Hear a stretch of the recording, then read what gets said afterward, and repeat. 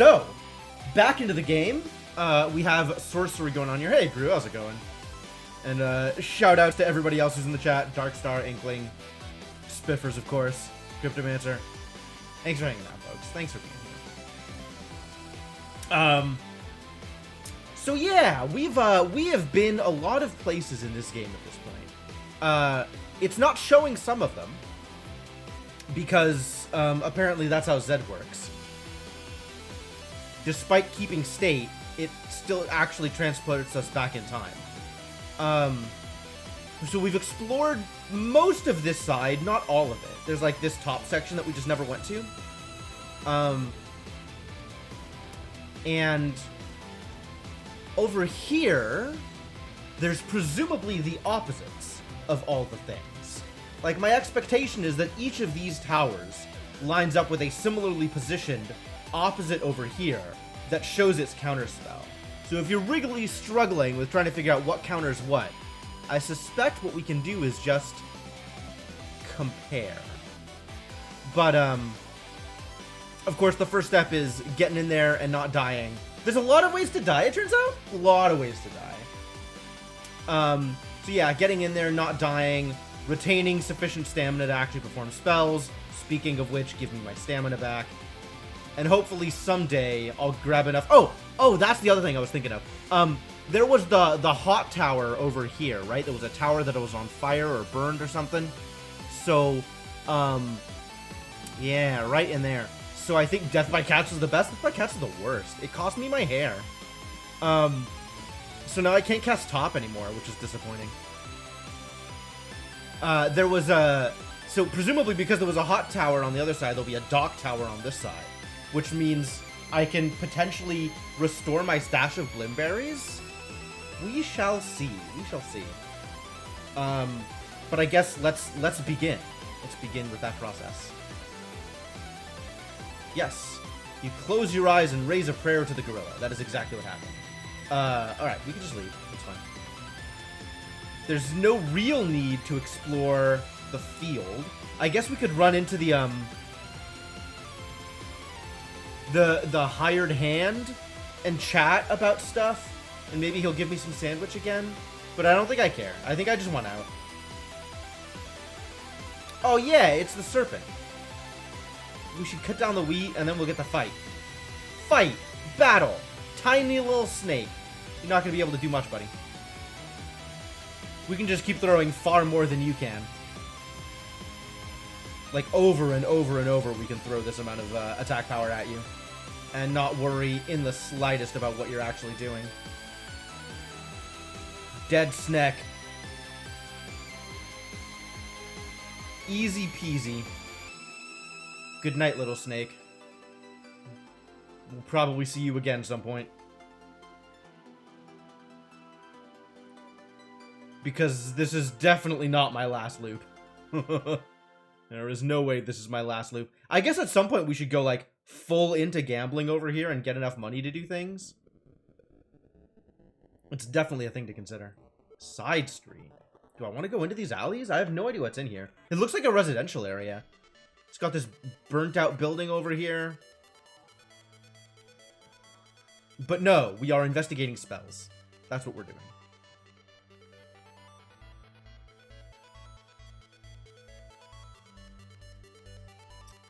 Continue doing things that we have already done. Sand is... Oh, collect some sand. I'm just gonna have piles and piles of sand by the time this is done.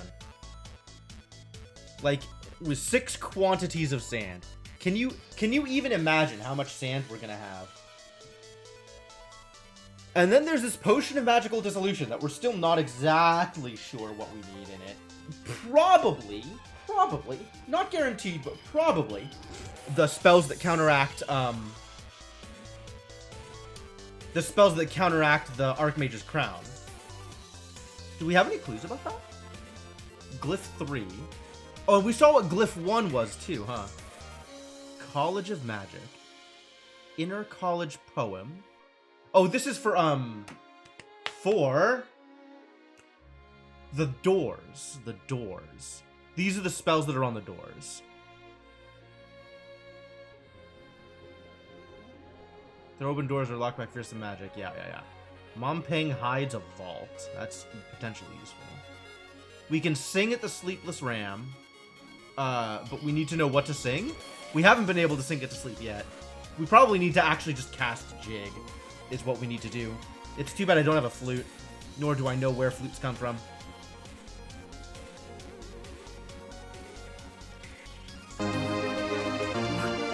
Hello! Okay, how's it going, Senna? Welcome! Thank you so much for the 41 months of continued support. Good heavens. I don't even know what to do with that, but thank you so much. Welcome back to the Adventuring Party. Good to have you around. Alright, we are definitely moving on from the nearby tower, which has entirely too many cats in it. So let's head over this way and see what's in here. Oh, it's Foth. We need to cast Mud? Can I have 41 bits? Oh, well then. Okay, I'm not gonna argue. Thank you, Senna. Much appreciated. Path across the water ends outside the next tower, and despite there being a door, you cannot go further. It is surrounded by a curious, shimmering shield. You run your hands over the smooth force field. It is definitely magical in nature. It has the subtle give and deep strength of a force field level. But how is it so large? And how has it lasted for so long? And who is casting it? The tower is casting it. We know how to deal with this, though. It's, mud. Which costs some sand and counters Foth. Reaching up to the stars, you create the magic, scattering sand around the base of the tower. But no whirlpool forms. Rather, the force field begins to shimmer, and then to steam and smoke, and finally it disappears. The tower is now open for you to explore. A Foth spell, then, successfully countered by your enchantment. There is now nothing to stop you going inside the tower. What was it that was being so fiercely protected? Nothing! A Grimalkin! There doesn't need to be anything in here. The inside of the tower is spartan. In the middle sits a table on which a piece of paper lies. A pile of yellow sand is scattered around the table's feet. The paper is littered with scrawled notes, a few simple star geometries, as any acolyte of magic might learn, and the beginnings of a technical discussion of counter magic. Continue. The paper continues with sketchy detail, though an interesting conclusion. Counter magic is a fact of the universe, thoroughly proven. There is no magic, no matter how strong, which cannot be countermanded if correctly identified. Even the great artifact itself, once thoroughly understood, can be overcome. So we know that,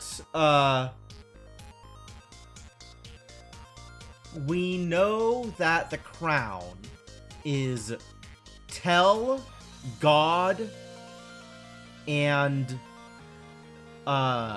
Kid, I think. The bone circlet, right? So, once we know what spells counteract those, we should be able to put the counter spells in the Bottle of Magical Dissolution.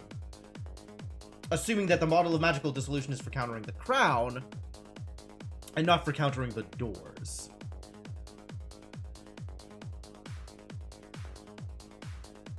Which we did run into the counterspell for God back here, right? That was Nap. So we need to open this up in the Nap room. We know the counterspell for Tell. In fact, it's on my spreadsheet.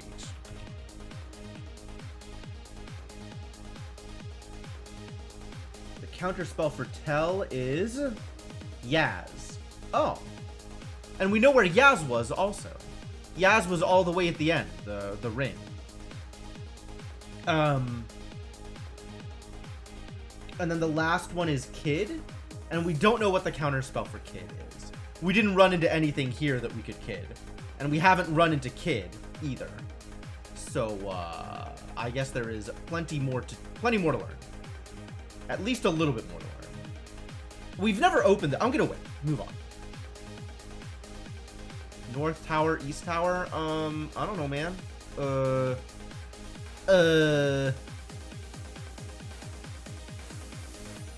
And then this tower has the ram, which is mega dangerous. Alright, let's check northbound. The sun has reached its highest point now. You cross the waters and push your way into the crumbling tower, without knowing what you might find. The room you find is filled with statues, frozen in various poses. An icy hush fills the air. Is this a gallery of some sort? This is rock. This is turning things to stone. What do I think the counter magic for rock is? We don't know.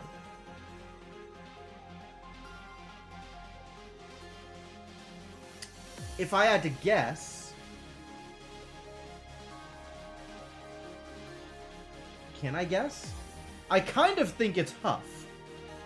Because it blows away the dust. That's been my guess so far. I believe Fog counters Sun, although I'm not positive.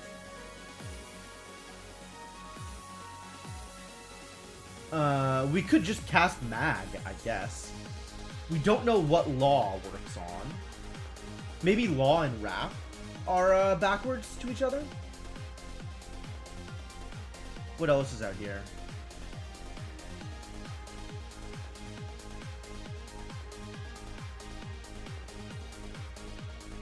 And then there's like all the other random spells that presumably are related to each other. Like, there's Sob and Zob exist and have not actually been able to do anything. And then there's some things, I think, where... No. Everything where there's been multiple options, we've narrowed it down somehow. Alright, well, I guess I'll keep exploring here. This place is dangerous, though. You step further into the room.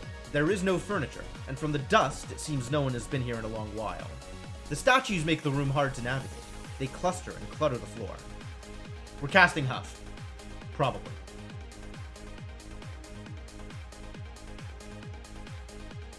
Oh, I can't cast Huff. I can cast Farsight, which I know is countered by How. I can cast Featherfall. Featherfall? We don't know what the counter agent for Featherfall is. Which room am I in here? This was the mud room. This one. The next one over, was this the Featherfall room?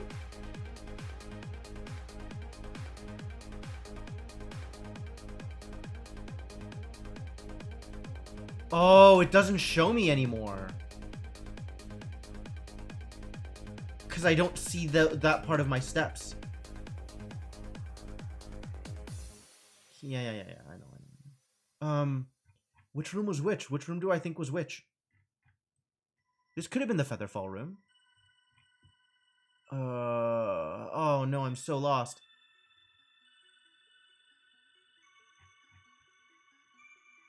Alright, let's see if it's Featherfall.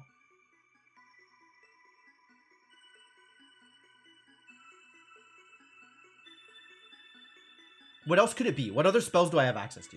How, we know is not it. Far, we know is not it. I guess it could be Zob. We know it's not Zap, because Zap and Zen are counter-agents of each other. We know it's not Yob. We don't know if it's Yap. I suppose it could be, although that wouldn't make a whole lot of sense. So we have, Zob. P? Pep? It could be Pep. I guess we don't have conclusive proof one way or the other on that one either. I think Fall is the most likely.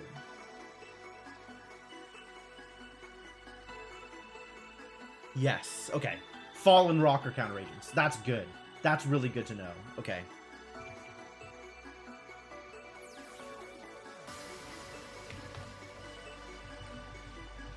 Man, good job. You weave the constellations into a pattern around you, but your weight does not change. Instead, stone begins to flake off the skin of the statues. You watch in amazement. It is as though a strong wind is blowing through the chamber and shearing the stone to threads.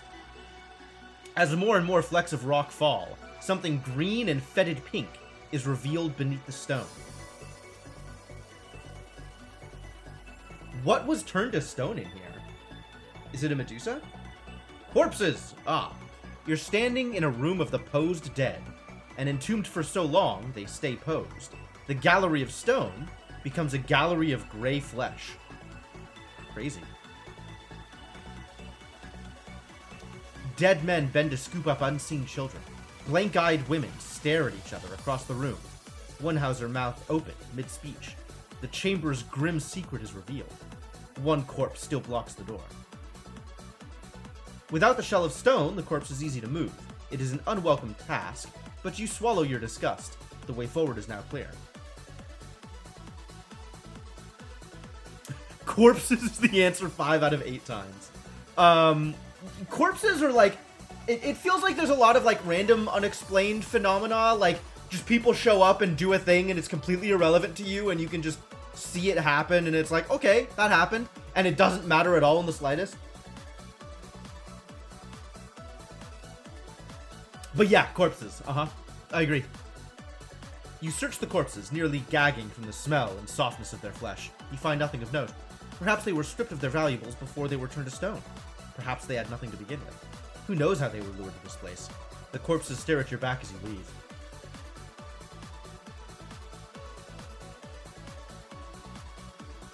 You step out onto the path and follow it a short way. Thin heat beats down from an empty sky. You stop in the shadow of a large tower to the north.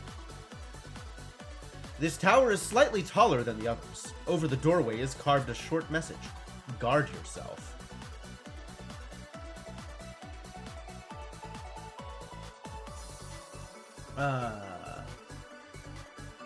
Sus is the counter to fear. Did we find a fear room? Maybe this is the sus room? Maybe move on. You could explore the tower or move away.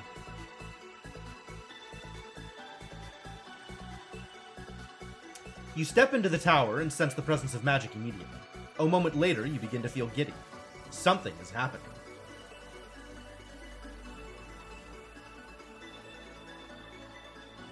Oh, it's the big room! It's the big room.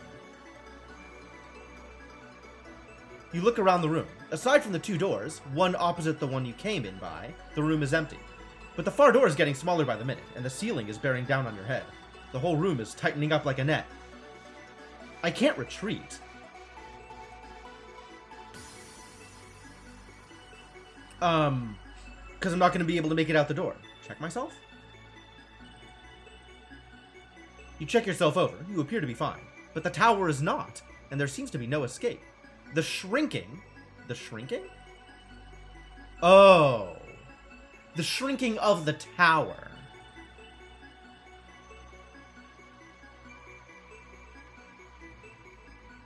You try to throw your arms wide to cast a spell, but the room is shrunk far enough that there isn't enough space to catch the starlight. Is this the end?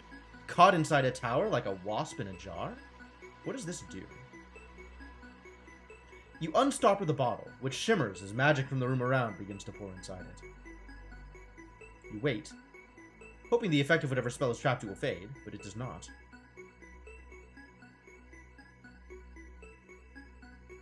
Draw my sword? There is only one way out of this situation. Apparently, the only way out is kill myself.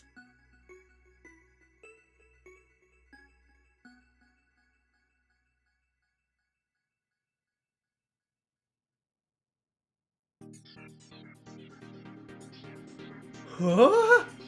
Wow. Okay, I guess we needed to cast a spell outside? I guess we could have yobbed outside and that might have done it? I don't know. Stab myself in the groin? You lower the sword, twist it, and prepare to stab. And as you pull your arm back, you manage to put your hand through one of the walls. The tiny bricks feel soft as butter. You push at the wall. It gives, bending outwards a bit. The stone seems feeble. Well, I guess this is better than stabbing myself through the groin. Punch through the south wall the way we came in. You ball your fist and swing back your arms, then punch hard at the south wall. After 3 or 4 hits, you've knocked a fist-sized chunk out of the doorway.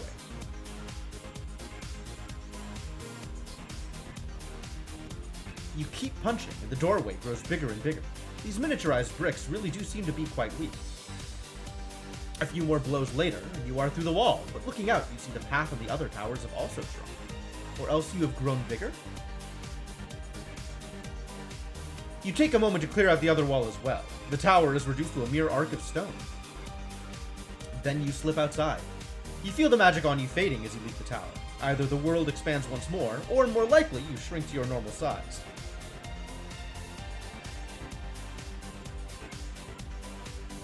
Okay. And now, if I look at my Potion of Magical Dissolution... Okay. Okay. You return to the path and walk a short distance. The sun is beginning to lower, and the air begins to cool. Yeah, that was all over the place, Quiditator. I don't know. The door into the tower has been smashed to bits from the inside. Stones the size of treasure chests lie scattered about.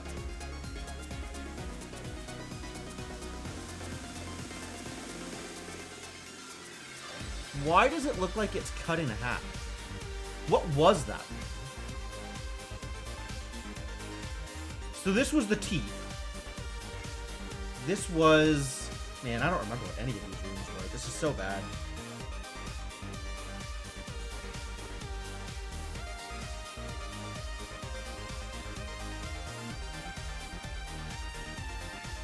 The tower begins to dip. The sun, rather. Not the tower. I don't know. The sun begins to dip, heading towards the horizon. You enter the next tower nervously. The tower seems quiet and empty. The only curious feature is a crack that splits the floor in half.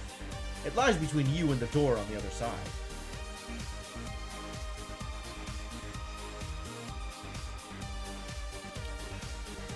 The crack is perfectly straight and is more like a cut than a crack, as though someone had split the tower in two across its middle and slid the two halves apart. Well, I got money. You pull a coin from your pack and toss it experimentally across the chamber. It travels halfway, as far as the crack no less, and then bounces off something you cannot see. You pick it up once more. Across the tower? You stride across the empty tower until you reach the edge of the crack. Step over. You swing your leg to cross the crack and collide squarely with an invisible barrier. It runs the length of the crack as high as you can reach, and in both directions left and right. The tower seems decisively split in two.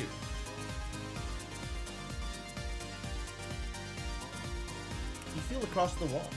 It's made of no material you've encountered before. Neither cold nor hot to the touch. Totally solid with no give. Totally smooth. It is like nothing so much as bone, but bone rendered strangely flat. Alright, so my guess is this is walk. And the counter spell to walk is raz. Can I raz?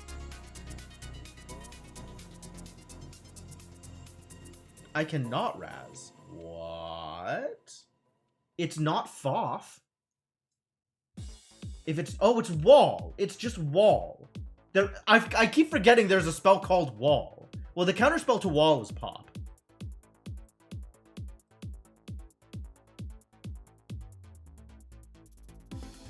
You cast the enchantment, but as the pebble begins to glow, something quite strange happens.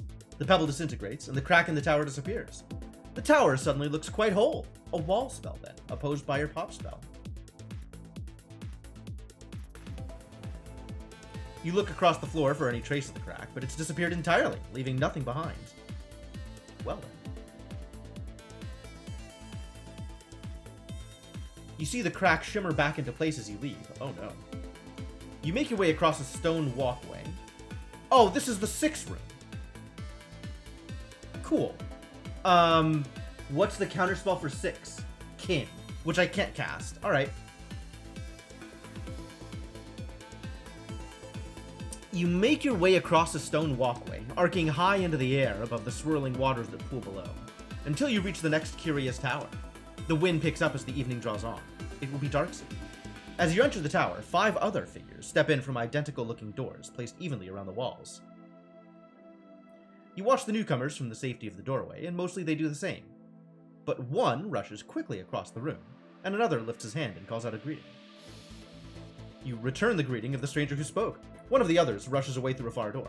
Two others cross into the middle of the room. Well, okay.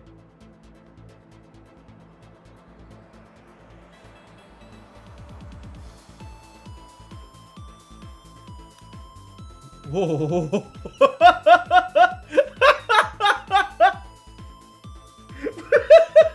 Oh boy. From the outside, you saw clearly this tower only had two doorways, so you head directly forwards, aiming for the door on the other side. One other does the same, while three stay put, looking this way and that. The last stranger calls out a greeting. Several of the other figures in the room have begun crafting spells, and a moment later, everything goes crazy. Lightning bolts fire from one figure at another, who is wearing a black face mask. Blinding light comes from the hands of one who stands opposite, while you're suddenly feeling very depressed. One disappears completely. You call out for order, but the figures are too busy with their own squabbles. One has fallen to the floor in sobbing despair, while another has blown himself up with a pebble. Well, they're very good at casting spells. You head quickly across the room, but the one with the face mask turns and frightens you back. You hurry from the insanity of the room, just as one of the figures tosses a glowing pebble at your feet, which explodes on the ground, sending stone fragments in all directions. You escape without serious injury. What? Try it again. Turn back. One more time.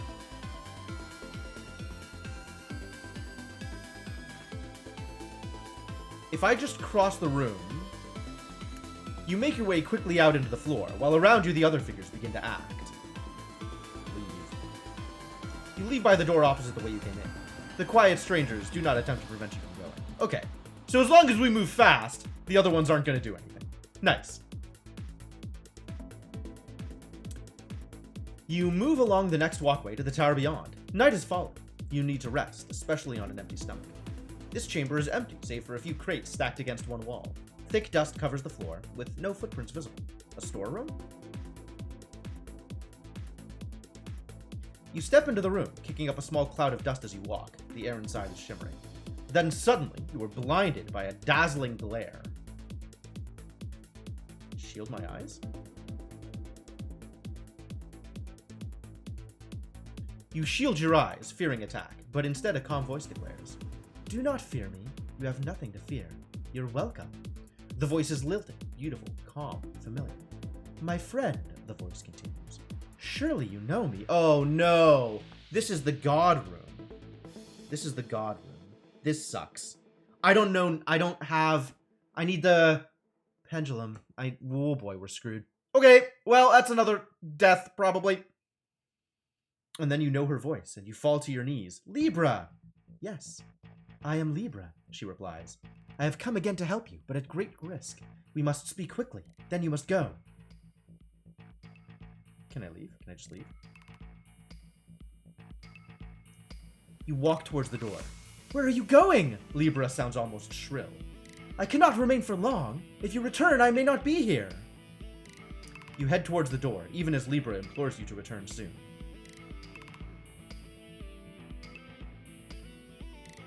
Alright, but now I want to retreat. I just want to go back. You retreat back out of the room. Two of the others do the same, but another runs across the floor and disappears into the door on the far side.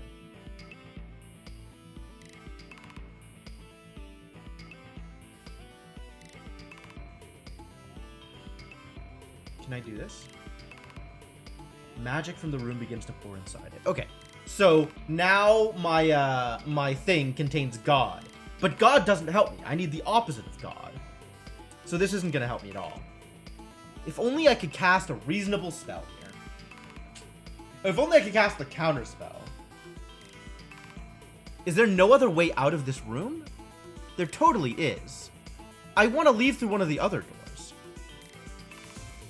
I guess I could try and cast Sus.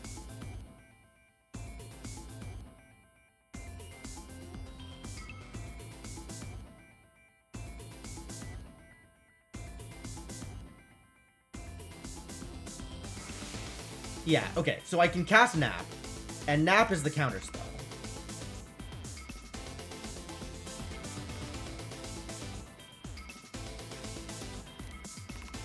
Yeah. Looking to the constellations overhead, you craft the spell, and a steady voice begins to speak to you. The back of your neck prickles, even before the spell is complete, and the voice all but hisses in your mind. Do not trust her. Its words spoken, the enchantment fizzles away.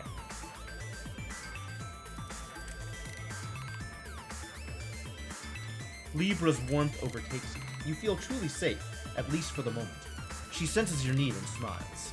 What do you need of me? She asks. I must ask you a question. Oh, she's extremely sus.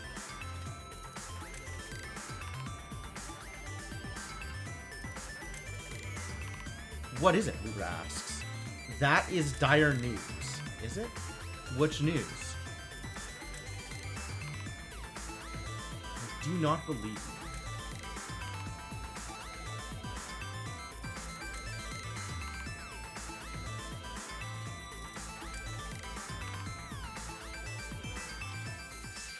There is naught I can do to convince you. Have faith in me. I am your goddess. She bows her head. There is not much time, Libra continues. The Archmage will soon discover my presence and banish me, but I am able to grant you a single boon. She holds out a glowing hand.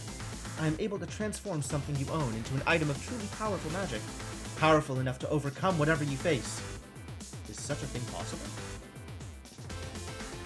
You mortals seek to dissect magic, but there is far more to it than you could ever learn. You didn't answer my question. Trust me, this is for the sake of your quest. Give me one of your items. No. I want to leave.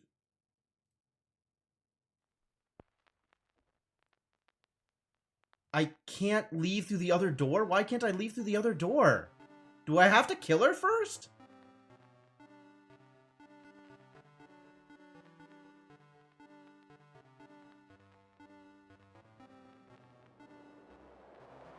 Alright, fine. You draw your blade. The light seems to wobble, as does the sword in your hand. Friend? What are you thinking? Libra says. Stay back, you cry. Libra's voice does not change. Please, be calm. I know this journey has taxed you, but it is now the time. But it is not, presumably, the time to turn on your allies? Oh, but is now the... it's a question. It's a question.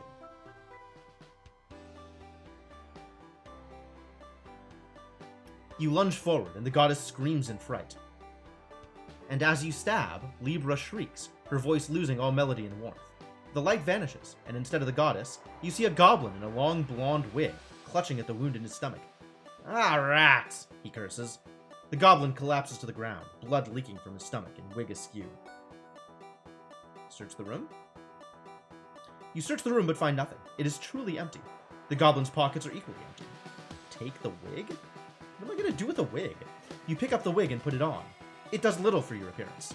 You leave the pitiful creature behind without another word. Alright, well, that worked, I guess.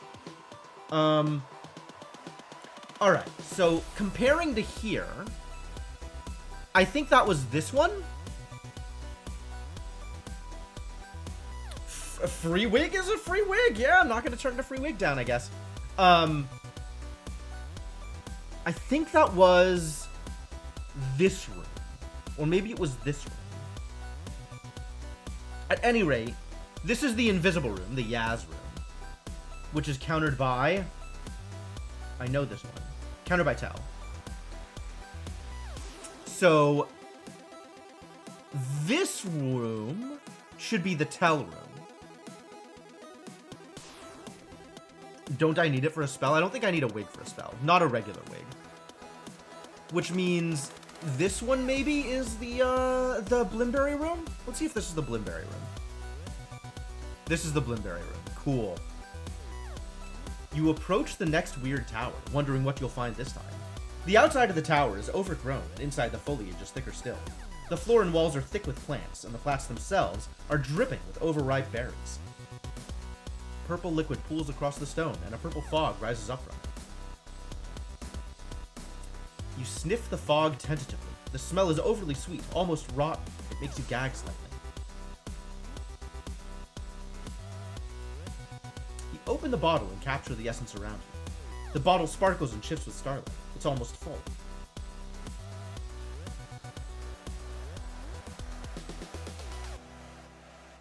You take a few steps further into the tower. Every footstep crushes plants and berries underfoot, staining your heels and sending up new clouds of purple fog. The sweet smell grows more cloying as you go. The plants get deeper further in. Keep going. You keep on through the thickening foliage. Bushes grow up from cracks in the stone on all sides, and hang down in vines and creepers from the ceiling. Dim light gently fills the room, though it hardly seems enough for so much growth. You're now in the middle of the tower, where the purple fog is at its thickest. I want some berries. You take a berry from the bush. It's bright purple and leaves a dark blue stain on your fingertips. Eat it! You taste it, but it's horribly bitter and sour, so you spit it quickly out once more.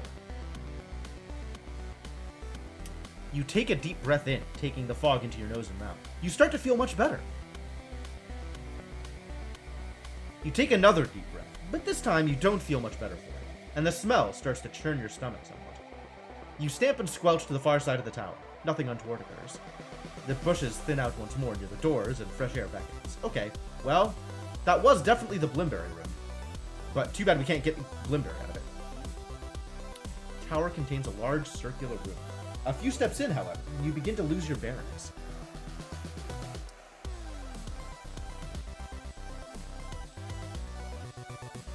Is this the How room?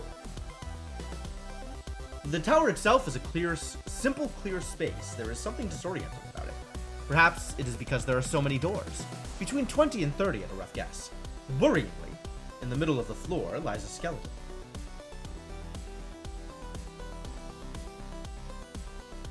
Maybe I should... I think I just cast the spell first, right?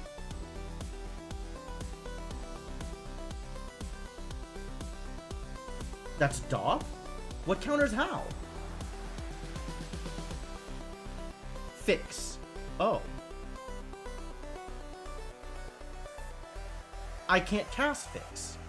Is this not the How room? I can cast How.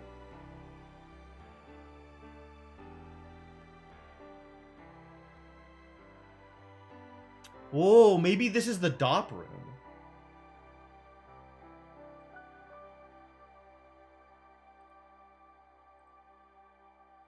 Oh.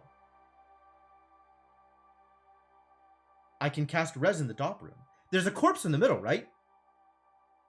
Okay. Let's investigate a little bit more. You look over the skeleton. It seems perfectly intact, curled up as though asleep. There are no signs of injury, no shattered bones or twisted limbs. Fragments of cloth remain here and there. Bronze ring. Looking more closely at the fragments, you can see they are not the robes of a sorcerer or a merchant, but the rags of a peasant. Some local of Montpang, perhaps? Under one flap of cloth, you find a simple bronze ring that has fallen from a finger joint. I'm not going to take the ring yet.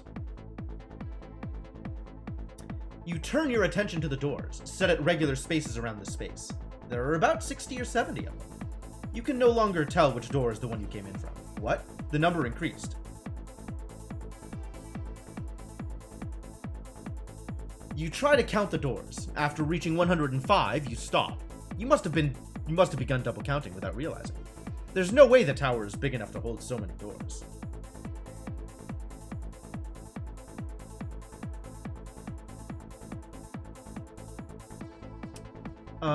We don't really need to counter Farsight, so this room doesn't matter.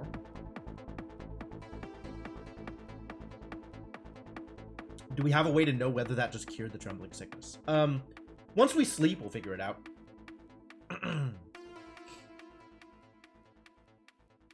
Alright, let's counter the spell.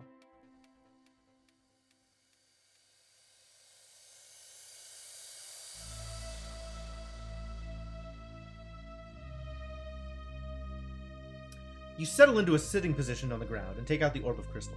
You turn the starlight into alignment around you, and suddenly you find yourself somewhere quite new. You are standing by one of the doors and stepping through onto a path. A moment later, the vision disappears, and the walls of the room in which you stand appear to collapse, until you're standing in a simple tower. A Dop spell, then, that was undone by your enchantment.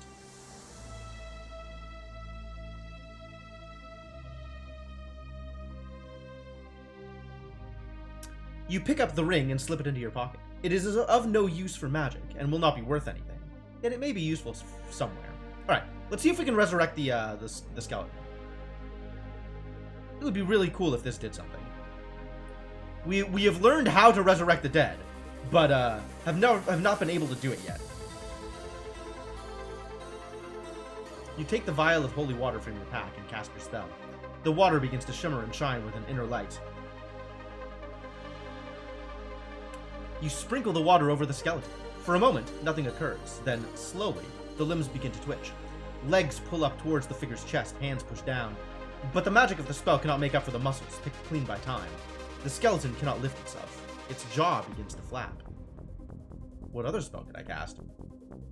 Its jaw begins to flap. Do I need to rap with him?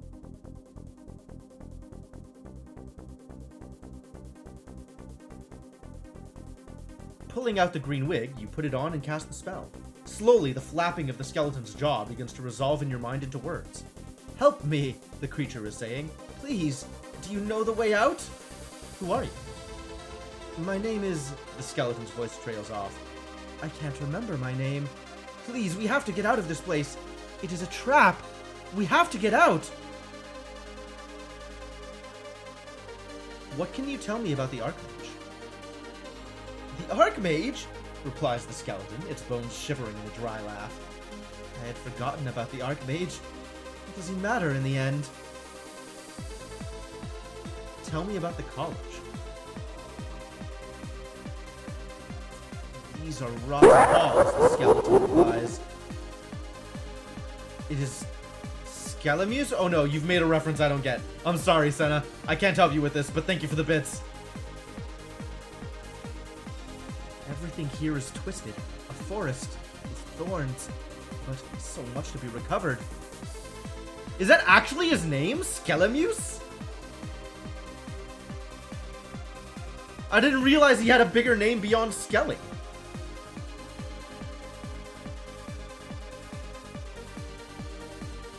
He tells you at what point that's his name and then goes, "Or is it really?" Ooh, I haven't seen that one yet. I haven't given him enough nectar for that, probably.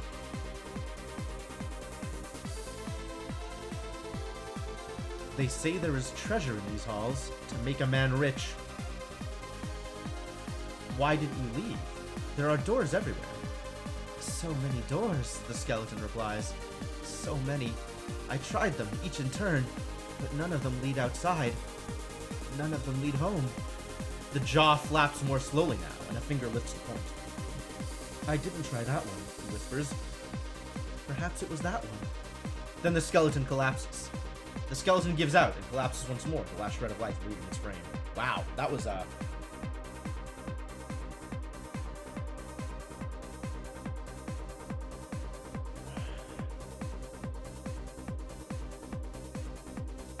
sounds like the meme. I mean, I guess. You thought you watched me see that? Maybe I did. I don't know. There's been a lot of Hades. I don't remember that one. Well, this was disappointing. I guess I don't know what I expected. But, poor skeleton.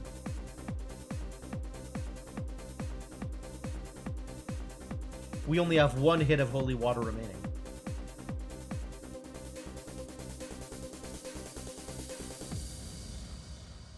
Oh, maybe Huff counters Fog? We haven't seen Fog yet. One of these is going to be whatever counters Light. What is the Light spell? Sun. But it wasn't Dop. And we didn't check out this spell. This one. Oh, this is going to be the Tell Room. I don't want to go into the Tell Room. I think I just don't want to go into the Tell Room. Alright, we're leaving. With the aid of the spell, you feel fairly confident of which door is which. Time to put it to the test.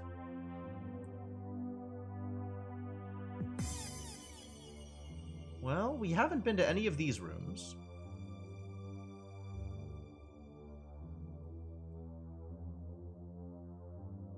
Another walkway leading between two doors. The south door is closed, while the north one hangs ajar. You approach the tower door. It's well preserved and quite intact. You inspect the door, but find no hidden latches or secrets. Unlike most of the doors you've seen in the college so far, this one is in good condition, with few splinters or nicks. A thick layer of dust clings to it. We do need to sleep. Okay, so let's sleep. Still have the trembling sickness. Too bad.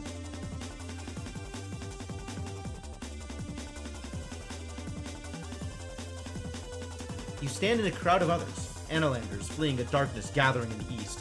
You're all struggling to get aboard a boat. One by one, people are turning to stone where they stand. Through it all, you feel the heat of Analand burning should your quest fail. Yikes. No new clues. That's about right.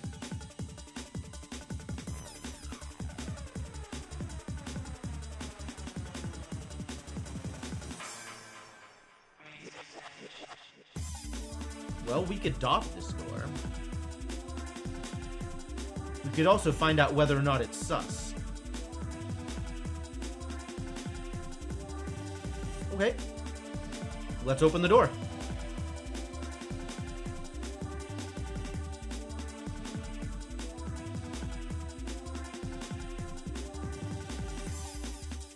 Consulting the stars, you bind the magic and you hear the latch unlock. Then the door swings open by itself. Oh, good. Ready to pray. You step through the doorway. Only to find yourself back outside, the door closed once more. You grasp the cool handle and push open the door. Nothing jumps out.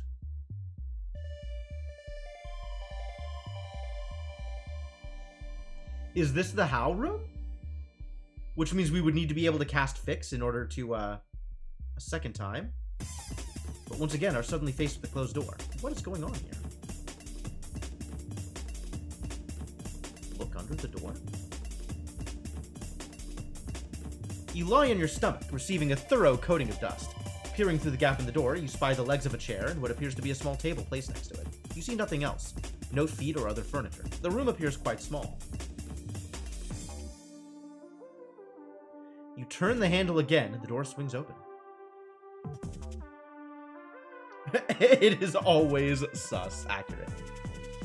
You step through the doorway again and appear outside once more.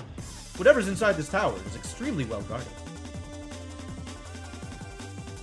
You turn away from the door in some irritation and head away from the tower. You continue along the walkway towards the next tower. It seems your counterspell is worn off. Oh no. It is still pointing towards one of the doors. Okay. Following the skeleton's finger, still pointing, you head over to the door. Oh, nice.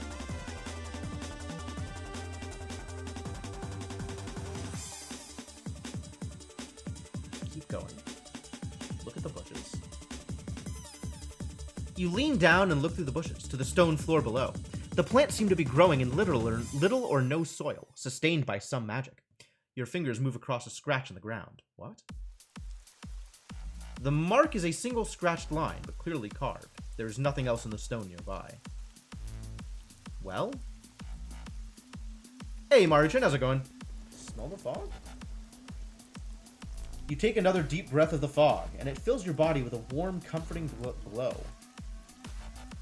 You cross to the other side of the tower. The bushes thin out once more near the doors and fresh air beckons.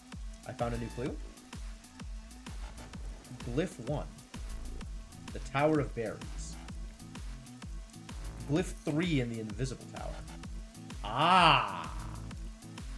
So it's telling me not the spell that's being cast, but the spell I use to counter what's being cast.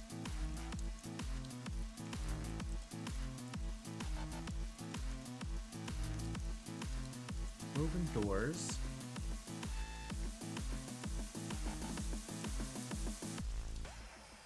The third is unseen. Which is magic. Which is, I guess, telepathy is unseen? Interesting. So we need to be able to cast...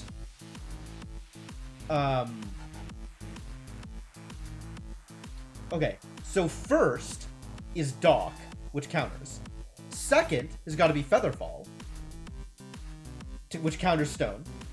And third is Yaz, which counters Telepathy. Cool. So that's all we need to get through the doors.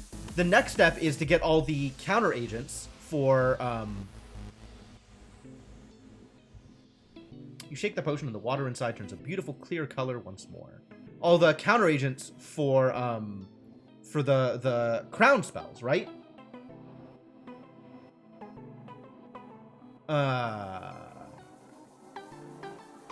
Which are God, countered by Nap, which is on the right side. Tell, countered by Yaz, which is on the right side. And Kid, which we don't know what the counter is. So, we've got some work to do here.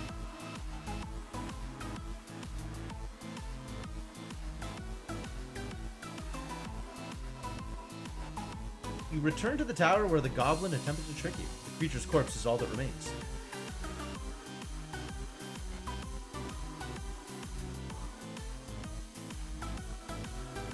I want to get into these towers.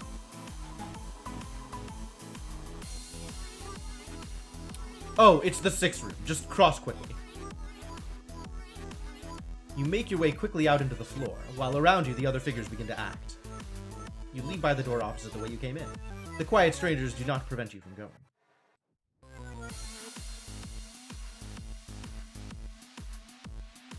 Alright, what counters wall again? I don't remember.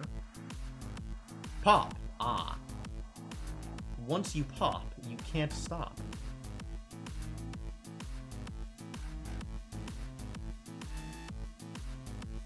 Fortunately, I got plenty of pebbles.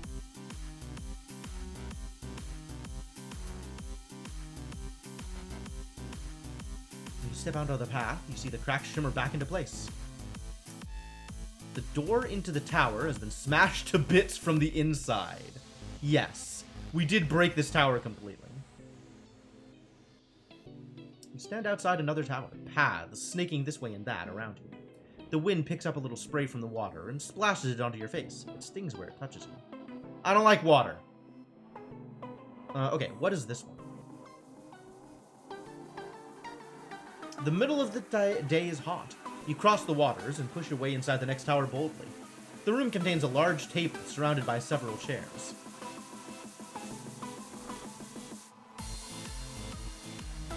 You approach the table, only to pause as you notice a creature sitting so still you had not previously spotted them. They are fiddling with an assortment of tools and murmuring quietly. Moreover, the creature has 2 heads.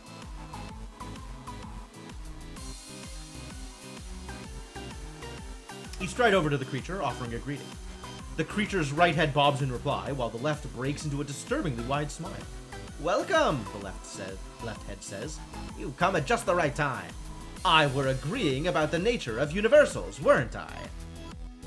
Oh, that's some phrasing. Okay. Universals. The left head nods, while the right head shakes vigorously. No, the right snaps. I mean particulars. There are no universals besides extension. I said universals because that's what I'm disagreeing about, the left responds. Is extension not a substance rather than a universal? The right gawps. "Well, you see, one must not get bogged down in semantics." "Ha, he certainly shut me up," the left head crows. "He has not," the right head whines. "Ignore me," the left says. "Please, sit down. It's been so long since I had another mind to converse with." I mean, okay, what are we doing here? You go to take a seat at the table, but something odd catches the corner of your eye, and you look over your shoulder. The door you came in by has vanished. The creature watches patiently, oblivious to any change. Where is the door? Door is a meaningless concept absent of a room, the right head says, so my question is nonsensical. No, that's wrong. The presence of a door creates a room. Otherwise, it would just be a box, the left head replies. I'm an idiot, the right retorts. If that were true, gated fields would be rooms. In the middle of the table is a candle of blood-red wax. Don't light the candle? Clues? Don't light the candle? The blood candle. In the dark chamber of night, do not light your way with the blood candle. Well, okay.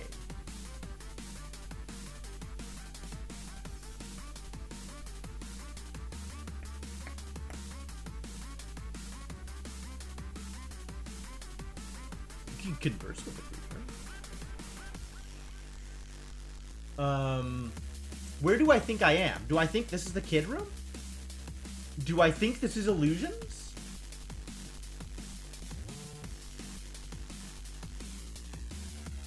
If it is kid, what do I think the counterspell is? Let's see what the options are.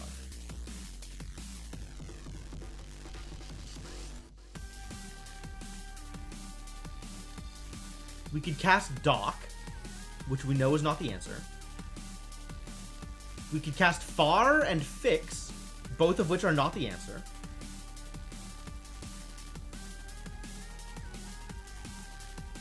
We could cast Zip, except I can't cast Zip. But that counters Gum, which doesn't matter.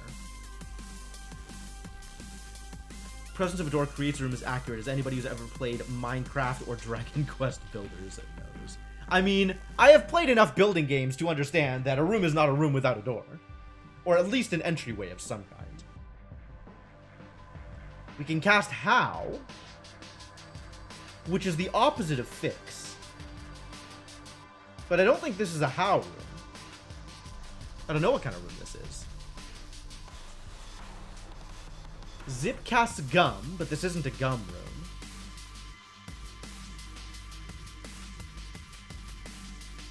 And we could cast Sus, which counters Gak.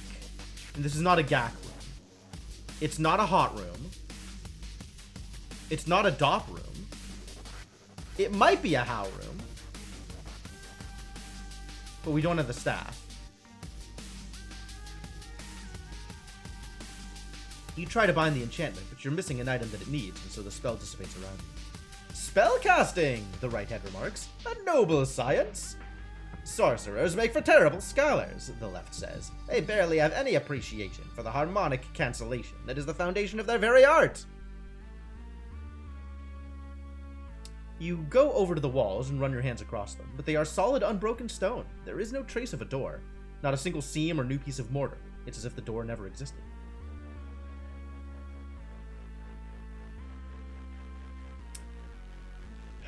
You take a seat at the table and open your mouth, but are interrupted before you can speak. Finally, someone willing to be educated, the left head says, banging his fist on the table and making the pile of tools jump.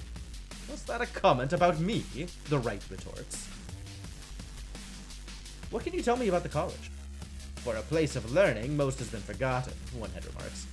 But if forgotten, does it still exist? The other replies. It seems likely, the first replies, as though bored. The sands of death that run here, unseen, for thousands of years. But they are not forgotten, the other returns triumphantly, as you have just proved. What are you? How insulting! I are a scholar. Is this the result of a spell? Adventurer, the left head says.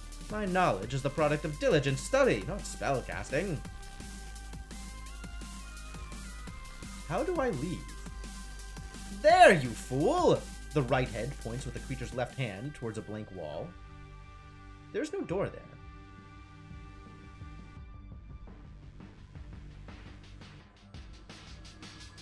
Of course there is, the right says. I am wrong. The door is right there, the left interjects, pointing with the right hand towards a different, equally blank spot on the wall. Wasn't that instructive? The right head says, beaming. I think we're not taking the blood candle. Look over the table.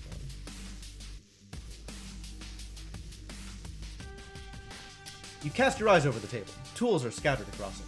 Ah, says the left head, catching your eye. That was a fascinating topic. I disagreed about the tool's relationship to its worker. If someone builds a chair, how much responsibility does the hammer have? But where did the tools come from? I don't understand, the right says. I needed them for an example in my argument, the left says. So they are here. Consider a door, you begin, initiating a debate about the distinction between entering and leaving. The door is surely two-sided, but quite symmetrical. So entering and leaving are purely in the eye of the observer. But who is that? The left head peers at you. Where are they, you mean? That's a good point, isn't it? It seems unsure. The right head frowns. Every door is built, it replies thoughtfully. Surely the building of a door constitutes an initial placement observation. But can one build an empty doorway? If it can be conceived, it can be built, the right-hand says quickly. But we conceive of much as negative space, and must build the container, replies the left. In the case of a doorway... We'll let him argue. You let them continue to argue, and a pair of doors begin to form and solidify in the walls of the room. Then you race for the exit, leaving the heads of the creature too busy arguing to notice. Found one new clue. Have I? The sands of death flow in the inner college. What? That was a clue? Well, we found the kid room, probably. But we don't know... We still don't know what the counterspell is.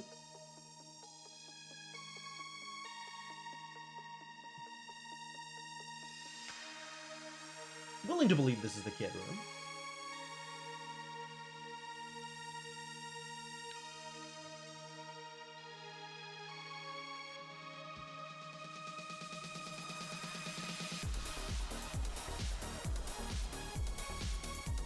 You run over to the next tower before the wind can snatch you from the walkway. The silence between the two towers comes as a blessed relief. You venture into a room as black as a coal mine. There is no light at all. Even the sunshine at your back does not reach inside the space. As you step into the room, the door behind you slams shut. You're now in total darkness. Can I cast Sun?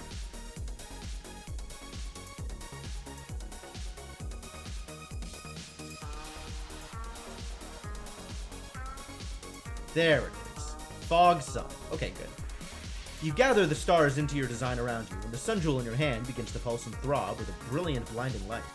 But the jewel's light does not brighten. Instead, the whole room clears, its terrible darkness lifting.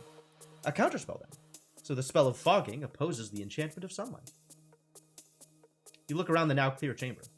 The room is perfectly well lit, and you see it laid out with spikes and blades.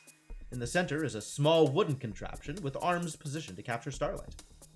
This, then, is a Grimalkin. You've heard of such things, but never seen one before. Yeah, I have.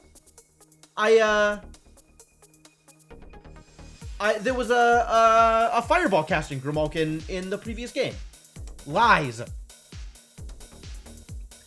It is a machine of a kind, built and positioned where it can channel the force of a single spell. Grimalkins are hard to build, but can be devastatingly powerful. Smash it! With a few blows, you manage to destroy the Grimalkin. The last wisps of lightless smoke disappear from the room. You pick your way carefully but easily through the now clear room. There are 2 doors from the chamber.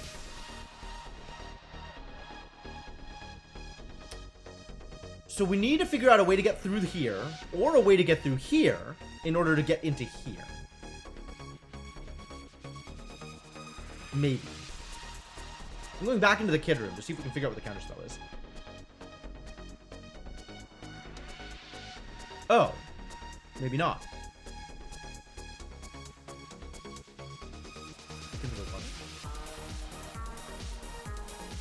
Move on. We didn't check either of these, so I guess we can. But each of the spells that we've run into here can't be counter agents, right? Because it's directly opposed with spells on this side. So... Oh, I wish I could go back in and cast spells again. Ugh.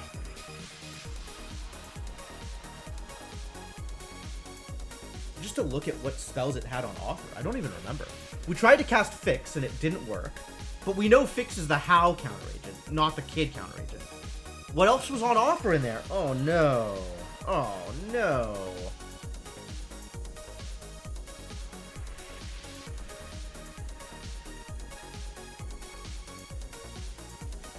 Well, let's see what else is over here. A rancid stench. Oh, this is Nif.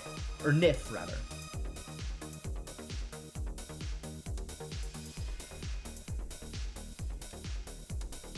Thin heat beats down from an empty sky. You enter the next tower. This tower contains a single bare room. There is no furniture, but a rancid stench fills your nostrils. You search around, checking for traps or switches. The stench in the room is making your eyes spin. And then you take one step towards the center of the room, and the floor disappears. Ow. Your arms flail as you tumble down. You hit a stone floor, bruising your side somewhat. Above, the light of the room filters down, showing sheer high walls. You've fallen into a pit. What's more, the smell is even worse down here.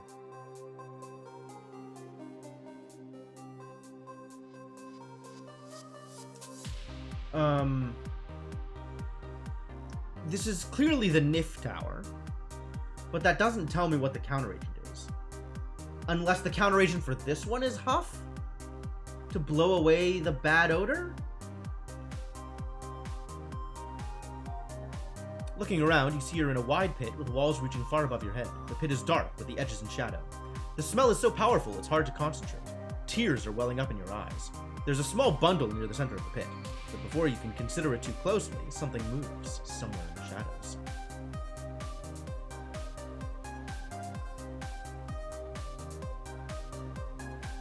Laugh at the creature? You walk towards the bundle, weak from the smell. You squat for it, only to freeze. A growl comes from the shadows, and a large beast emerges. A skunk bear! The beast rears, its thick striped tail quivering, and razor claws displayed. Why would I laugh at it? I'm so curious. What happens if I laugh?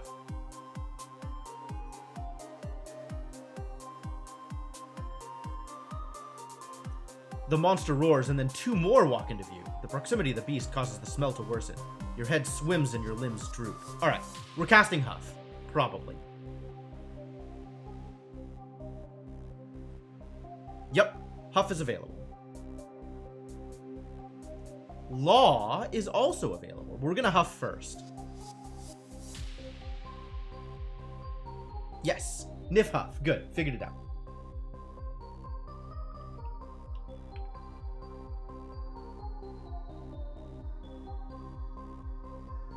Nif Huff.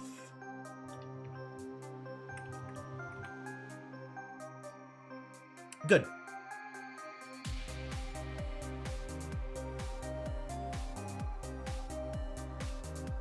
You craft the enchantment, placing your lips to the horn. No wind appears, but the smell lifts. The skunk bears are a tad disoriented, buying you more time.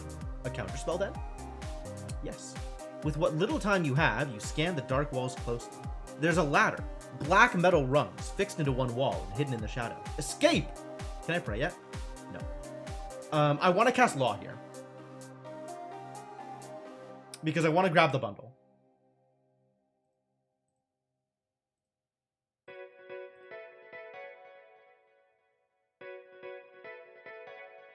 Reaching up to the constellations above, you create the spell, forcing your will on one of the skunk bears. Oh, only one of the skunk bears. It struggles to resist, but you bring it under your domination. You turn it to attack its companions. The three are drawn into a short but brutal fight. The skunk bear you control is gutted by the other two, its corpse flung aside into the corner. You scoop up the bundle, narrowly avoiding a vicious swipe. Climb up. Cool. Hurl myself into the pit of skunk bears. Maybe not. Ducking beneath a massive arm, you race to the ladder, scrambling up it. Once at the top, you look down, seeing the skunk bears frothing with hunger and rage. You clamber back up to floor level once more. Oh, this is good. You open the bundle you found in the pit. Inside is a strange collection of objects, as though some curious religious traveler had died down here. A white wax candle, a compass, a tinderbox, and a vial of blimberry potion. Alright, we have one blimberry. Compass, tinderbox. Scrap of paper. Oh yeah, the poem. Twirl? A long, tatty blonde wig stained with goblin blood. Fascinating. Compass, tinderbox, candle? Where's candle? Candle's not on either list. What? Maybe it's treasure. It's not treasure. It's not a ration. It's not a weapon. We got a chopping knife. Nice. It's not a key. We just don't have it? Weird.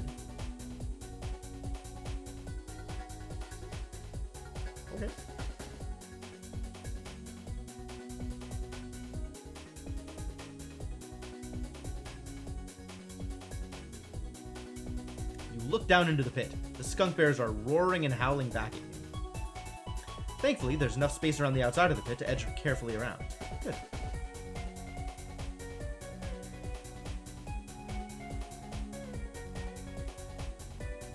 You hurry across another walkway, not pausing. The sun is beginning to lower, and the air begins to cool. A feeling of safety descends on you like a cloak. It's as though you've been standing in a storm, and now have walked into its eye. The space feels protected, simple, calm.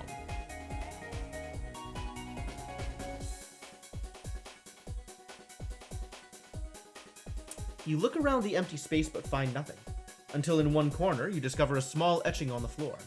It reads simply, "Can't see me here." Is this Mag?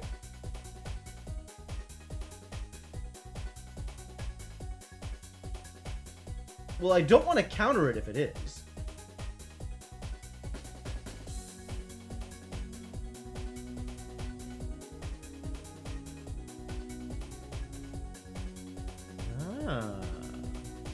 You open your arms to cast a spell, but find nothing. It's as though you stand below an empty spot in the heavens, if such a thing is even possible. At any rate, you're quite without magic here.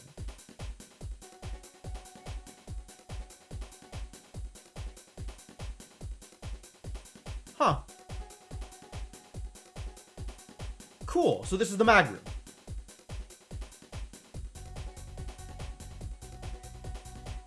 Okay. So that means mag is not the opposite of kid. We haven't found a law room. What have we found? Okay, so I'm kind of gonna go through the list of spells that we don't know the counter spells for. So we don't know doze, although we're assuming it's nip, because nip is the spell of speed. We also haven't found a doze room. We haven't found a dud room, which is the illusion of treasure. We did find a dim room, but we weren't able to cast any spells. But dim was on the opposite side. Oh, what do we think dim was the opposite of? Maybe dim is the opposite of kid?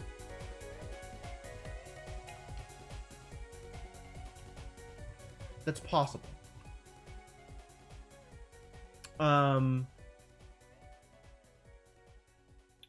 We haven't found a dumb room, but dumb is jig. Let's see. We have found the fog room, and we know that sun is the counterspell. And I'm pretty sure we found the sun room on the other side. We cast fog, but it didn't list it. We didn't find out as a result that it was the counterspell. Okay. We haven't found a gob room. We have found the kid room, but we don't know what the counter agent is. We haven't found a law room. We have found a mag room, which means mag and kid are not the counter agents of each other. We haven't found nip, the opposite of doze. We haven't found pep. We haven't found res. We haven't found rap. We haven't found sap. We haven't found top, but we're unlikely to. We haven't found yap.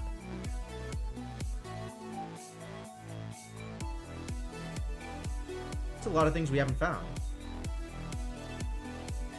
So of these, which do we think is the opposite of kid? Probably dim. Why wouldn't it let me cast dim in the kid room?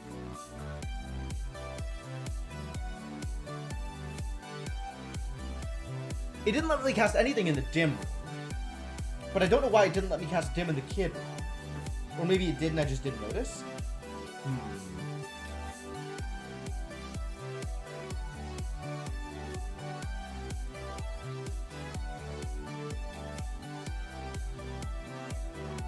Unless, going by positioning, dim is the opposite of mag. Did we even look at these two rooms? I think this was the dim room, wasn't it? I don't remember what room this was. Oh, man.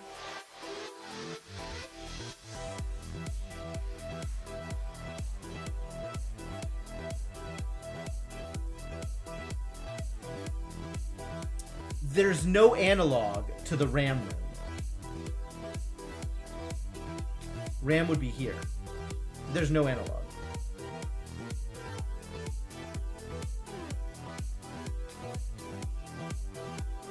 Interesting.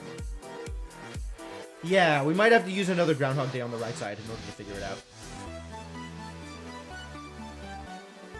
That is completely fair. I mean, or just walk across. Like, we can do that. Spending so much stamina on spells. Hard to keep myself up.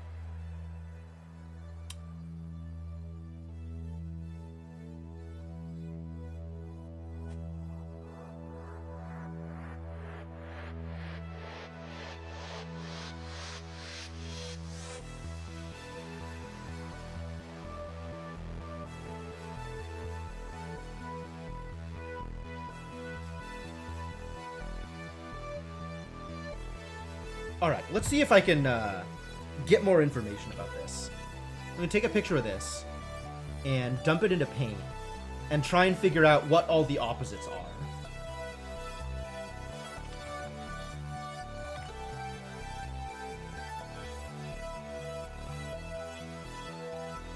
Alright, let's bring this... Let's see if I can have this window come up. Do I have Paint as... Totally do. Oh, here we go. Alright. This is now a MS Paint stream, boys and girls. Alright. So let's figure out what is where. So this is the RAM. Excuse me. There we go. That's not gonna work. Let's try yellow.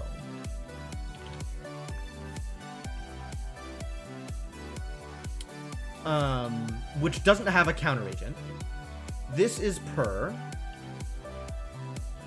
And this was Tar. Different color for that one. None of this is visible. All these colors are bad. Every color. Terrible. Can I just make this brighter?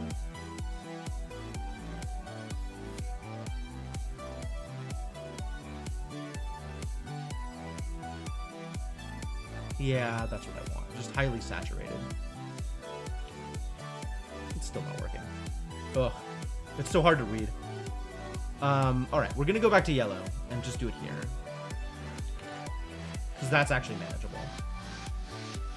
So here, we have Mag.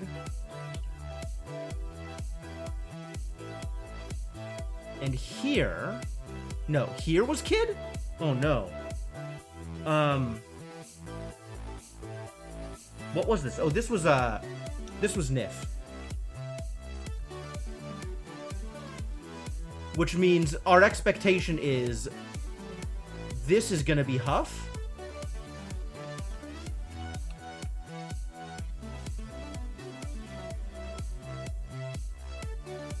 I don't... This was Wall. No, this was Foff. That's barely readable, but that's fine. And this was Mud, I think. I don't remember what this was. We saw it the first time through, but I don't remember now.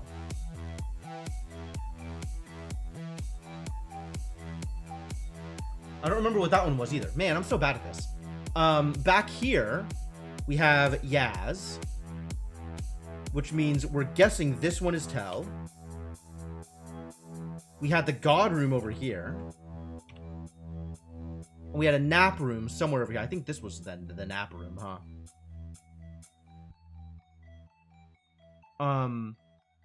This was Wall. This was the Blimberry, so Doc. We had this ruined thing here over here, which is hot.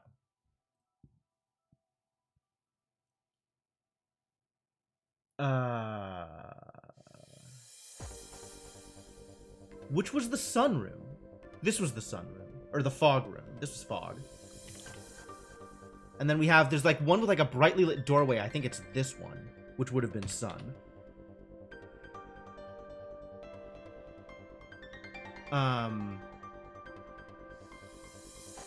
This was Far.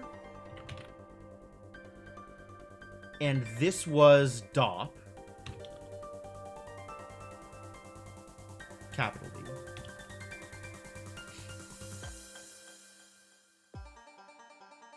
This one we're pretty sure is kid. So given that this one is sun...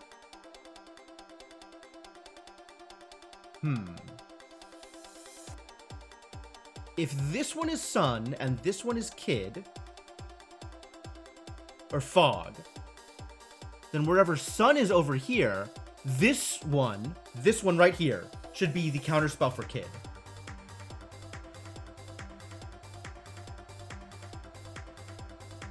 Okay, then that gives us all of the counter agents. This is the kid counter agent. This is the tell counter agent. And what's the last one? God? This is the God counter agent. So that's what we want to fill our dissolution potion.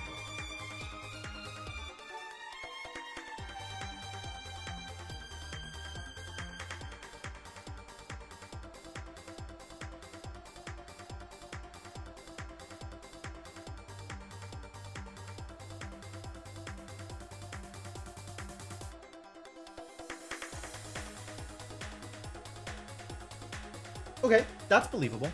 I'm not going to go back to the paint thing right now. It feels not super important to continue mapping things out.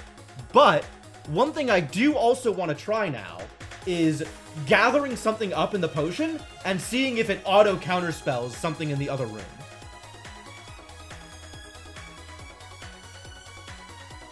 Why are we just staring? I was mapping out where spells are and which things I need to counteract which other things, assuming things work the way I expect them to.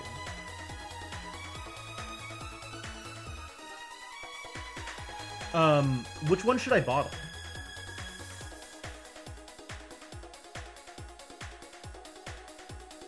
This was the wall room. No, this is Foth. So I can't get through here without casting mud. But I have plenty of sand, so that's not a problem.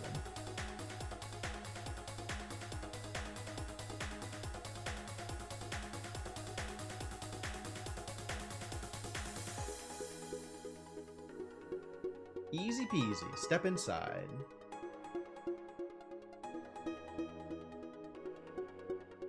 Alright. So I'm gonna gather... Open the bottle, but nothing happens. Oh.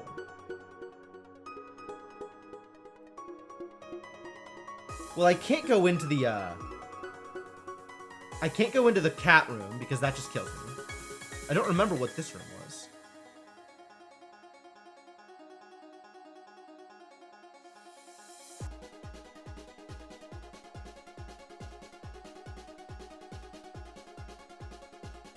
Is this the dim room?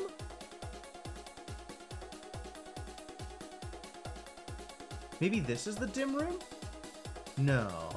Dim was on the other side, wasn't it?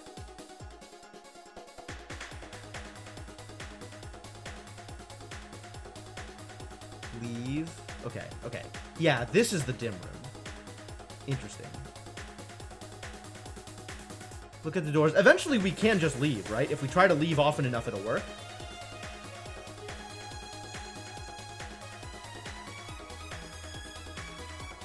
Okay, so this was dim.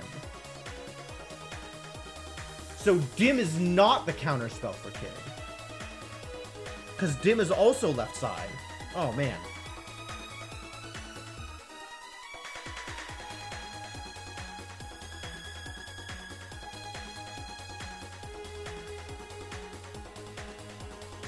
Okay, well, I'll mark that it's dim on my my MS Paint map. And then this has to be whatever's countered by dim, but we don't know what it is. But we can test it. So let's go test it.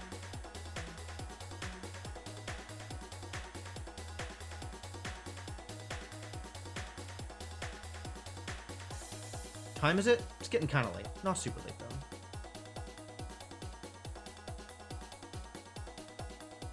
What's going on?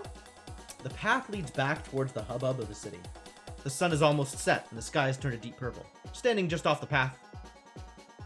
Just off the path, you are two laborers?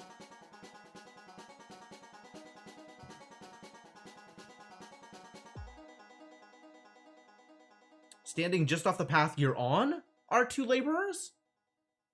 Sure, leaning on their shovels next to a pit. I still don't understand, the shorter one is saying. What is there to understand? Her companion replies. We need to dig this trench. The short laborer shakes her head. I know that, but why? What's it for? What's going in the trench? I see, yes, the laborer says. He scratches his neck. It's a problem.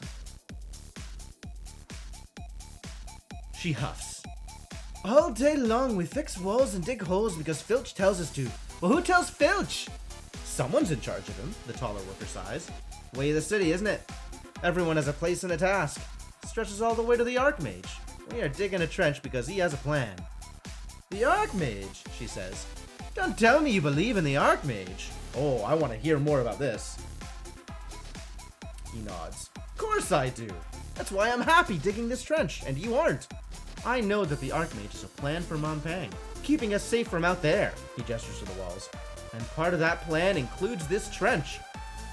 I never met anyone that's spoken to him, or even seen him, she replies. So even if he does exist, why should I trust in his plans? The taller laborer looks out at the sky. What else would you do? He asks. You glance over at the trench. It's about 6 feet long, 4 feet wide, and goes down some depth. I think that's enough conversation. You walk over to them and ask what they're discussing. The tall worker waves at his companion.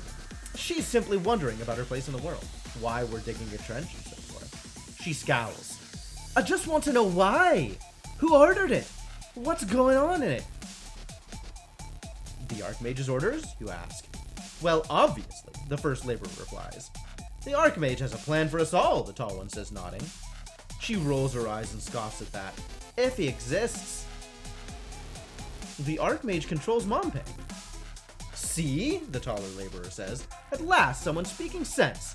The Archmage oversees everything, from the guards to the wall repairs. We're all enacting his plan.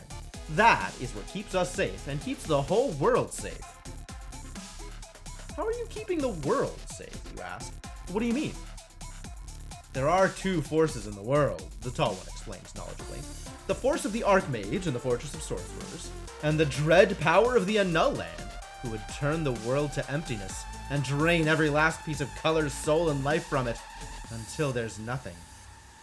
Ah, I've heard of the Annul Land before. A great sorcerer? That's right. The worst there ever was, leaving nothing in his wake. But the Archmage saw him coming and prepared. That's why we've been turning this place from a college into a fortress for 1,000 years. In readiness. The woman spits into the ground. Archmage or not, we better dig this trench. There's the money after all. With that, they bid you farewell and continue digging. Well then. You continue along the road. Darkness closes in. You should find a suitable spot to sleep, especially on an empty stomach. You pass a side street, leading off into a maze of smaller streets and alleys. Nope. The road curves along the edge of a tall stone wall, eventually reaching the door to the wheat fields. All is dark. You would do well to find somewhere to rest. Yeah, I know where to sleep. I sleep here. Follow the main road around a corner. Yep, closed for the night. Yep. Oh, but I can't just sleep here?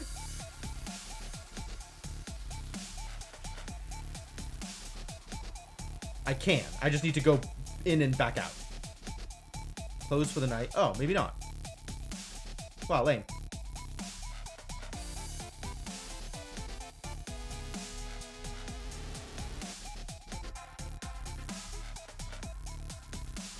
Sleep against the statue? I don't think so. I think we move away from the statue. That seems a little much. Oh, there's this building that we never went in. Maybe that's a decent place to sleep? Oh. Well, we can just walk in, huh? Interesting. This isn't what I wanted, but I'll take it, I guess. You stroll through the arch, into a well-appointed empty courtyard. The stars are visible through a dome overhead. From a small booth by the entranceway, a guard nods to you. Brother? Courtyard? You step out into the central courtyard that fills this enclosure. The place is blessedly quiet, with several routes leading out of it. A dome looks up at the starry sky. A fountain plays in the center of the courtyard. Seems like a decent place to sleep. You find a quiet corner of the courtyard and curl up like a rat. The sound of the fountain is deeply relaxing, and you feel yourself quite ready to sleep before you've even settled your pack. Your snoozing is interrupted by a studded boot on your gut. You open your eyes to see a group of guards standing over you, weapons drawn. "Who are you?" one demands. "No one." The guard nods. "Alright, I don't much care. No one sleeping out here could be up to no good." A second guard pipes up. "A spy, you think? His clothes don't fit right." The first shakes his head. "If so, he's about the worst spy I've ever seen." "I was just resting," you declare boldly. But your words fall on deaf ears. "We'll let the jailers sort this one out," the first remarks with a sigh. "Too hot down here for a decent interrogation." Still grumbling about the heat, they tie you up and drag you away. Well, mistakes were once again made. Bound and gagged, you are dragged by your ankles by two guards who mutter about the trouble caused. They gossip to passing companions about you. The tale of your exploits will soon spread through Montpang. This will make it more difficult to blend in from now on, should you escape. I see. Struggle? Cast a spell? You try to cast a spell, but with your arms tied, you can't reach for the starlight you require.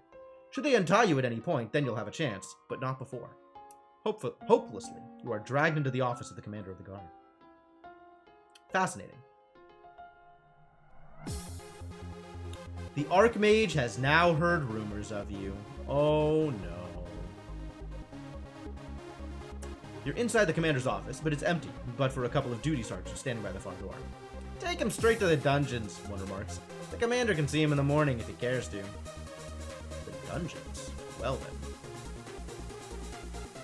You are dragged through a narrow corridor, your head bumping against the frame, and into a round room that overlooks a line of dark cells. A hobgoblin dozes in the only chair. One of your captors kicks her awake.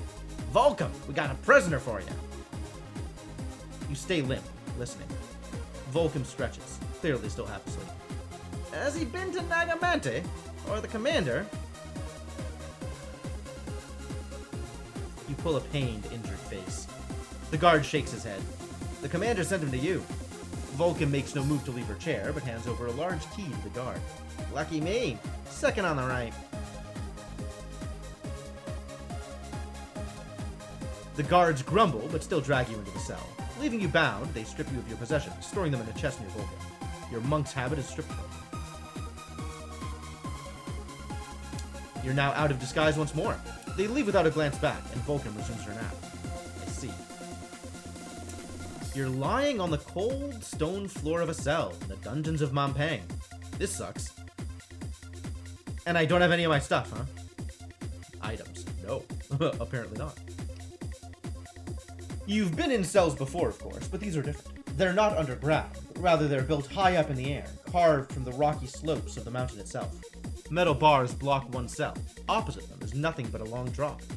Chill wind draws at you, pulling threads of straw over the edge. I'm not gonna jump, I want my stuff back. There isn't much else to the cell, but it is not meant to hold prisoners for very long. Most likely they're quickly executed. You struggle vainly against your bonds, but they hold fast. You try to stand, which is difficult with your feet bound and hands tied behind your back. You manage to sit up, then you get your feet underneath you. As you try to rise up, you totter, then tumble headfirst once more. With no hands to catch yourself, you bash your forehead on the rough stone floor, sliding dangerously close to the open face of the cell. You crawl over to the bars, which look out into the hallway. They're thick iron, a crude door fitted in the center. You could fit an arm through a gap if your hands weren't bound. You sit up and lean against the bars. The metal is pleasantly cool, but of course it does not give or bend. You turn away from the bars. I guess we could just lie down. There seems to be nothing for it but to sleep. You crawl and scrabble over to the straw and throw yourself down onto it. But you can't seem to get comfortable. Something is sticking in your back. Moving this way and that, you eventually dislodge it from the head. A glass bottle. It clatters across the stone as it rolls towards the edge. Catch it? I'm gonna die. You let it go and the bottle sails away from sight. The distant sound of breaking glass is tiny. It takes a long time to come. You lie back on the straw. Nothing to do but close your eyes. You sleep soundly enough.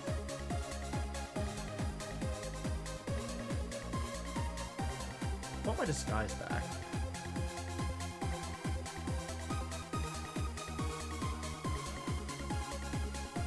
You wake in the morning and get to your knees. A moment later, the cell door opens. There you are, crows the jailer as she stomps into your cell. With a knife, she leans down over you and slices through your bonds. Now, are you ready to confess to old Volcom? Alright, let's cast a spell.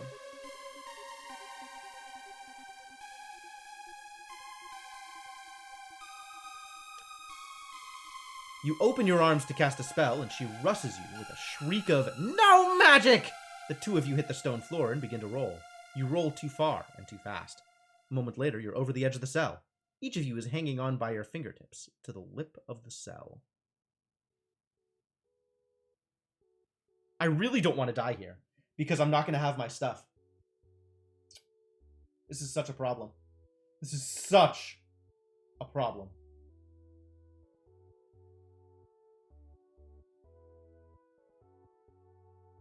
Man, I got so used to like the college area being completely empty that I just didn't think about like who might be around. Oh jeez. Tickler? You reach over and tickle her under the armpits. The full spectrum of emotions flushes across her face. Surprise, joy, disgust, fear, horror, desperation, panic. But even though she knows what's happening, it's not enough to stop it from happening. She laughs, her arms coming down to her sides, and she falls. You climb quickly back up into the now empty cell and slip through the door left open by Volcom. Escape! I just want my stuff. You are free once more. You search the room and soon find the chest containing your possessions, which you unlock with the jailer's keys. Sitting at the bottom of the chest is a small pouch of gold, which you scoop up. There is nothing else of interest in the room. Murderer? Yeah, but I'm just gonna kill myself. No, I'm not gonna rewind all the way to the beginning again.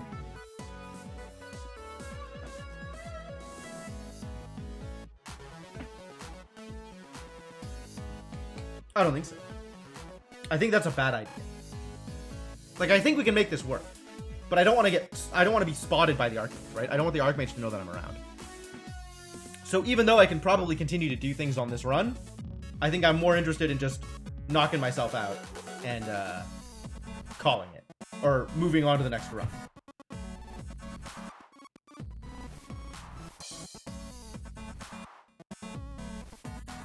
And I have all my stuff back, right? Cool. Along with a free thing of Blimberry.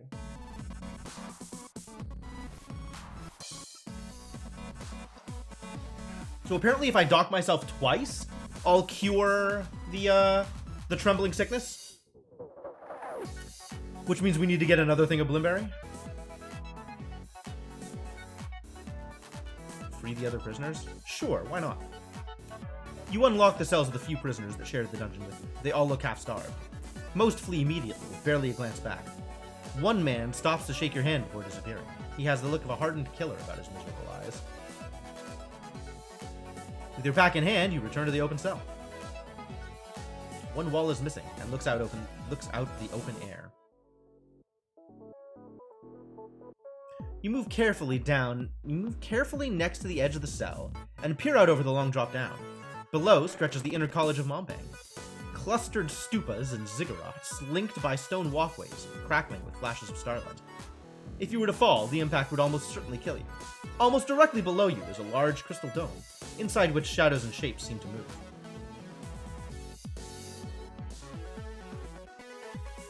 You stare down at the dome, and for a moment you seem to see reflected in its glass the image of yourself, stretched out on a mattress of straw, rolling this way and that. The vision clouds over once more.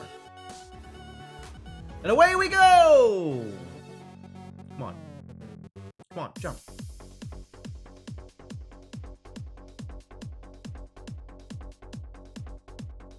You tumble helplessly, unable to stop yourself and unable to fly. The ground greets you without mercy. Yes, intentional. You fall into your death. Yes, intentional. This is definitely better than splitting myself from crotch to sternum with my sword.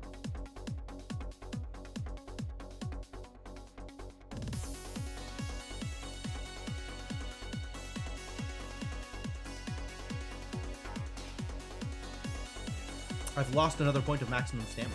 Oh no.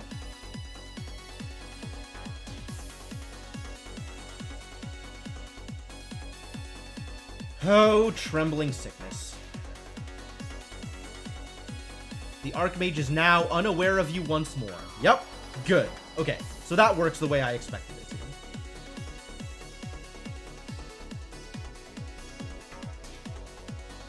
to. And let's move through here real quick. Oh, but we don't have the habit anymore.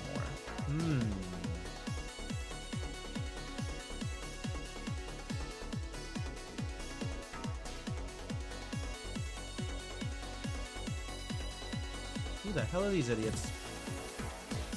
Seems we have a visitor. What's up, people? Oh yeah, they're Red Eyes. What have we here? Asks one of them. Korga, take my eyes, if this overfed oaf is a native of Mampang. Where are you from? Kare. Ah, as are we. We left the city port a season ago, fleeing the curse that changed us so, he spits. Tell me, did you ever visit the Shrine of Slang? A true god, that one, nestled in the stinking docks of Kare. I did, in fact. I visited it, yes. A visit is hardly suitable devotion, he frowns. The strangest thing, though, is I can't remember the name of his high priest. It slipped my mind. Can you remember? Can you remind me? Well, it's none of these. This is a god. This is the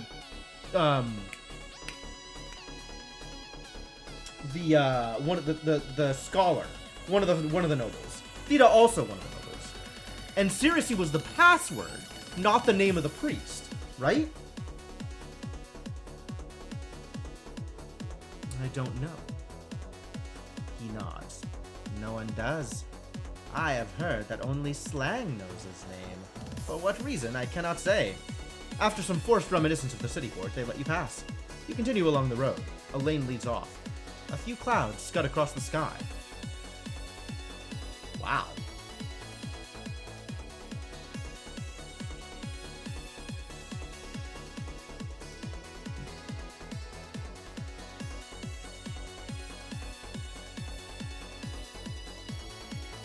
So does that mean that the girl that we ran into is the High Priest of Slang? Weirdly? Fascinating. Well, time to move on.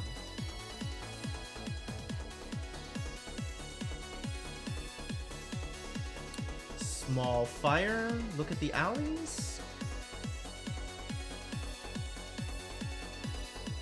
I'm on a mission. I've got stuff I want to accomplish.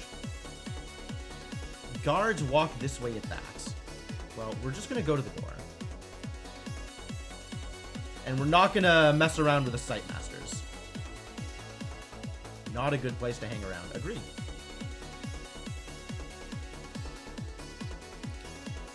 Oh, without my disguise, they're not just gonna let me through anymore. No! Life got harder! You make your way to the far wall, into which is set a low door. You turn to see that the guards in the square have noticed you. One stomps over to you. State your business. I have no business. The guard nods. Then you must walk. And with that, he shoves you into walking around the square. You begin to sense something in the air. A powerful magic, emanating from the east. You try to make your way further across the square. The reaction is immediate. All the guards in the square seem to be given a purpose in an instant, and that purpose is you. They're running at you. This is not how I expected this to go. Run for it. You dash away, not daring to look back. The guards shout in alarm, and you hear the clanking of armor as they pursue. What's worse, you also hear the snarl of approaching dogs. You need to get away. Run! You take off. Oh, I wanted to get through the door! Wow, this is not working out well for me. You're heading for the edge of the square. Alleyways lead away. You're nearing what looks like a narrow house. After him! One shouts behind you. And get the crossbows! Run straight? You keep running, but in open pursuit, and the dogs are faster than you. Then from behind, you hear the twang of a crossbow release. The bolt slams into your calf. You manage to keep your footing. The wound has slowed you down. Your pursuers are nearly upon you. You need to change tack, now. Go for the alleys. You duck into an alley. The sounds of pursuit muted for now. You have the edge for the moment. Where could these alleys lead you? Almost anywhere, and they change every time. if the information I recall from previous runs is correct. You squeeze down tight-packed alleys before emerging into a junction. A fairly high wall is in front of you, blocking what might be a courtyard. One path is twisting and dark, while the other is a straight line back towards the main square. Back towards the square? You veer about, doubling back towards the square. Perhaps you can lose your pursuers in the crowd. But as you run, someone opens a door into the alley. You're about to crash into it! You stop and edge past the old woman who has opened the door. While very polite, it costs you dearly. The guards are practically on top of you. Oh no. The edge of the square is in sight. Sunlight in the crowd's hubbub leaks into the alley. Cause a distraction? As you reach the crowd, you shove a tough-looking mercenary. He whirls around and you point to a passing laborer. Snarling, the mercenary leaps at her, and the two are quickly brawling. You turn to slip away when someone points at you. "It was him!" the voice shouts. "Me?" you reply, in unison with 3 other people standing in line for the pointing finger. The other 2 launch themselves forward. A moment later, a second fight has broken out. The guards arrive to chaos, and you slip away as they try to break up the crowd. Can we make it to the door now, or no? Still not? You sidle along the far wall, staying as inconspicuous as you can. The sun is beginning to lower, and the air begins to cool. Guards walk this way and that across the space. They do not seem interested in you. You could double your way through the strange crowds. Okay, trying this again.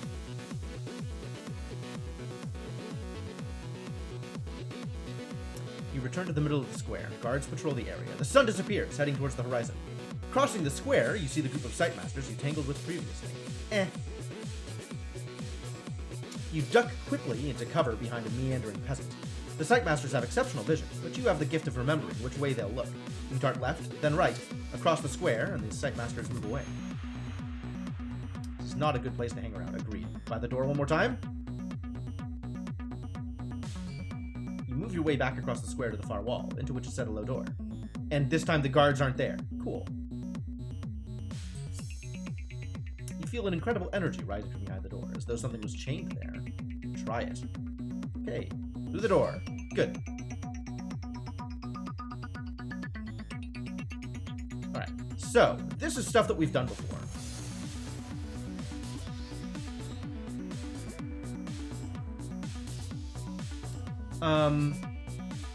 So this was the tar room.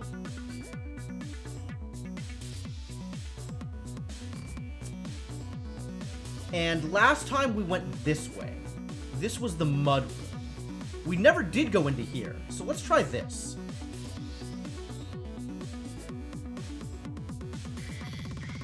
The sun is sinking. You cross the waters and push your way inside the crumbling tower, without knowing what you might find. The inner doors you stand in front of are twice your height, and look to be made of solid metal. The air is thick with an incredible smell. Smell the air? You sniff the air. Smoke. Melting metal. It's as though a gigantic smithy lies behind this door. Try it? As you grasp the handle, you notice it's almost too hot to touch. You place your ear to the metal and leap backwards. Oh, the door is searing hot. The wooden handle should be safe to touch, though. The doors are very heavy, but you manage enough control to only open them halfway. You spy a roaring flame just inside the door. This room must be some kind of furnace. What?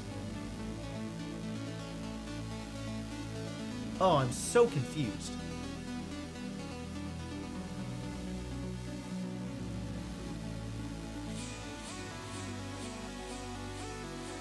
Oh, I'm so confused. What could this be? Now I'm looking at my spell list. Hang on.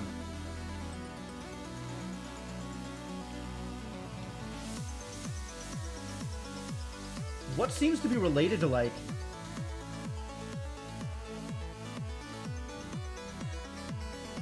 I'm looking at stuff that we don't know the counterspell for. And none of them seem like they're related to this at all.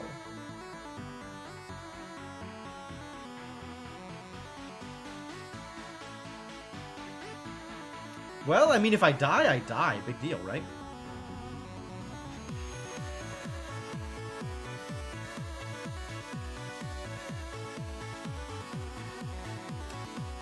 slip carefully into the room, which is filled with roaring flames.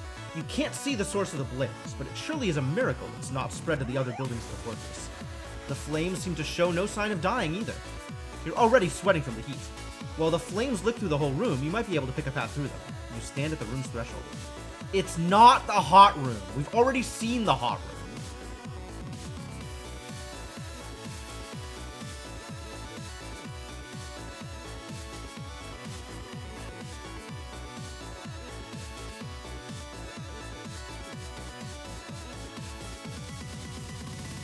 I mean, I guess I could cast Doc. Maybe the other room was the pop room, not the hot room?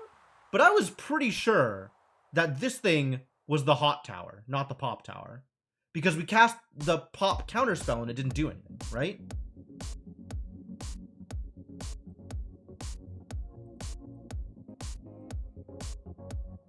Like, there's no other spell besides hot that has fire associated with it. But I thought we knew what was hot. If we don't know which one was hot, then which one was pop?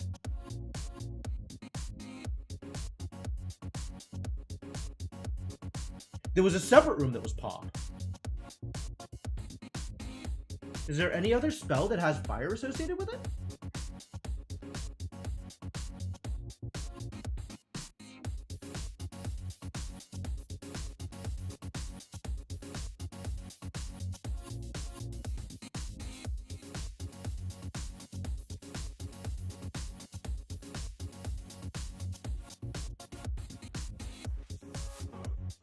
I don't know, maybe this is just the mag room?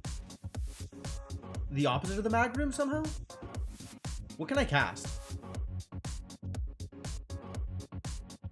So I can cast dim.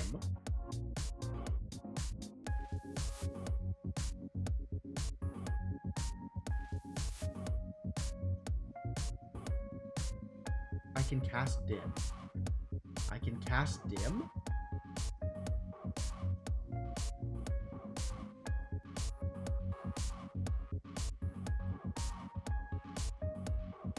I wish it showed me what was in the potion of magical dissolution.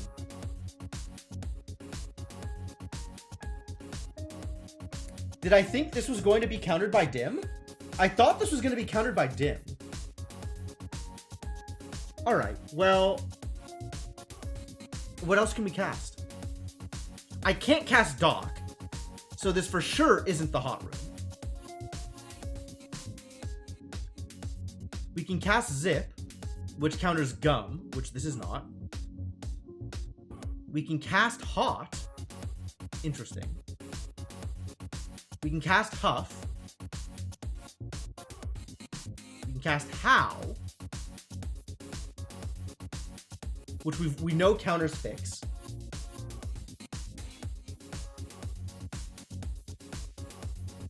Nip and Niff. Neither of which we have the ability to cast.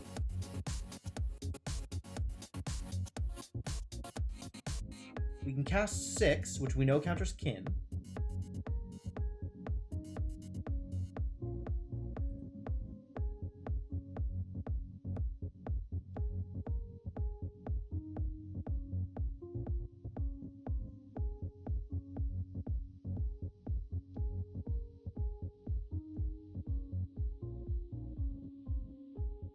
I'm so confused. So, based on the location, this should be countered by dim. Right? This is the analog, and that was the dim room. But I don't know what spell this is.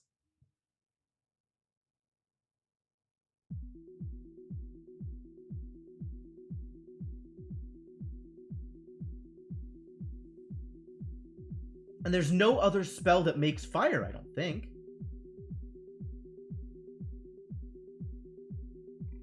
I would expect dim to counter sap, honestly.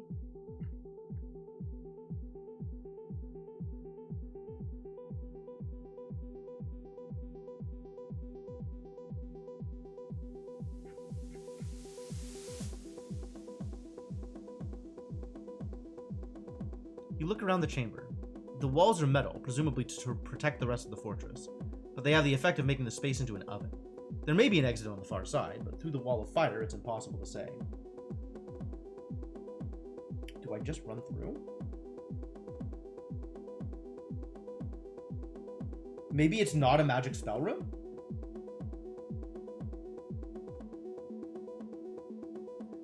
Also, we have dim in our bottle, which means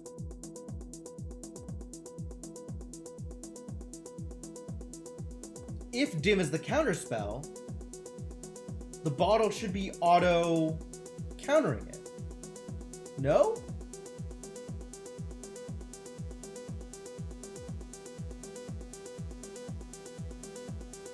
I can't pray, can I? Oh, I can't.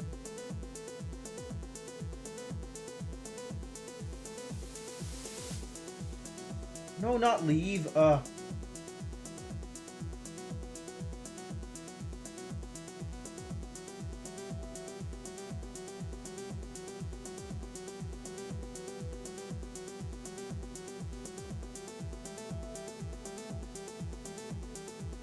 Try it again.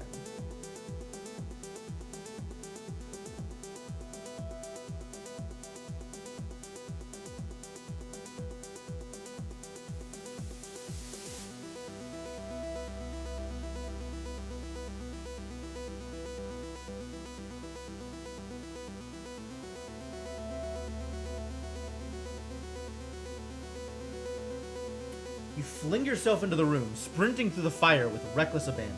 Flames lick your clothes. You keep going. You're halfway across and there's no heat or burn. The flames are cool to your skin. An illusion. You reach the end of the room unharmed. By the door, you see a Grimalkin. Is this Kid then? This is Kid. Whoa. So what was the two-headed arguer's room?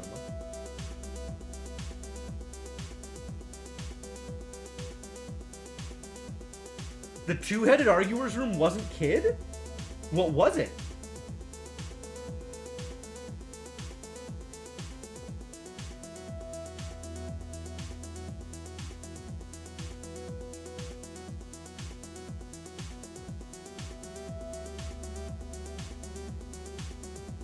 Leave it alone. No, because we know where God was. God was back here, the goblin that we thought was Libra.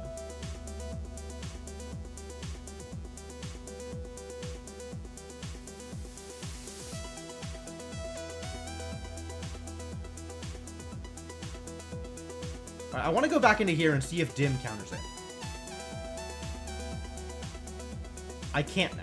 What? I can't even try counter spells anymore? Ugh.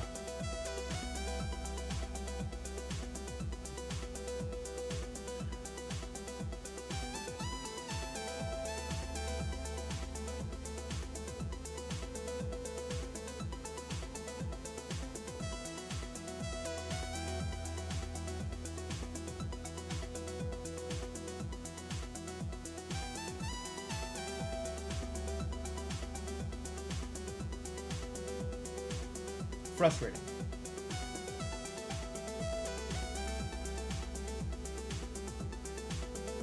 Alright, well, we still need to capture... Okay, so if we assume that Kid and Dim are actually the counterspells of each other, then what we're holding in the bottle right now is Dim, which is correct. Like, we have one correct spell in the bottle.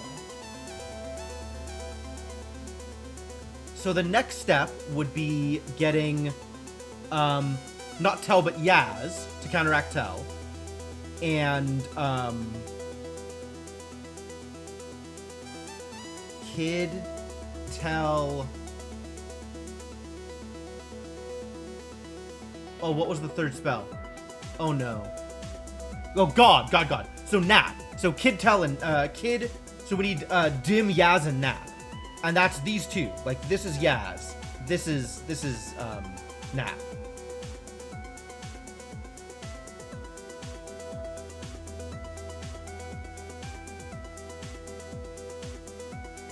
can sleep here, whatever.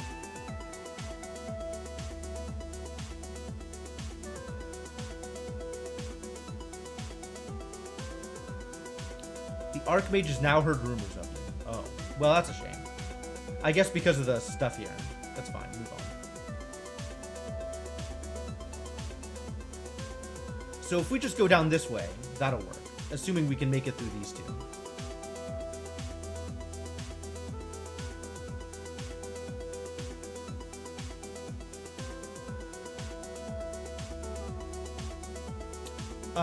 This was the analog of this room over here. This tower was the dance tower, Jig. And we countered it with dumb. So this is a dumb room. Causes fumbles. Which we could counter with Jig if we knew how to Jig, but we don't. So I'm just going to move on.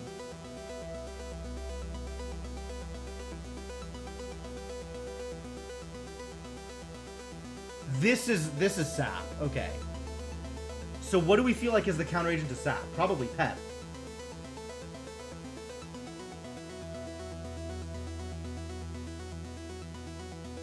Turn back. Nope.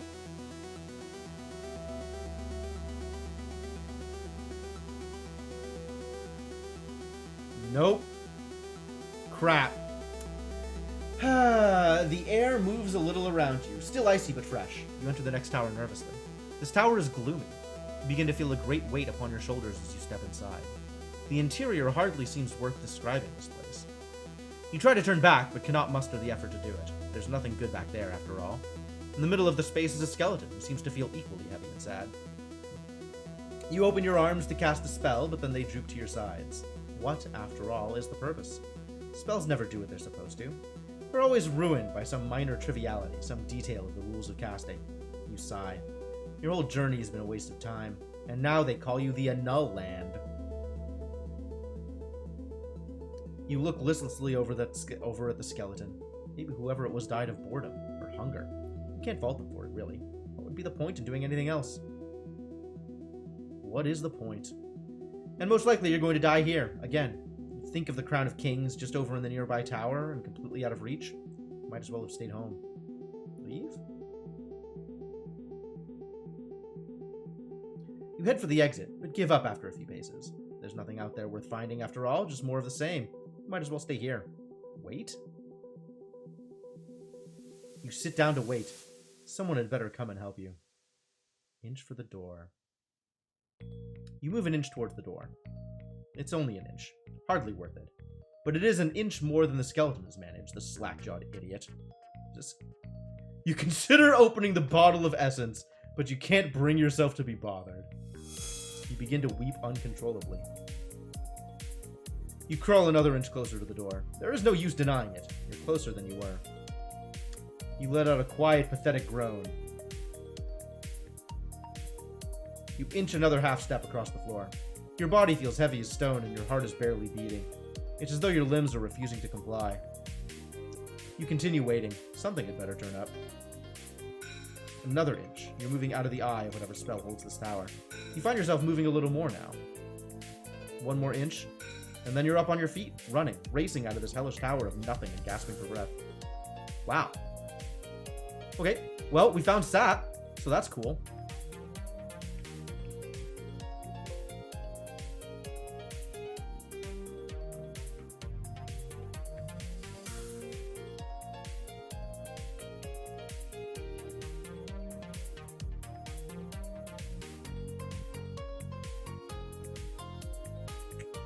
And okay, so comparing to my my source of truth here,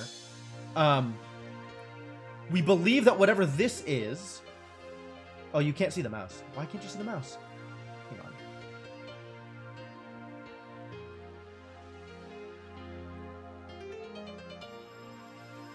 Ah, there we go. Whatever this is going to be the opposite of Mag. Right? Assuming that the stuff lines up. Kid should have been the opposite of Dim, but we didn't cast anything, so we didn't try it.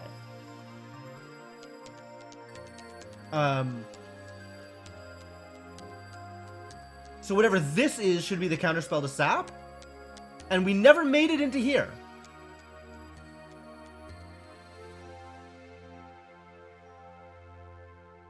But this was Daw. There's more towers here. There's this golden tower and this thing. And these two, in theory, are opposites. This was the tower that just made us walk out the door. Huh. I wonder which tower that was.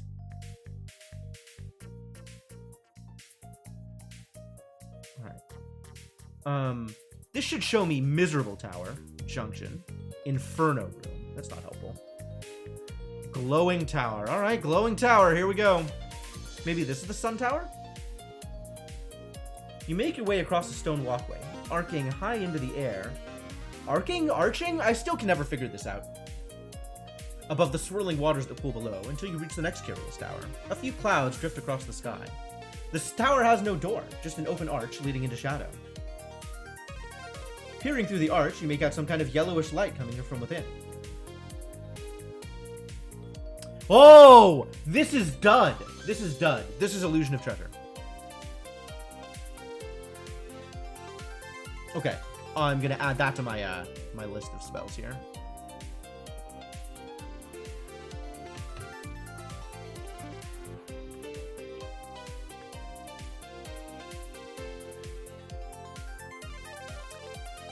You step inside the doorway and then stop suddenly, half blinded by a glowing luster that fills this chamber.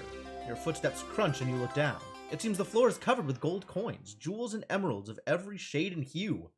Doors lead away in both directions. Isn't there another treasure spell? Like, there's specifically Illusion of Treasure, and there's also some other treasure-related spell? I think I thought Kid was related.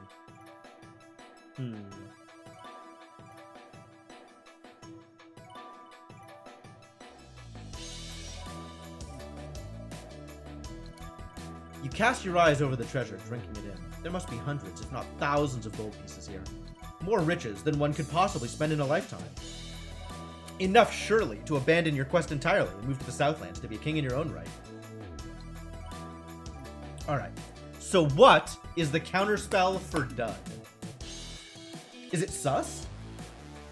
We know, Sus counters Gak. It's not Doc. It might be Gob.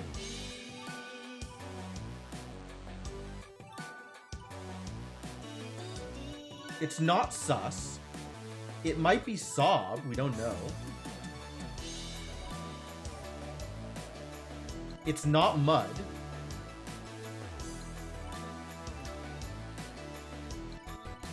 I don't have a Goblin Suit, so I can't cast it.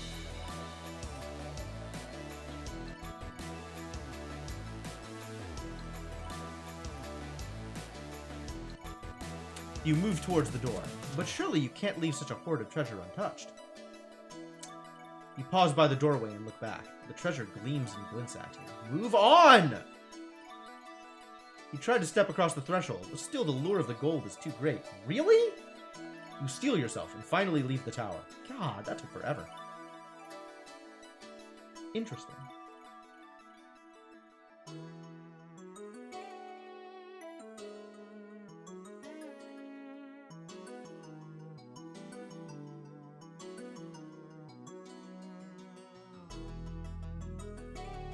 So what do we think this tower is?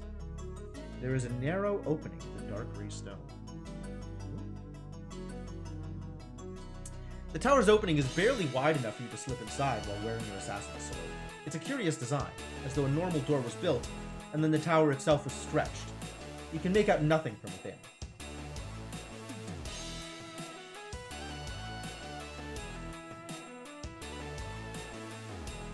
Mega suspicious.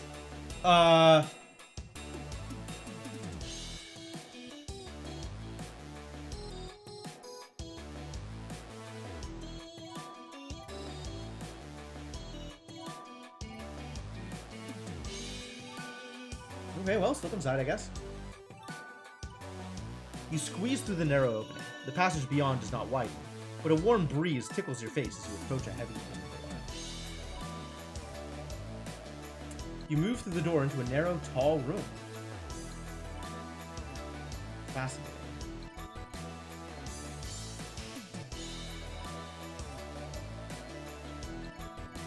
The chamber is wider than the doorway suggested, and it is cluttered. Numerous skeletal bodies lie here, scattered around the base of an altar on a raised dais. Overhead, something dark and shadowy looms, indistinct.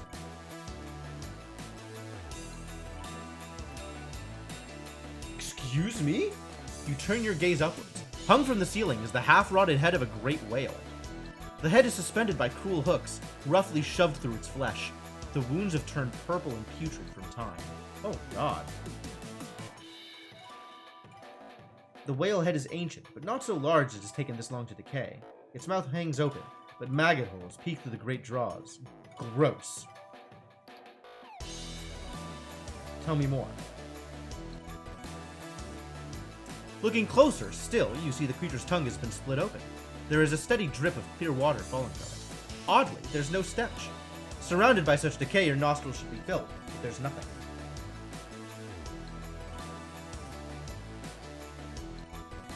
As you step towards the center of the room, another drip of water falls from the dead whale's mouth, splashing into a puddle on the altar. Some of it scatters from the impact, landing on a nearby skeleton. This is Rez! Cool.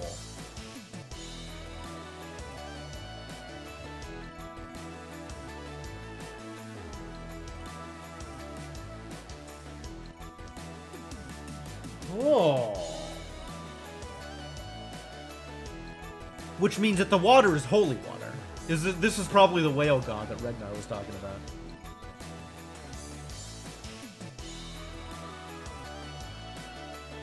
Alright, skeleton with only patches of skin left on his face begins a struggle to try and stand.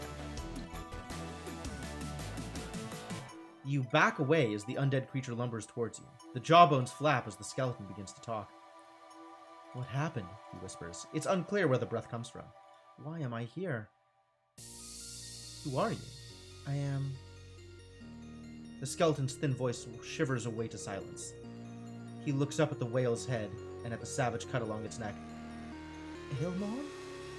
Is that truly you? Another drip falls from above, striking the corpse on the other side of the altar. Its one remaining eye rolls wildly in response, but she lacks a jaw and cannot cry out.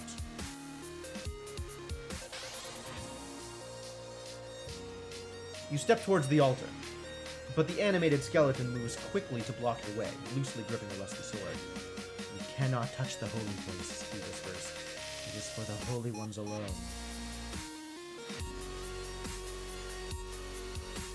I wish to talk to you, you say to the skeleton.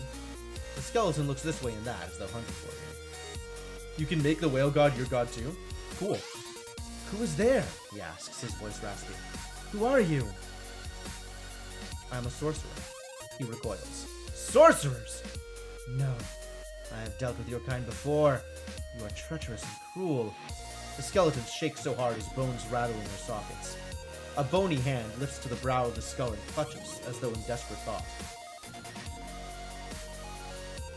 What is that head doing on the ceiling? Aelmon! The skeleton clenches its teeth, perhaps trying to smile. Aelmon is God, the spirit of water. It takes the form of a whale. The whale up there? Of course not. Gods have no single form. Is Aelmon a kind god? The skeleton's teeth clench once more. Water is life. Aelmon is water. You should join us, friend. He holds out an empty hand, fingers extended. How did you come to be here? I remember. I was chained to a wagon, forced to walk a long way. The wagon was covered. There was something huge in it. There was a stench, the smell of rotting flesh. The skeleton begins to ask you a question, but then staggers back as though struck. He falls to the ground, dead. You lean down to check him where he has fallen. After a few seconds, another drop of water splashes against him, and he sits up with a howl. Where am I? He says. Once more, the skeleton waves his sword in front of the altar, as though he does not remember you. Behind him, the jawless one is staring upwards at the whalehead and shaking. Oh boy.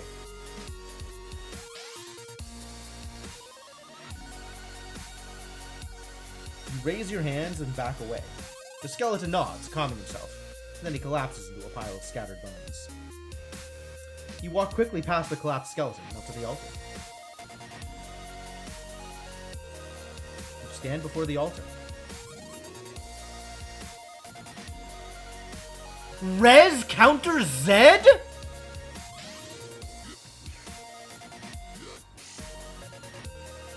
Huh.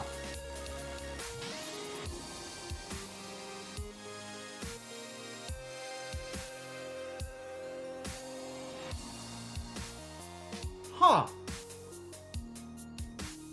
Well, it's a good thing I went this way. I don't know that I would have figured this one out.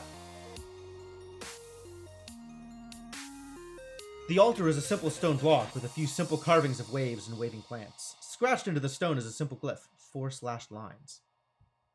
Wow. Wow.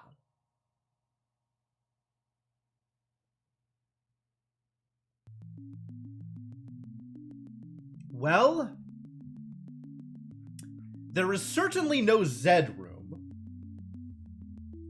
So it makes sense that whatever's happening here, unless this is a Zed room, it's probably the opposite of Dud. So we could maybe Dud that room. And then whatever's the opposite of Sap. Let me bring up the other thing. Hang on a second. So I'm looking over here, right? We have Rez, Dud, and Sap here, with Far being the analog to Dob. We didn't go into the Tell room, so I don't know for sure whether or not that's actually the thing. If that's God, this has to be Nap.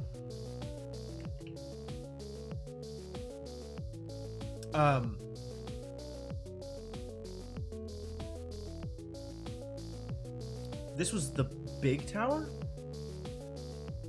And somewhere over here is Yob. I don't remember which one. I thought it was one of the ones down here, though, which is confusing. Maybe the big tower is one of the other ones.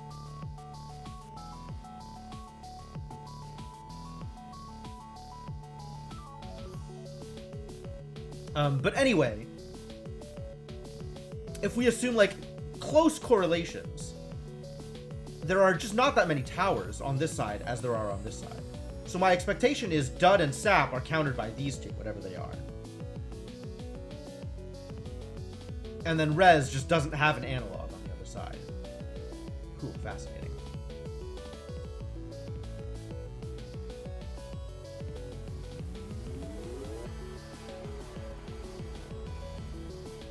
You look at the glyph. You touch the glyph. It's crudely carved. A later edition, perhaps? Collect some water. You unstop one of your empty vials and hold it out, filling it from the water dripping down from the whale's mouth. Holy water? Drink? What does drinking holy water do? Although the idea is revolting, you raise the vial to your lips and sip. The effect is rich, and even though you feel like vomiting, it strengthens you. Clamber onto the altar?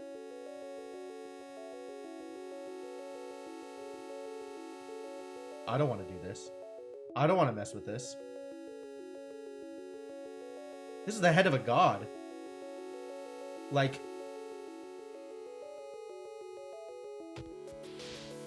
I don't want to mess with gods. Now you are close, you can see the whale's head is quite putrid, the wound on its neck ragged and savage.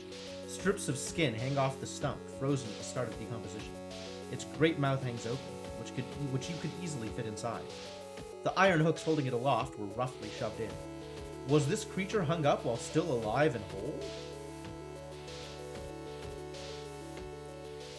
The water dripping from its mouth wells up from the inside of the tongue in a seemingly endless supply.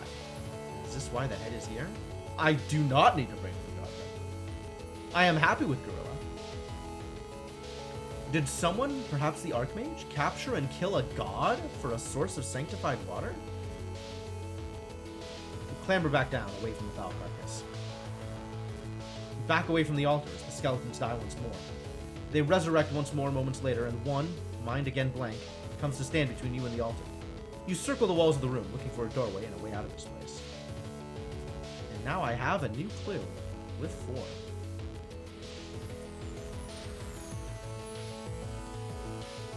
Woof.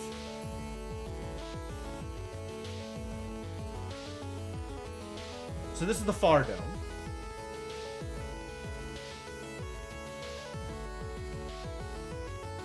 Don't need to worry about that too much. This is the Yaz Dome.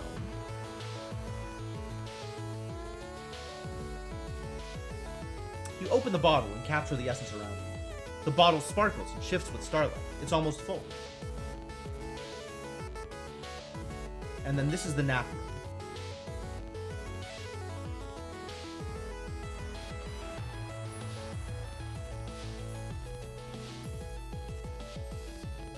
You open the bottle and capture one last magical essence. The potion is now complete. A great weight settles around your body. Now let's cast God so we don't accidentally die to sleeping.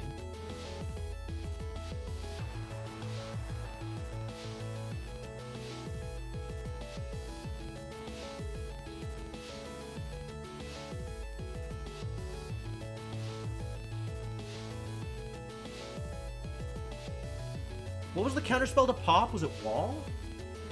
Oh, this is where we'd need a counter with Doc. I'm saving my Blimberry. Don't worry, buddy. Can't have it.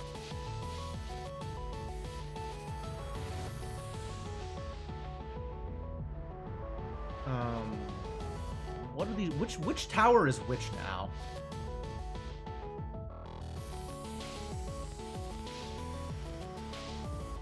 I don't know what this tower is.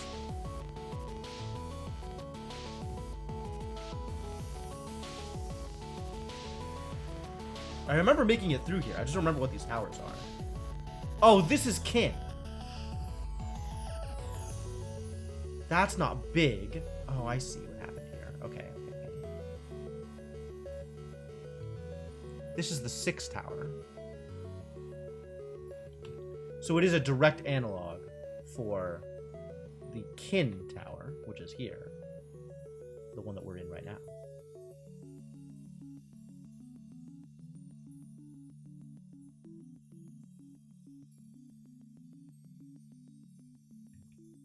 Cool.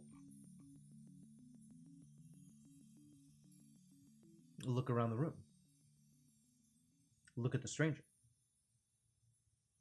Approach the glass.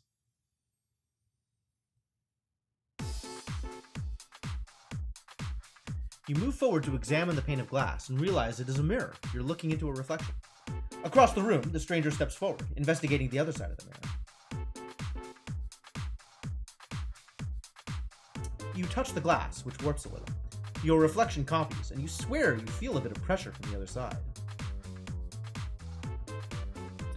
The frame is ornate, carved wood depicting scenes from ancient tales.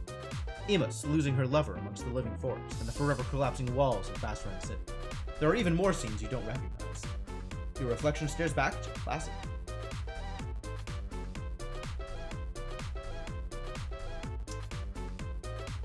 You reach around the frame, only to grasp another hand. The stranger is on the other side. As you pull your hand away, you notice how their skin tone matches yours. His eyes meet yours for a moment.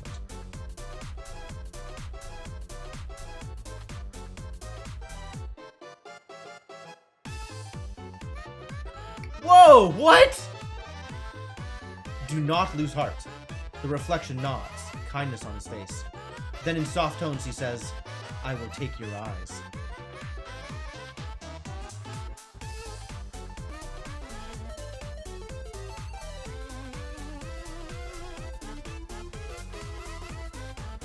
I don't like this.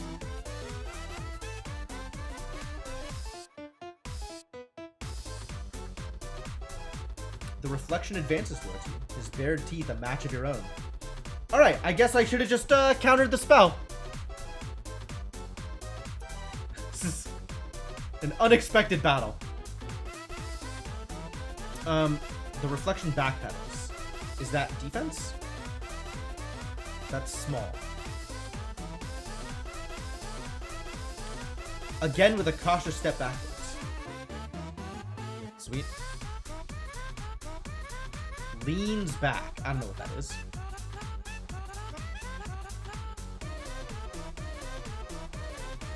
The Zozo theme? I mean, that's on the playlist somewhere, right? I'm pretty sure we have a remix of that. I think Blind did that remix. You know what? Let me find it.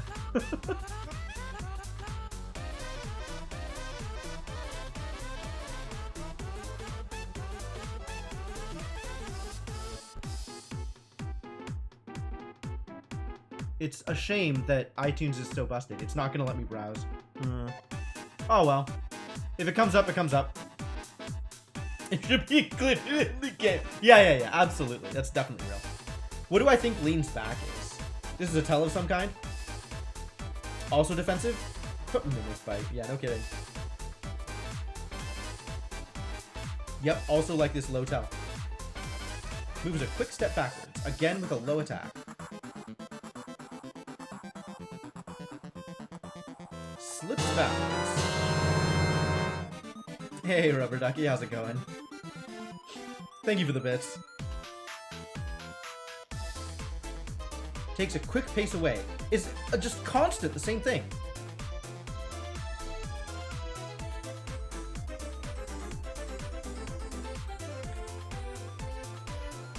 The reflection leans on the mirror for a moment, blood turning to glass as it drips into the ground. The reflection lowers his sword tip, a technique you recognize. I'm gonna defend that one. You drop into a crouch. The reflection slashes his blade at your legs. Now the reflection is dropping into a crouch. Oh! It's mirroring me.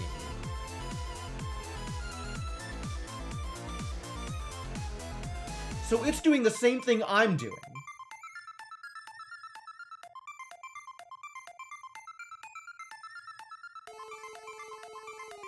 You turn the tables on this twisted reflection. You spike forwards with your blade, low and fast. He stays low and defensive, babbling snatches of your previous conversation. You recognize your own look of effort as your strike slams into his blade. The reflection is raising his arm to strike. You can read his intentions, clear as a compass. You're gonna complain that it wasn't Zelda but had such happy music. Yeah, well. This is the playlist. This is just my music. So since I did like a 0.3 or something, he should be doing that thing? Oh, no. He's doing a monster attack. Backpedals is low.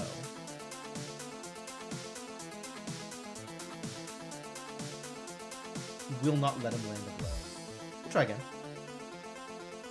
Because if this actually works the way I think it does... Oh, he started off high.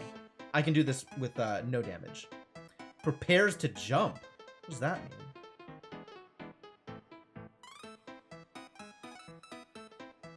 He's escalating. So he's not exactly mirroring me.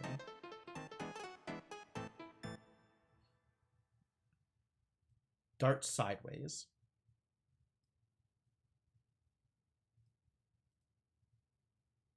Okay.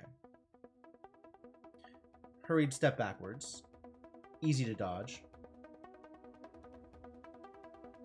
Backpedals, yep. Small attack. Lowers his sword tip, a technique you recognize. Last time that was about 5.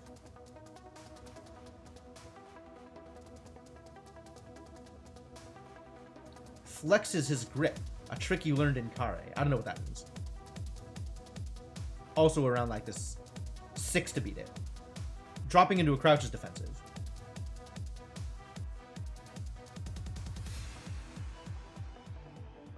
Moves a cautious pace away as a small attack.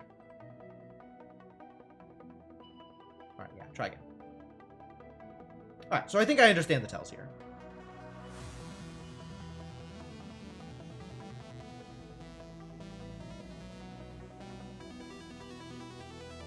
Lowers his sword. Okay, so we need to do like 6.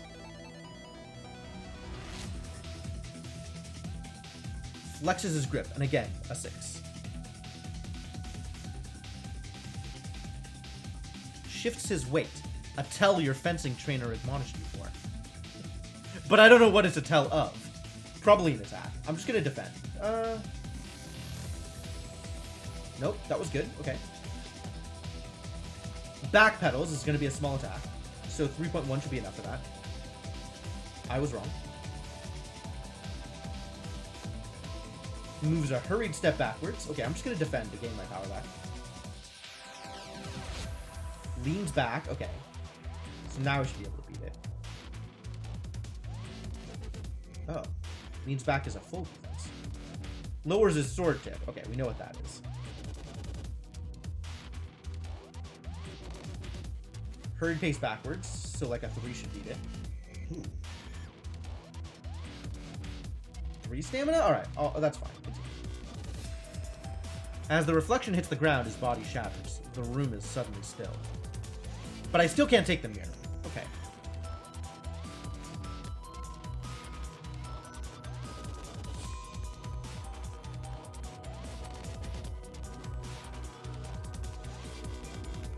Oh, I know where the safe trail is because I've done it before. That's convenient. You follow the well-worn trail. It twists seemingly at random, but sees you safely to the other side. Oh, good enough. I mean, we could counter, right? And then steal some more pebbles, but I think I'm good.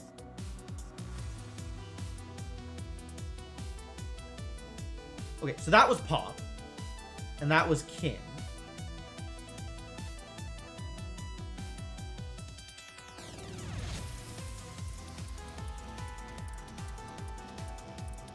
Pop.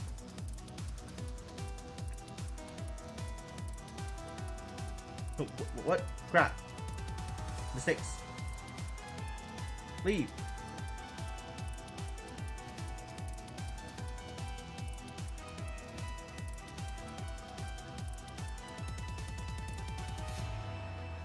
Why keep going? Wow, depressing. I think this is the Giant's Teeth room. I think this is the Yob room.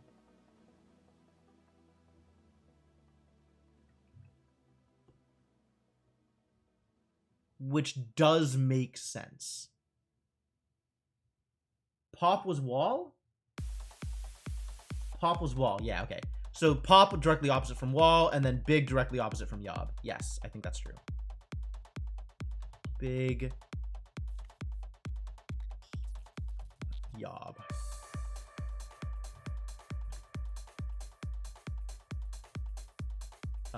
So people can see what I'm doing. I am marking all of the different towers, because also this corresponds to counter spells.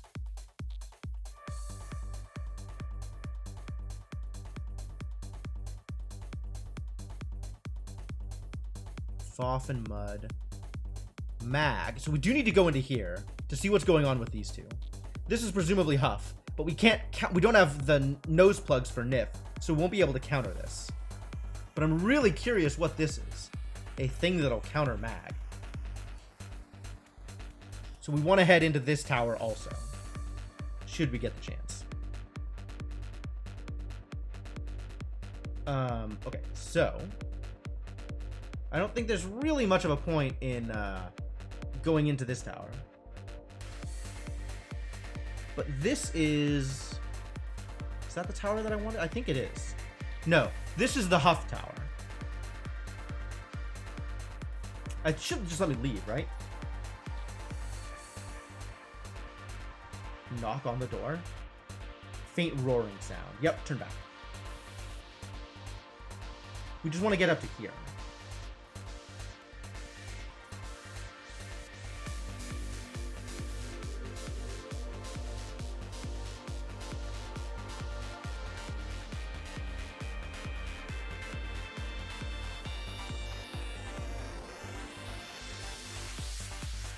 The sun is almost set, and the sky has turned a deep purple. You stand once more on the threshold of the floor of spikes. Your air is thick with magic. This was the Featherfall room.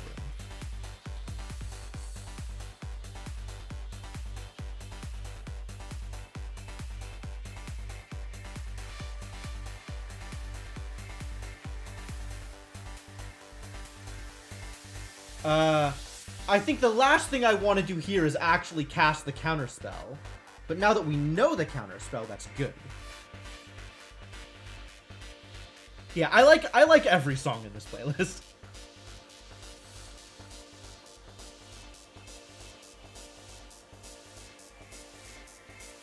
With some effort, you pull yourself along the roof. The room is fairly uniform, broken only by the inverted landscape of rocks. Towards the center of the room, you spy a small depression in the ceiling. Look at the sigil. Try again to look at the sigil.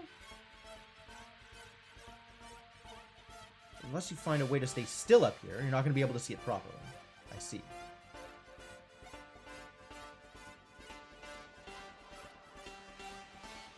But presumably, this is the 2 room.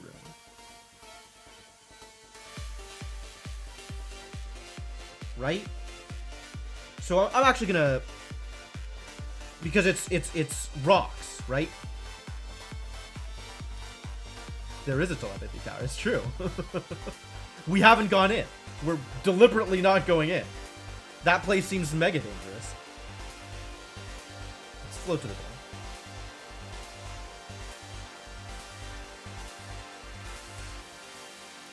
So looking at the clues, we've got glyph 1 is dock. And then there's the scratched message. Is that what I was looking for? No. Inner college poem? Yeah, this is it. Okay. So we know that we're going to do dock. The second of stone, which is rock, which we know is countered by featherfall. The third is unseen, which now that we've done a little bit of experimentation, or a little bit more discovery, we believe is the invisible tower. The opposite of invisible, Yaz. So the tell, probably. So the counterspell is Yaz. And then the fourth, we figured out the counterspell is Rez, right? We know the fourth is going to be Zed.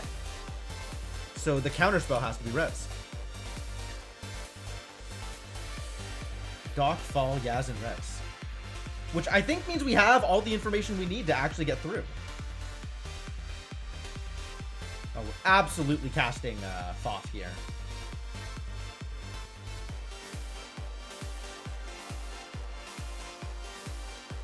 I don't want to... Yeah.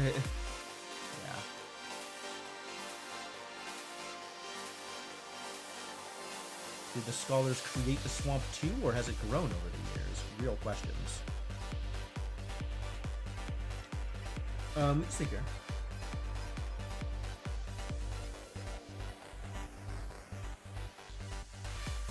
Could eat something.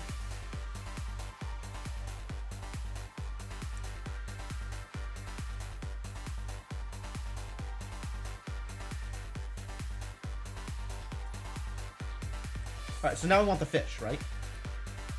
Go down to the water. Move back from the water. Yep. It's a slime eater. Do we have to attack the slime eater? Do we cast a spell here? What can I do to the slime eater?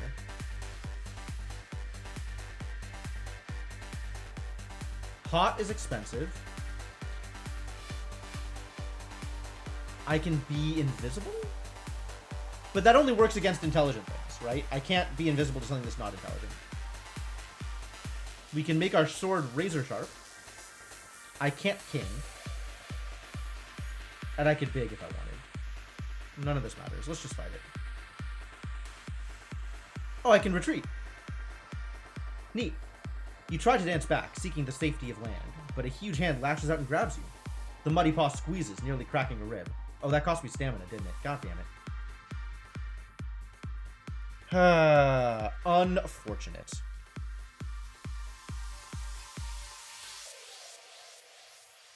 Start off with a big hit. Drops under the water, almost out of sight. That was like a small attack or a full defense? Full defense, apparently. Begins to lift its bulk out of the water, sending ripples across the marsh. Okay, but whatever it is, we can beat it.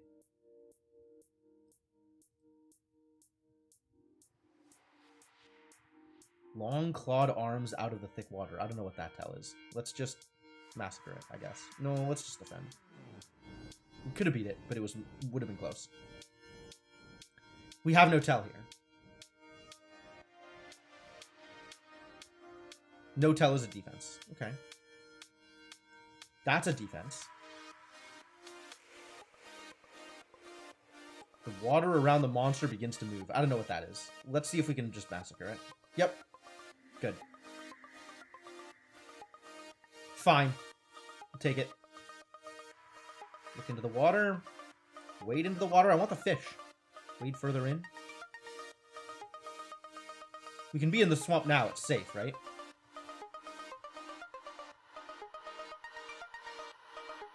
All my water damaged possessions. That's alright. That happened anyway. Swim near the hut. Dive down. Push it away. And this is the drain. So let's grab a rock.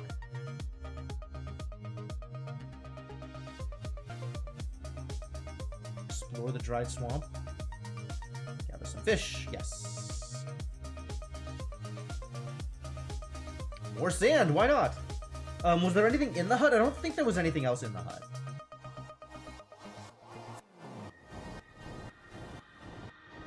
Looking down into the hole, you see a long tunnel that seems to go all the way down into the mountainside and beyond. That's interesting. That might be a thing we want to explore on the next loop.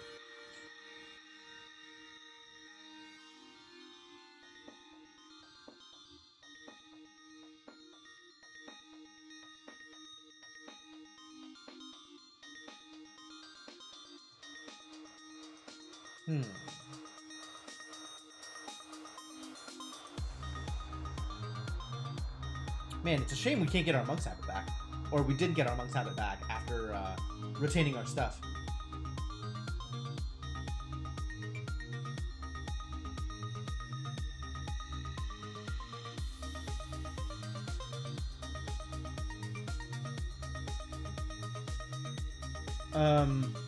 I still wanted to go up this way.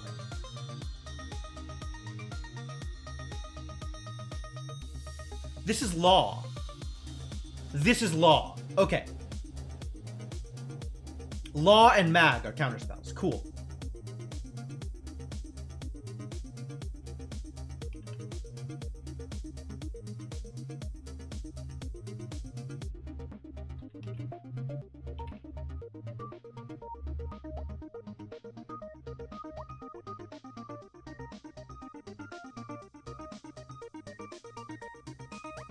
The bugs are all standing in orderly rows.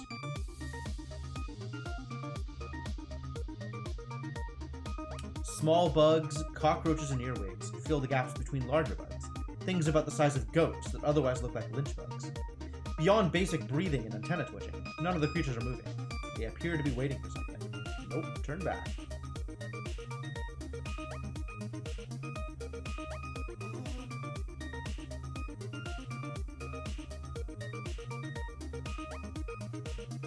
Cool.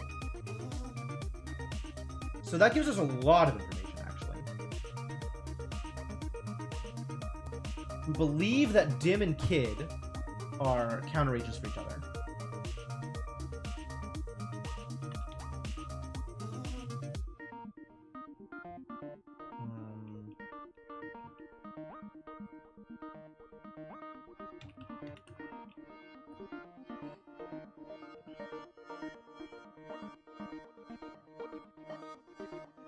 What do I want to do here? I think I just want to die, actually. So I think I can just die here, right? I think this will kill me?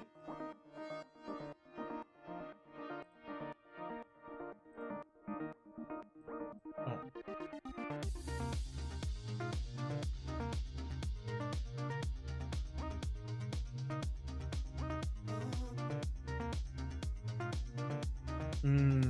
Nope, we're over the tower, I guess.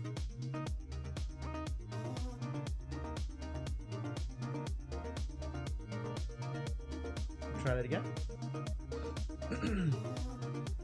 Well, I can cast Purr here from the outside, I guess.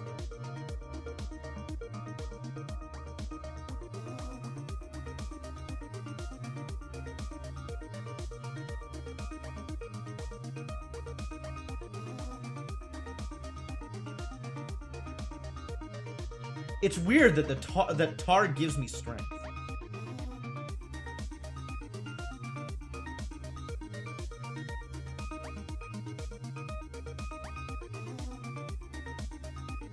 But it seems to flow harmlessly over your hand this time. Perhaps it's done all that it's able to do. Oh, that's a shame.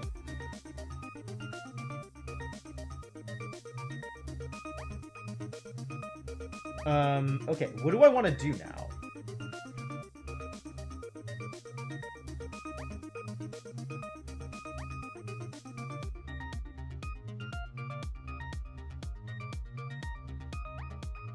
Well, I can go die to the Hydra. That was over here, right? Fix?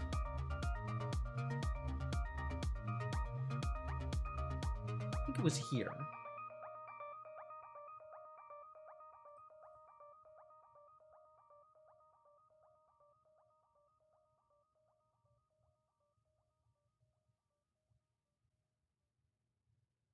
Oh. Oh, I get it. The, okay. So, the, the philosopher room was a how, not kid.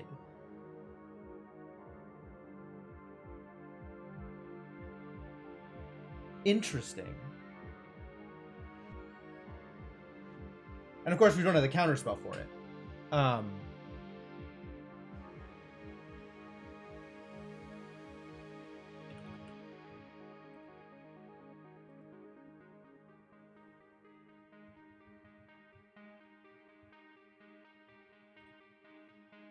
okay. Now I gotta figure out how to...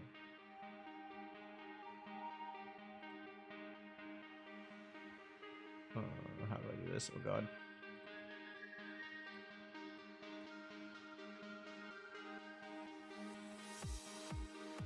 That was how. Hang on.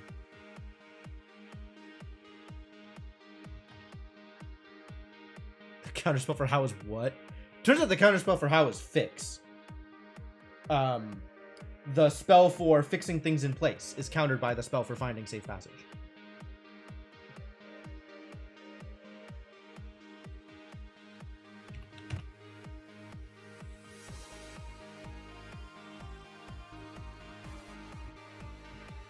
Alright, so...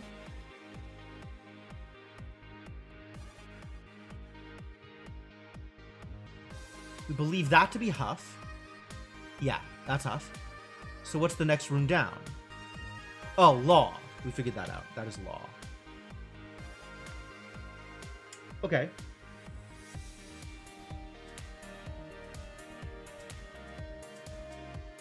Cool. So we've got most of these identified. This was Jig.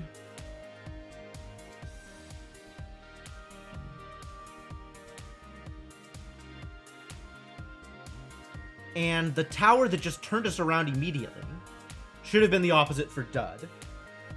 And the tower that we haven't been in past the Ram should be the opposite for Sap.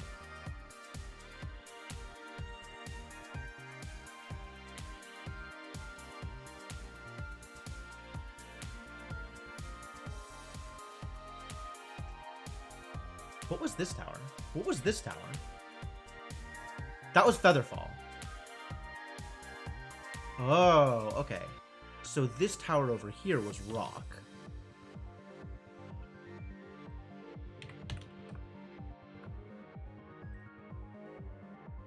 See if this looks correct. So does this look correct? It's kind of hard to see, huh?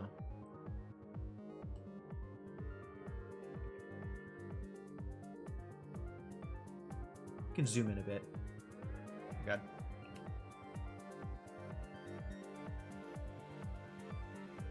And now my only way of moving around is with scroll bars, and I hate it. So I think this is, at this point, correct. And whatever these two are the opposite for Sap and Dud. The opposite for Sap is probably Gob.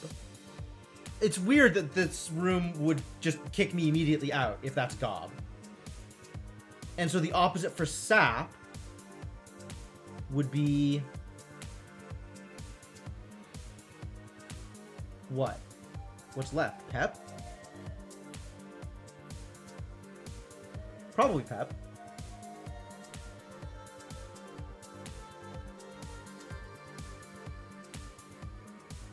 And we haven't seen Nip or Doze, which is a little weird.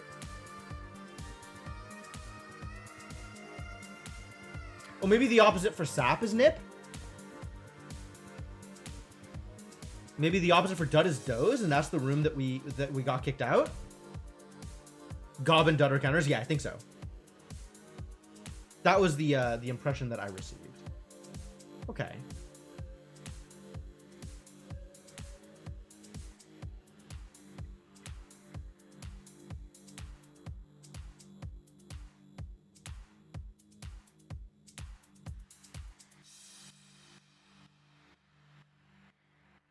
All right, all right, all right. Cool. This is good information. I think we are at the point where we can actually challenge. I just need to die so the Archmage isn't aware of me, and then go in and do things.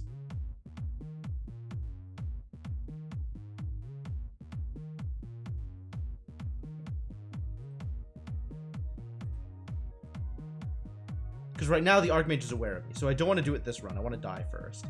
What's the best way to die? I think the best way to die is actually just have the Hydra kill me.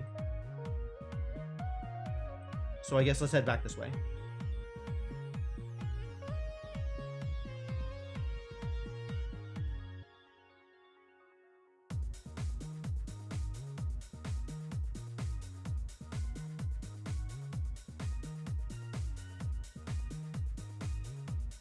Look up. Move out onto the platform. Throw myself onto the spikes. I guess I'm looking for a way to die, right? So maybe just throw myself out onto the spikes.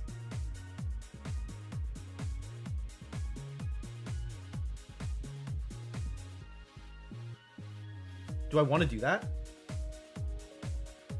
I mean, I might as well, right? Why not?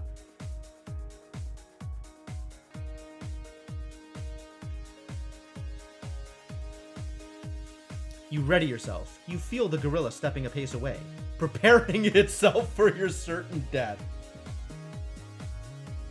Then you act. You hurl yourself from the doorway and onto the spikes, and land with precision on several of them. You've been impaled on spikes. Yup.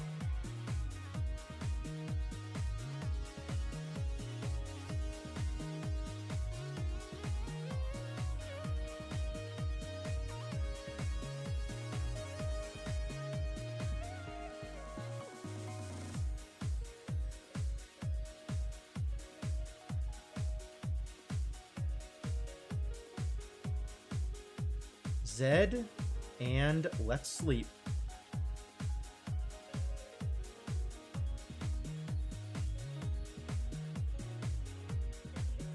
What is down the hole in the mudroom? We don't know.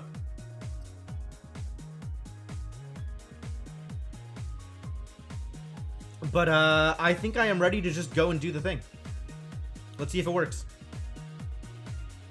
Oh, it might be a passageway into the tower, huh? I guess if I just walk up, the Archmage will probably notice.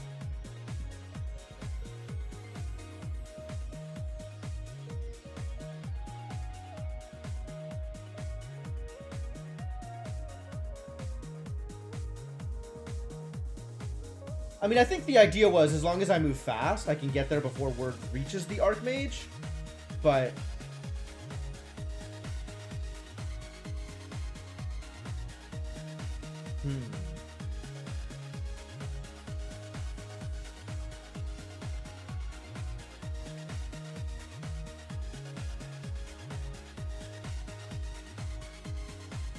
because we know we can just walk up to the doors.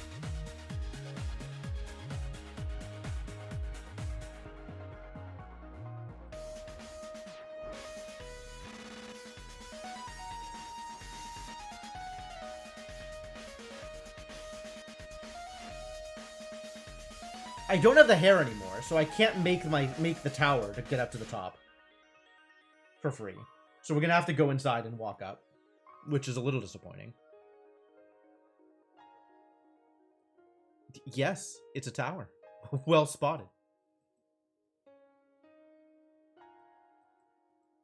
I think I'm just gonna challenge, and if it doesn't work, we'll figure something else out. Not looking at this statue. Get out of here. Cast a spell. Cast a spell at the statue. That seems like a bad idea. So the way we managed this time was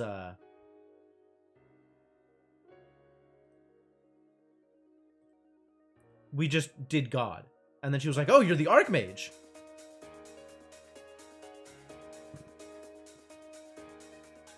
So let's do that. Obviously, I am the Archmage. Don't worry about me. You have done well. Thank you.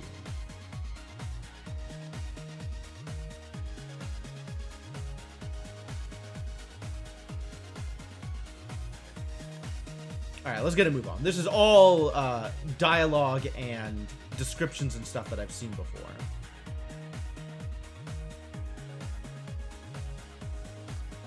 Okay, well, climb the palisade. Easy enough to climb. I guess the last time I did this, I had a... Look about.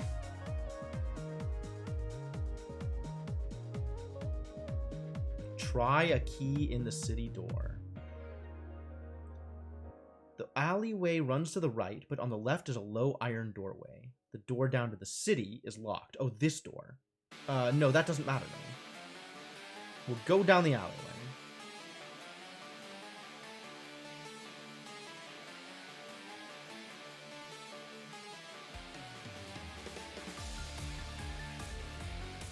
And then there's these doors on the right that we just kind of never really bothered with, and maybe still don't need to bother with.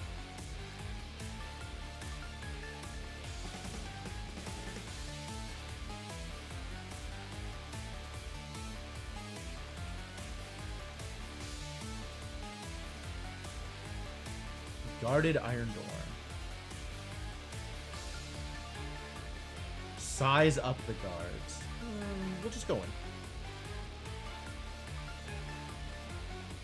Greetings. What do you want? I need to pass. You're on official business, are you? I'm the ambassador from Kare. I represent Vic, the first noble. Don't even think about it. Both keep your mouth shut. The Birdman suffers a deep gash, but manages a lucky strike that knocks her out. Then he turns to you, furious and bleed. What are you looking at? You waste no time in further discussion. Alright, let's kick his ass.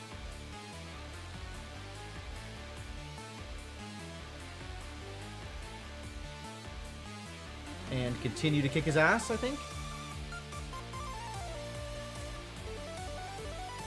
Gains a little height, gathering momentum for another strike. Oh, this is going to be a big one. I could have beat it. Too bad. But now it doesn't matter what he does. I can just crush him.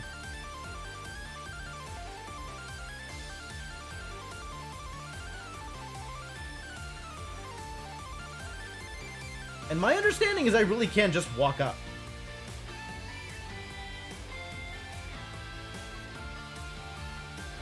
Like, we've talked to people, and they were like, yeah, the guards will let you.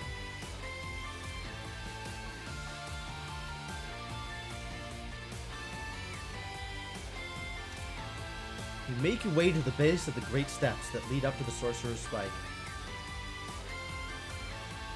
Do I just start walking up, or do I precast?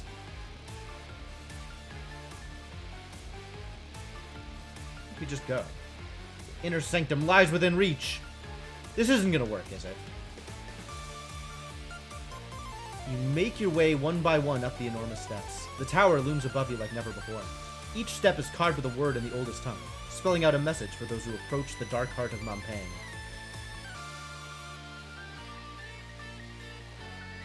The message is spelled out one pictographic word at a time, one per step.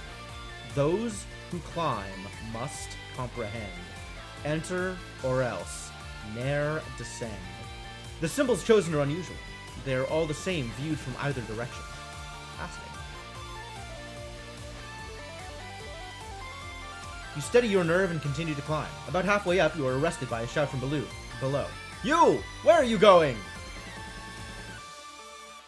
You turn to see a guardsman hurrying across the courtyard, waving furiously at you. Stop! Get down here, he claims. I think I can ignore the guard. Without bothering to turn around, you continue climbing the steps. The guard shouts after you, but, it seems, does not dare to follow. You reach the top of the steps without incident.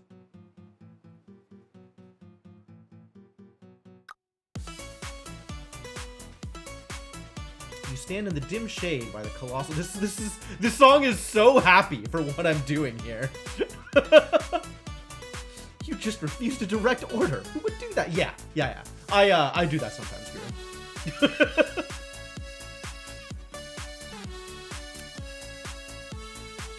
Alright, you stand in the dim shade by the colossal doors at the top of the stairs. The wind picks up as the evening draws on. Soon it will be dark once more. A silence descends, as though... Does it? As though this was a quieter corner of the city than any other. Perhaps it has something to do with the doors themselves. Certainly a heavy magic exudes from them. They seem simple enough, if large. The large wooden panels are covered in ornate carvings. Someone has left a pack here by the door. Perhaps someone else tried to open these doors once. The pack lies discarded just to one side of the steps. It's a little charred. Looking at the steps on which the pack lies, there's the faintest dark mark, roughly outlining a silhouette with outstretched hand. Does that mean it's dangerous to try and open the pack?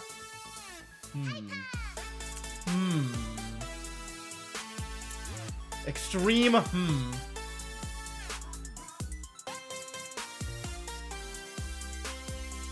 Maybe we just leave it.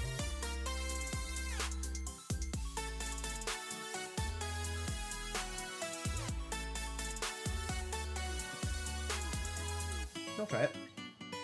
Gingerly, you flip open the pack. It seems safe enough. Inside are a few glass bottles. You lift the bottles out one by one, shaking them to identify their contents. It's a set of potions. Blimberry, Blessed Water, Fire Water. Fire Water is for pet! Oh, I've never been able to cast that before. Also, I don't know what it counters. It gives me super strength. So that's possibly the counter for sap?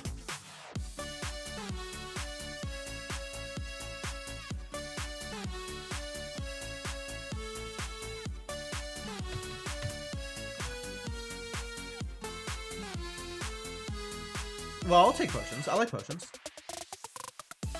You stash each bottle, then step quickly away from the discarded pack. The carvings are of obscene, distorted figures, perhaps once beautiful, but now warped and bent by fire.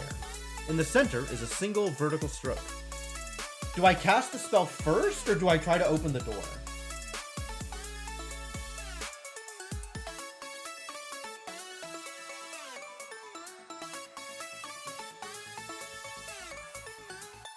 I guess I have 2 bottles of Blimberry, so I can just cast first.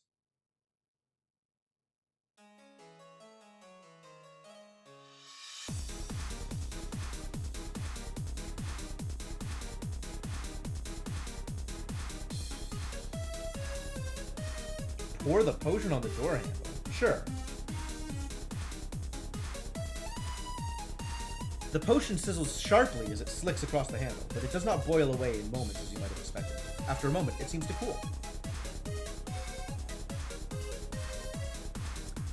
You grasp the door handle and turn, only to be stopped short. There is no trap, no explosion, but you have not opened the door. But the door is still not open. You survived one of its traps, but surely there will be more.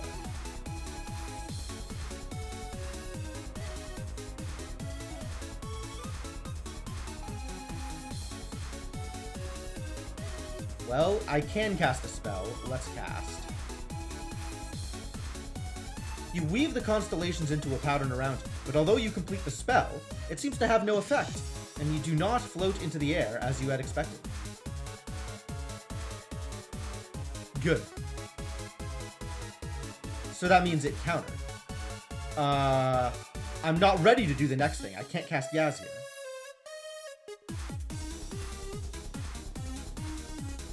You look over the door carefully, gaze working from top to bottom. The carvings have morphed a little now, showing figures in strange frozen poses.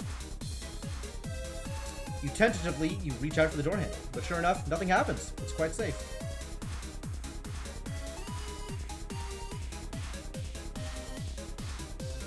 Okay, so we're still on Featherfall.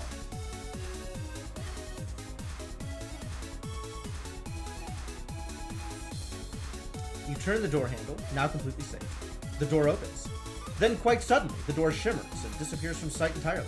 The passageway beyond is revealed. Now can I Yaz? Now I can Yaz. Let us Yaz. I've never done this before. This is exciting. You slip on the pearl ring and cast the spell, and slowly, a filmy light extends from the jewel of the ring surrounding your body. You're now quite invisible.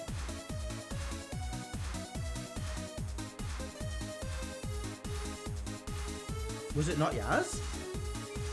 You take a step forward, only to be brought up short by some hard, invisible barrier. You can only be thankful, however, as it does you no further harm than simply stopping you in your tracks. Oh. So it's Foff. So it's not Yaz? Huh. That's kind of surprising, actually. I thought it was going to be Tell. I really did. Hello? Mud is not one of my options? I can just Yaz again? I've already Yazzed.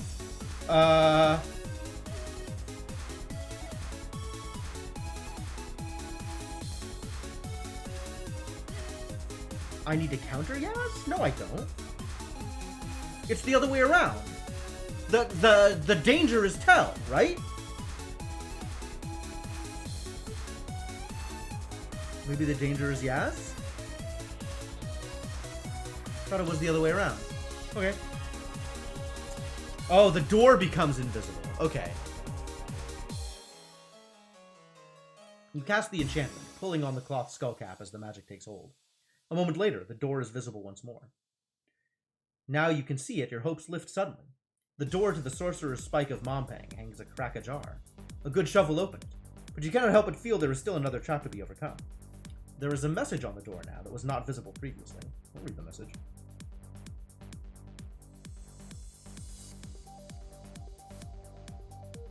You trace out the message on the door, words of the most ancient tongue. I am protected by the worst force in the world. Retreat for. I will take all your yesterdays, and I will take all your tomorrows. I, ladies and gentlemen. This is indeed the fourth spell, which we know how to counter. Somehow. This is the weirdest thing, but sure. You take the vial of holy water from your pack and cast your spell. The water begins to shimmer and shine with an inner light. You pour the glittering water over the handle of the door. It seems to soak into the wood without any noticeable effect. Whether it has had any effect on the door is impossible to say. You reach for the door to push, only to feel a crackling of energy as your fingers near the wood. You snatch your hand back quickly. Maybe I need to drink it? I could do both. I have more holy water.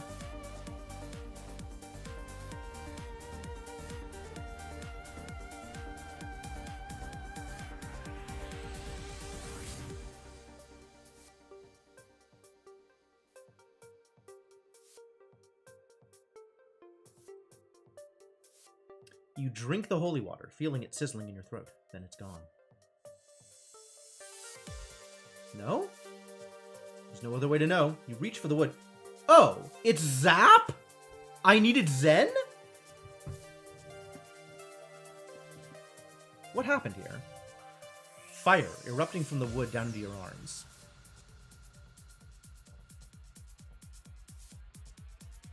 Oh. No, I was right. But a moment later, the sensation fades. Indeed, you feel refreshed, as though your body had been destroyed and then built anew. Weird 20s themed bit from Gate to the Mind's Eye, which also featured a song with a chorus, I do not remember that. This is, there was a lot of Mind's Eye that we watched, and I don't remember all of it for sure. Yeah, maximum stamina is increased, that's cool. You step without difficulty through the Throban door and into the tower beyond. Cool.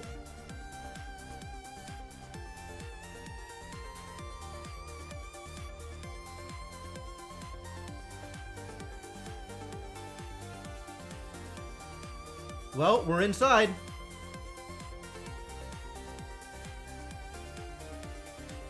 It takes a moment for your eyes to adjust to the dark. You're inside the Tower of Montpang. The only way is forwards now. There can be no turning back. The dewy light from your pearl ring fades and disappears. This place has the appearance of a cave, half submerged by water. The black stone is slick with water, and spongy moss grows from every crack and crevice. Cobwebs blur the corners, as though the ceiling was hidden by mist. It's as though no one has walked this way for 1,000 years. My prey is up? Cool. I want the stamina more than I want the prey parade.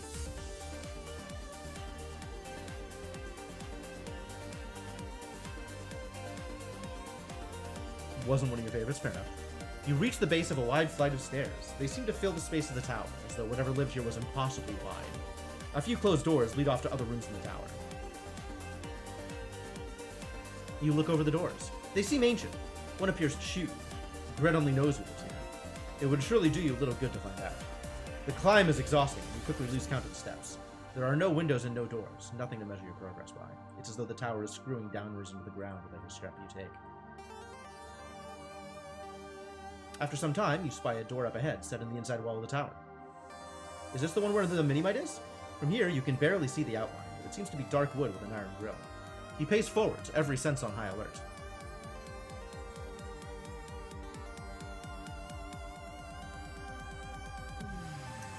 The passageway stops by a heavy door. It's clearly a cell, set with a tiny iron grill. A hook is fixed directly opposite, no doubt to taunt prisoners within the sight of the key. But the hook is empty. The stairs continue upwards from here.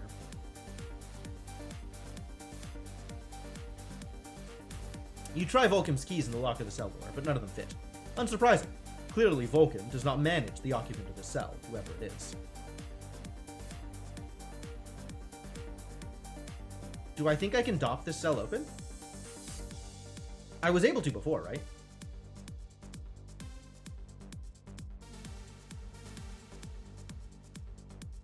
Oh, because the stupid mini-mite is there!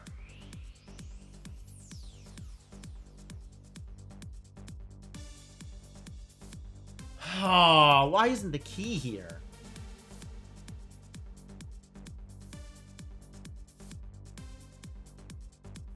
You peer through the grill. The cell appears to be empty. Certainly, though you can see a cot, there is no one on it, and the floor is empty too. Then you notice something in a shadowy corner moving, but the shape, whatever it is, cannot be bigger than a rat. The stairs continue upwards. The stairs reach a landing that curves around the tower. A colored glow spills across the stones from a large stained window. You look over at the window. The colored panels form a mosaic of a coiled lizard, perhaps a serpent. But you do not have long to consider it before you hear a voice at your back. Face me. Who's there?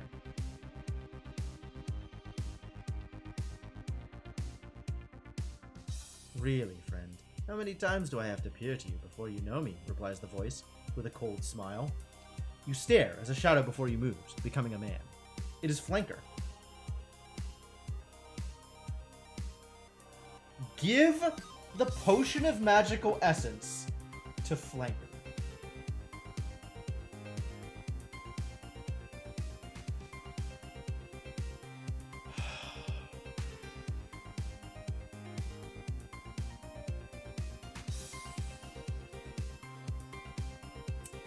I don't like this.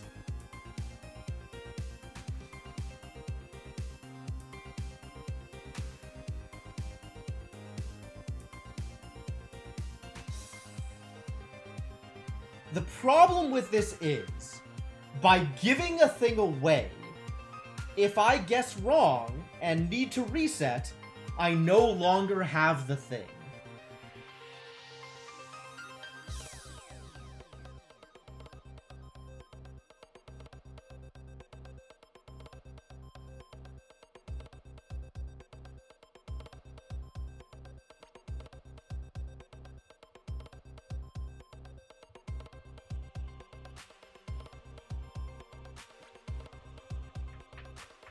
Then don't do it? Yeah, that's fair. That's kind of the direction I'm leaning towards here. But the other problem is, like, it's certainly possible that this is the Archmage, and he's using the crown on, right?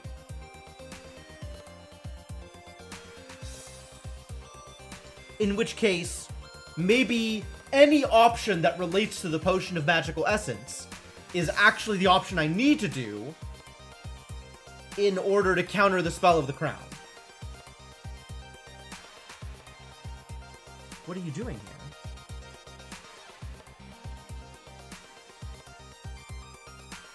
That is the correct question, Flanker replies slowly. I feared we would meet here. I did not know for certain. There's something terrible in his tone. Help me. I am an assassin, he replies. Flanker stares at you with those dead eyes that have seen so much death. It is my air, my breath. I must do as I must do, as we all must do.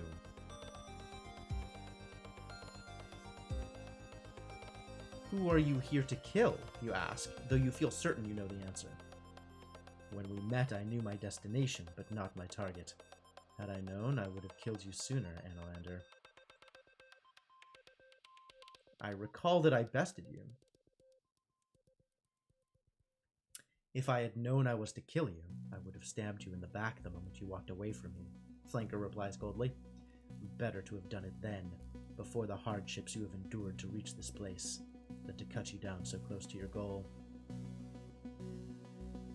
You cannot beat me, you tell him. You know it. Only one of us will walk away from this spot, he answers. I have killed 100 men and 100 women in my time, and I have studied your style in our long journey together.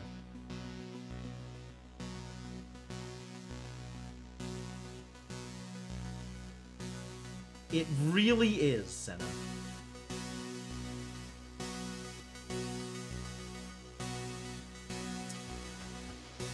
So, is the implication that he is under the influence of the crown here? Because that could be it, right? Maybe if I give him the potion, it removes the influence from the crown and he helps me. But then I don't have a defense against the crown.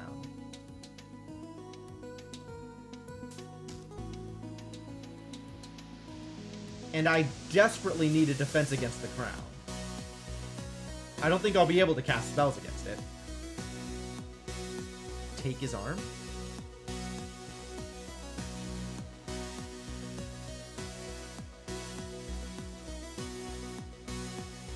Casting spells will no longer be possible. You reach forwards to take his arm. A split second seems to pass, and then suddenly there's a gasping pain in your right side. Flanker steps back, his blade running with blood. I fear I now possess an irrevocable advantage, he murmurs. If you kneel, I will make your death quick. He's cut off your hand at the wrist. You have lost one hand. Casting spells will no longer be possible. Yeah, I agree, Seth. Seems very risky.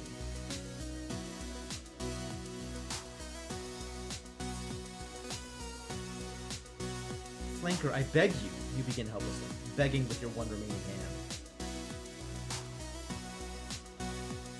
The Archmage is evil. You cannot wish to side with him. I am an assassin, Flanker replies. If I do not kill those I have pledged to kill, then I am nothing. I am as changeable then as the weather. Then change. Oh. Flanker is very difficult to fight. Oh no. Yeah, that's pretty severe. I agree. And now I can't cast spells? I want to die here. I don't know what happens if I run out of stamina.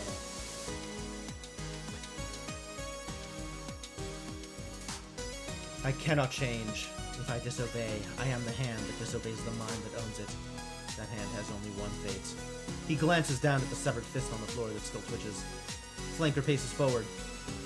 Let us finish this then. His blade leaves its scabbard in curved movement. You close with him in the narrow space between the window and the door. Wow. Okay. Good defense. Flanker nods at you, raises his curved sword in salute, then takes his position. You drop into a defensive crouch immediately. Flanker means to finish you, and he'll not be swayed from his terrible purpose. His stroke is a sweeping cut, a flutter of grace and hidden force. The air seems to split as the blade buries itself into you. You catch the blow on the very hilt of your sword with a bell-like tone. Flanker laughs appreciatively. This is your end. May your spirit rest with Sindla, he says, in a voice as cold as the wild backlands. You will not keep me from it. Groundhog Day? The problem with that is I no longer have a hand. And I don't know if that'll be reflected if I zed.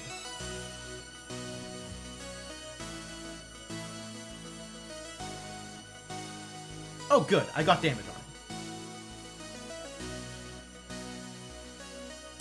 There's nothing else for it. You have to risk an attack. You rush forward with a deep, heavy slash, outclassing his own sword swing. Flanker spins his sword about to shift the sword across his body. Shift the sword across his body. I could have beaten that. Medium attack? You drop yourself into a crouch. His light blow sails over your head, moving with the deadly speed of an attacking serpent. You're mostly unharmed. Flanker swivels his grip. The weapon sings as it moves. Small. Interesting. He nods to you, wisely. That's going to be a big attack. No? No? Closing his eyes, Flanker murmurs a quick prayer as he sets his stance. Is that a big attack? That's a big attack. Now he's just talking.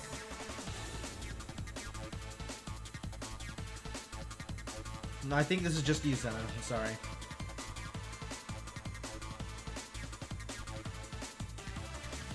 Acting quickly, you swing a masterful swipe, cutting through his own strong swing.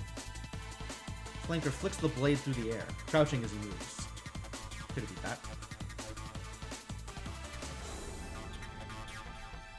Crouching as he moves. Is that another small attack? Yep. Cool. Got him.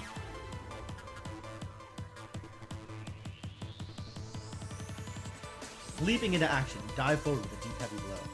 Flanker's gasping, moving slowly. The blade sinks deep. He tumbles, releasing his sword as he topples. You finished me, Anna. He groans. I am glad it was. Do I want to try again? He seems pretty predictable, actually. This isn't that bad a fight. I just need to defend the first attack. Yeah. He's being talky.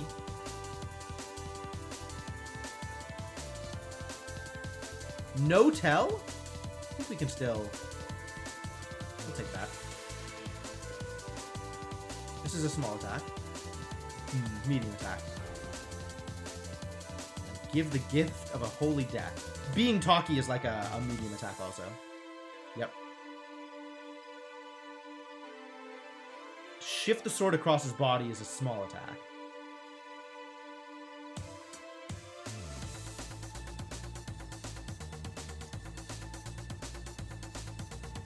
The blow you land is only minor because Flanker is shifted his feet. You knock Flanker staggering against the wall. You bested me once, he declares. It will not happen again. No tell, which means a bigger attack than I can block. Oh, or a defense. Quick prayer as he sets his stance. That was like barely more than I could. I don't think I can. Yep. You have to defend that. Cool. I'll just go with this. 4 stamina's fine. Flanker still has some breath left in him. He gestures to you to kneel, wanting to whisper something more. Fearing a trick, you raise your sword and plunge it into the assassin's heart. He dies as silently as he lived. You wipe the blade and put it away. You must keep moving. You head along the landing, your heart heavy with grief.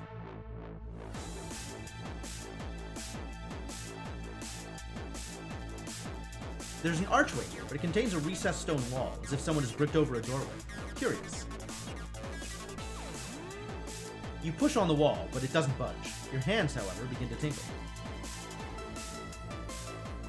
A shock courses through your arms and you stumble backwards. You were zapped by the wall. You tap on the wall. It feels like solid... Apparently. Yeah, I don't know. Hands. It seems like they're not paying... It seems like they're not quite managing the previous situation here. Variables are expensive. Yeah, that's about right. Well, all this stuff is useless. Apparently.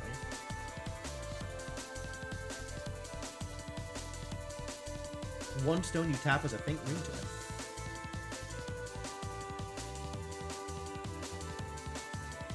You knock once, but as you lift your hand away, a small bolt leaps from the wall and zaps you. Okay, listen at it.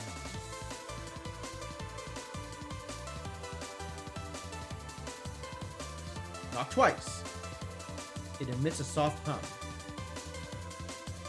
Place your palm against it. Okay. Knock twice and touch your thumb to it.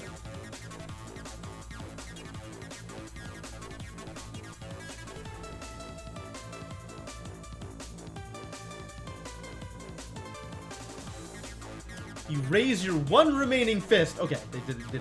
Here we go. They are marking it correctly here. They just didn't on the previous time. Do something else? Ah, okay. Knock twice, drop to one knee. Knock twice. Knock again?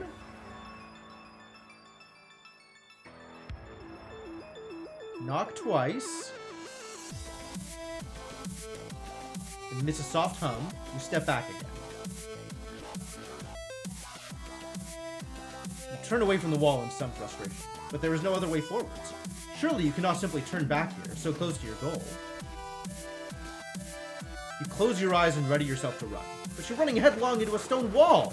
Surely this is madness! I don't have any other options. You try to run, can't bring yourself to do it. Steadying yourself, you breathe deeply, set your stance, then run headlong. A moment later, you open your eyes on the other side of the illusion.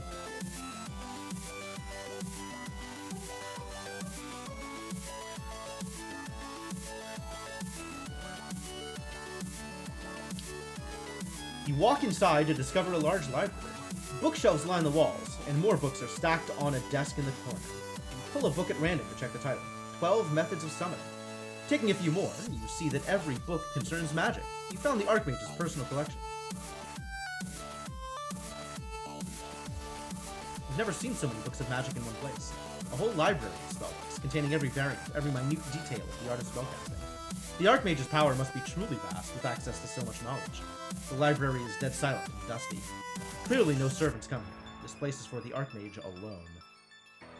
Do I want to read? I think we just move onwards. Oh. Pull out a book. The Perception of Perception. You lift down the perception book and open it to find the contents are a single elaborate diagram. As your eye traces its lines and its outline, you find yourself becoming acutely aware of hidden meanings and references within the art. It's as though the book is teaching you how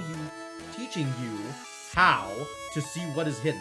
Man, it's not that common, but whenever something like this pops up, and it does come up like with more frequency than I'd expect, it's so jarring.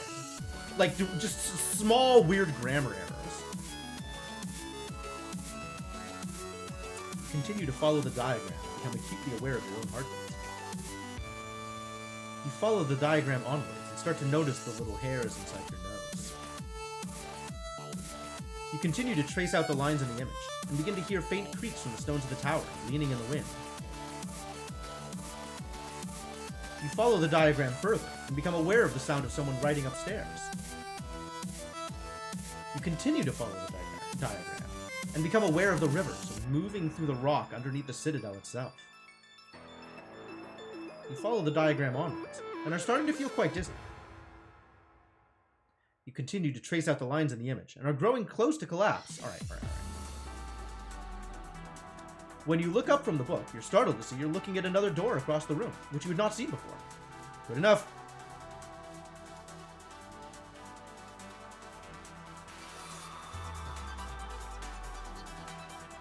You climb another winding set of stairs up to the next level of the tower. You're high now.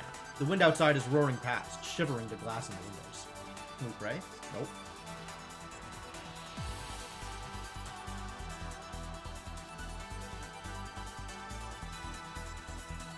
Drink my potion of magical dissolution.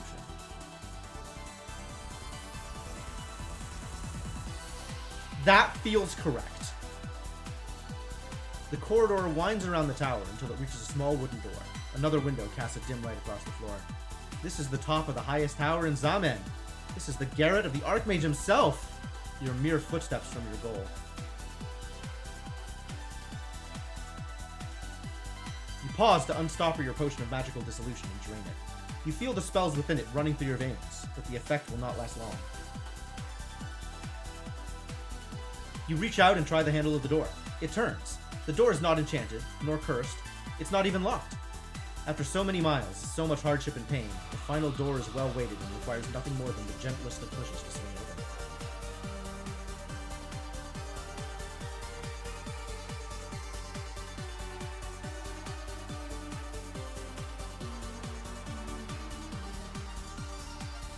You enter the garret room.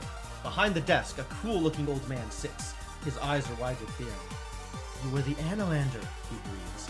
You finally come. After all this time, Bria saw the truth, and here you are. You feel the power of the crown, and you feel the counterspells you have imbibed, holding it at bay. Give me the crown. I cannot, the Archmage replies, shaking his head weakly. Not after all I've been through. Do you know how long I've been alive? Waiting? I've had it in my hands for a month, no more, no less. You can't take it from me. He stares at you. Please.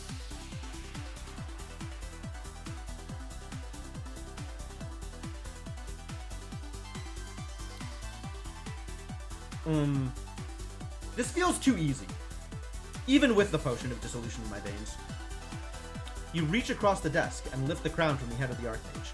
He cowers beneath your fingers. It seems impossible, but you're holding the object of your quest in your hands. The object you reached for in your dreams in the outpost settlement. Please, the Archmage repeats, don't hurt me. I'm a scholar. Call back your armies. Smash the crown. Can I not just kill him? I really need to kill him. I cannot. How could I? He shakes his head in despair. What choice did I have? Your kings have starved my people, cut off our supplies, forced us to bring wagons from the east. You destroyed Tinpeng and the Backlands.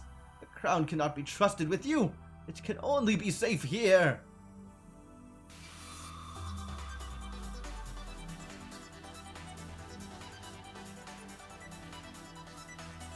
You look over the Archmage with sympathy. He's nothing but a crumpled shell, an aged relic that should have been dust 100 years before. No one can be allowed the power of this artifact. You begin, holding up the crown. Its time is over. And then you do it. Your heel on the crown shatters the bone circuit. The sun jewels spill out in all directions. The ancient weathered skullcap seems to turn to dust by itself. A veil seems to lift from the room, as though the sun had risen in the east for the first time in centuries. The Archmage issues a pitiful wail of despair. He suddenly looks ancient. Yeah, smashed first, kill second, absolutely. But can you afford to leave this creature here in his seat of power? Surely not. His evil has lasted too long. You left me no choice, you tell him as you draw your sword, but his empty eyes do not seem to see. With a single stroke, you end the life of the Archmage of Montpang. Nothing seems to change, except his tired body slides back into its chair. The turret roof? Why? Why? What? Why?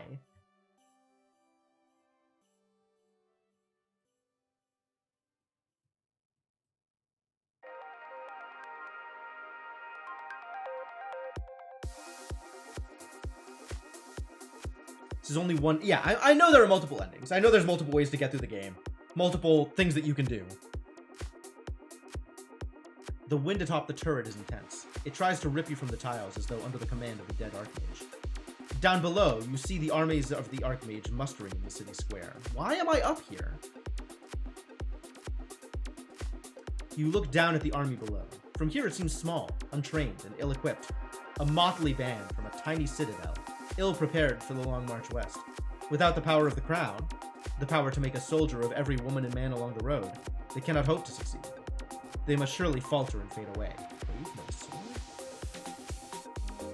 You lift your assassin's sword and wave it high in the air, hoping to catch the sunlight. Nothing happens. You keep waving the blade. Surely they are there. Surely they'll be coming for you. Surely this was not a suicide mission, and they intended you to return. Just then you look up, attention taken by a keening sound coming from the west. The wind is accompanied by the sound of wings. Are you there? You call out. There is a great screeching, but no reply. But then again, the gold-crest eagles of Anoland can turn their feathers to make themselves invisible, and yet they cannot speak. There's nothing for it but to jump. You stand and step from the turret edge. You fall too far, past where any eagle might have flown. You tumble, the great walls of the tower flashing past, the mountains rising up to meet you. Then there is a sudden rush of air above you. Claws catch your shoulders. Yeet! You have been caught. The great bird has you and will not let you fall. You're lifted slowly into the air. You're flying. The eagle soars up into the air. To Analand, you cry, and the creature caws out in agreement. Finally, after so long, you're on your way home.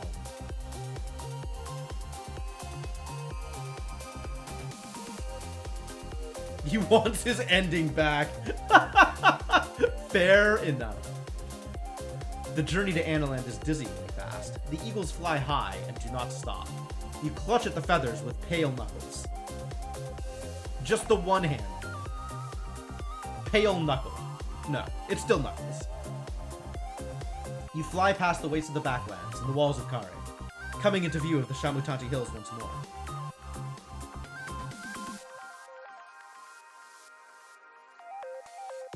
You pass through the peaks and over the Liaki Pass. It seems like weeks since you came that way. It has been weeks. It's literally weeks.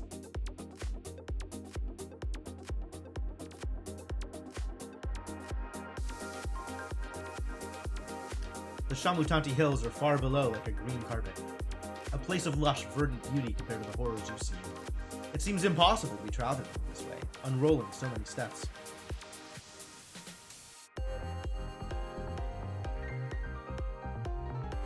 I mean, this ending was, I'm not even gonna say foreshadowed, like, spelled out, right? The goal was to kill the Archmage, I guess get the crown back, which we maybe failed a little bit at, but eagles were supposed to pick me up afterwards. Like, I think this is known. This was my way out. Like, this was intended. It's not like, oh my god, suddenly eagles. Like, the expectation is the eagles were gonna get me.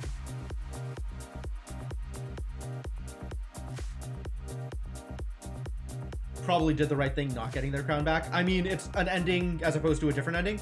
I was worried that if I didn't break the crown, the Archmage would still be able to use its power regardless of whether he was wearing it or not. Yeah, it really was the One Ring equivalent. You follow the course of a river that curves through the Mediki forest. It seems somehow strange to be making this long journey home, all alone. Even though most of your journey has been thus, it feels as though there should be someone to share your achievement with. Then the eagles begin to glide lower.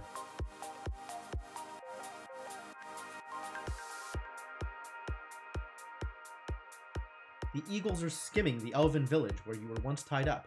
For the first time, you begin to feel nervous. You've smashed the crown. What if your king is not grateful but furious?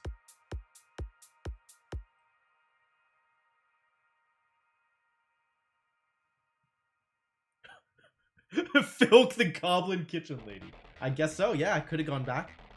Finally, the great bird settles to the earth in the long grass beside the Kantapani Road, just in sight of the Shamutanti Wall. There are only a few steps remaining in your long journey. You take them. Then, from the corner of your eye, you catch movement. An old man, a beggar, is skulking through nearby bushes. Watching the beggar closely, you manage to catch a brief glimpse of the features below the mane of shaggy hair. He is dimly familiar. You've helped him down from a tree somewhere near here, but you've seen him since as well. Oh! It's the same old dude! It's Throbin! You stride over. The old man leaps out to meet you halfway. Back again, he giggles. Forever and over and again! You are cursed, Analander, and I am free! With that, he lopes away into the long grass, laughing and jumping until he's out of sight.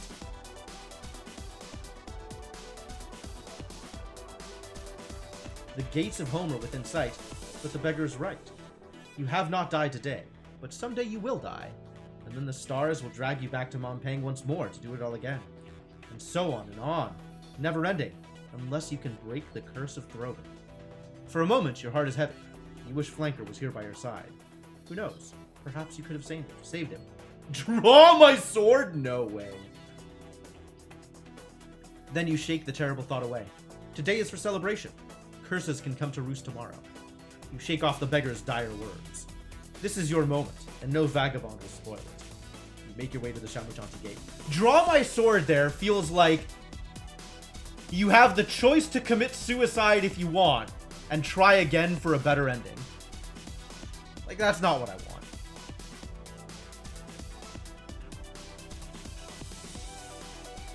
As you approach the gates, you feel the gorilla, ever faithful, walking along beside you. You pause beside the enormous sealed gates. You draw your assassin's sword and knock on the gate with the pommel. A sergeant appears at the top of the wall, one you do not recognize. I have returned, you declare.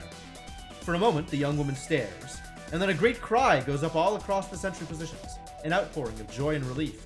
The gates are thrown wide. You walk through the wall into your home.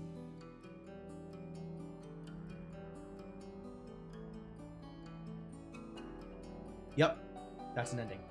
You're hoisted aloft and carried all the way along the northern passage.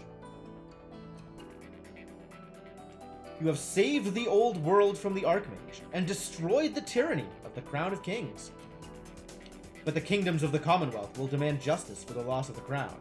The future is hardly certain. The effects of your journey will be felt from Analand to the Zanzunus. Soon every village and every town will know your name. What is my name? And when the backlands are rebuilt, it will be in your honor. We never did answer that, did we? The Archmage is dead. His people will rise up and be free. For some value of free, I guess. But you yourself still suffer Throban's curse. One day you will die, return to the Citadel of the Sorcerers, doomed to enact it all again. Perhaps next time you'll find a way to save yourself. Or to save Flanker, your friend.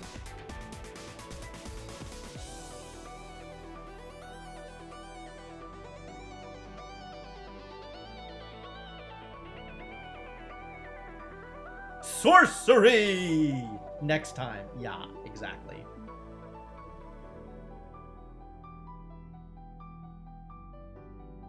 The long path we traveled. Hello? Your 32-day journey is complete, covering all 4 parts of the sorcery adventure. You destroyed the Crown of Kings and returned to Analand alone. Along the way, you killed Flanker and the Archmage, were cursed to eternal death by Throban, and destroyed Tinpang. 4 of 5 hidden spells. Okay. What is my cloud save spell? Still Jekiga. Okay, that doesn't change.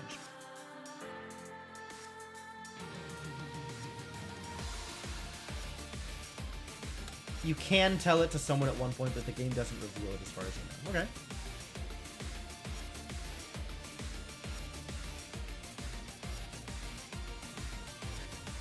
Cool. Well done, everybody. No synthesizers.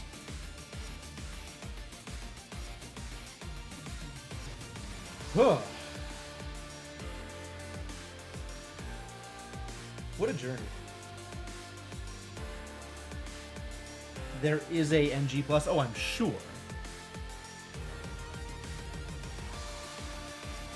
You have been granted a single story rewind. Really? What does that mean? Ah. I can choose exactly where I want to go back to. If I want to go back.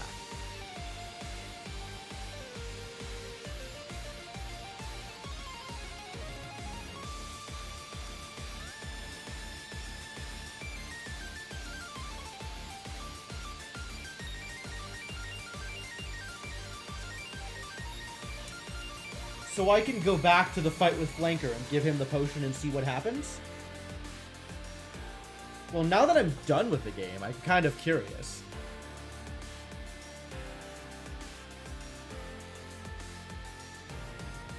It has definitely had heavy replays. Keep going. And let's give Flanker the potion.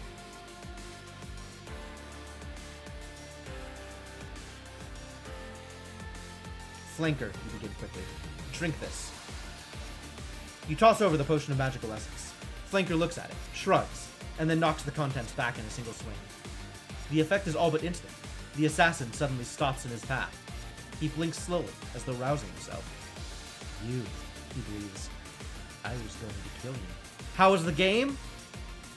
It's doing some interesting things, Ragnar. Like, it's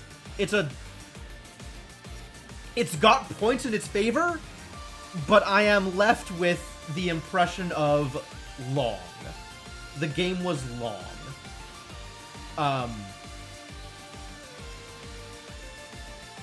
I think around the middle of 2, like 3 was good. I think 3 was actually more interesting than the others. But there was definitely a point around the middle of 2 where I was like, I'm probably done with this. And I think there was a similar point around, I think where I ran into the Archmage as a demon, and he ate all of my abilities, and then I Zedded back and had none of my abilities, where I was like, I'm kind of done with this too. I mean, I think it was still fun enough, but yeah, if I hadn't been streaming it, I think I wouldn't have kept going.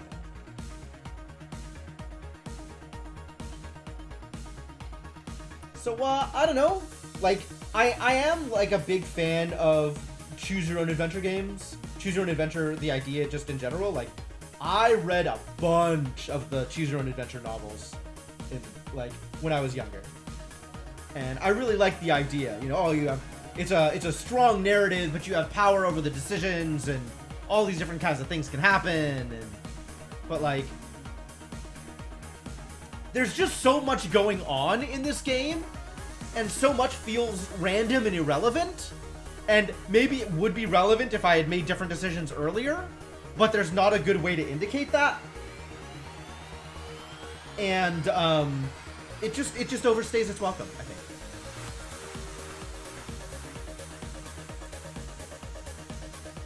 I don't know.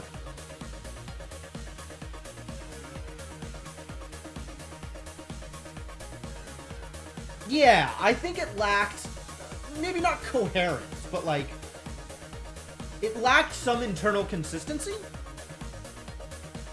And, as a narrative tool, I think you actually have too much control over what happens for it to be a, for it to feel like a consistent visual novel, but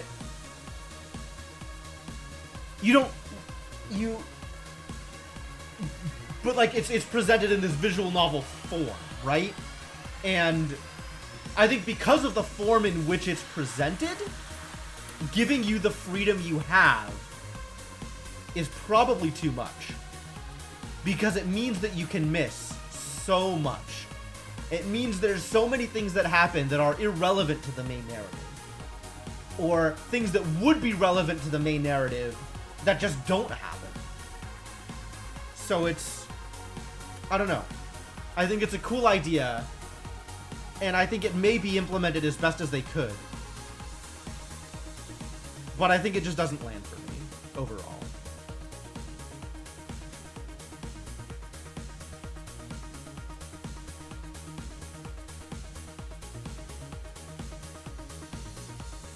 Come with me and have your revenge. Flinker nods. We'll go together. Together we form a force so powerful it cannot be ignored. He points to the doorway ahead. At the top of the tower, the maggot is unarmed. This will be easy. We head along the... This is not going to go well. I can save Flanker here from the grasp of the crown, right? But the counterspell doesn't last that long. There's no way this succeeds here.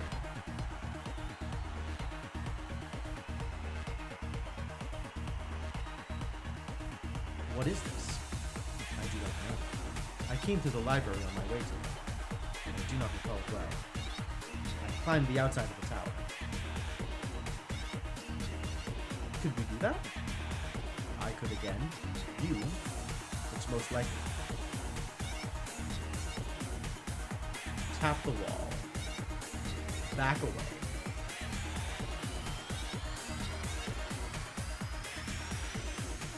Run at the wall! Do or do not do. Cute.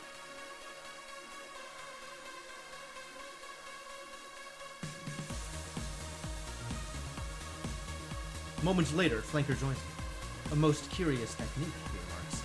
I assume it does not work on just any wall. Nope, I just know that this one works. Ah, I can cast a spell! So we can just cast Dope in here.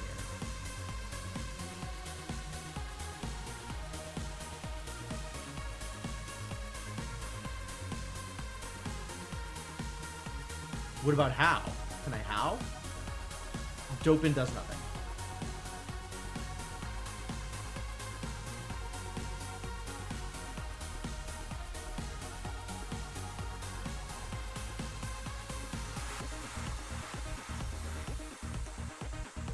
You turn the starlight into alignment around you and the calm voice fills your thoughts. There are many secrets here, and dangers within some pages, the voice declares. But seek your escape where you cannot easily look. Flanker is making his way along the wall, tapping methodically, brick by brick. Well, I mean, we could do the thing that worked last time.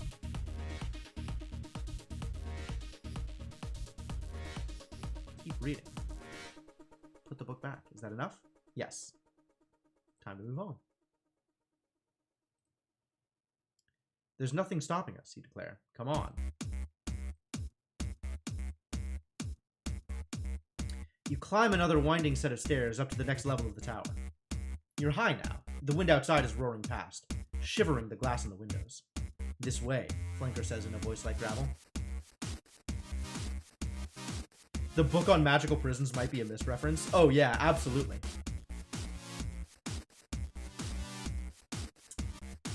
Can I cast counter spells here?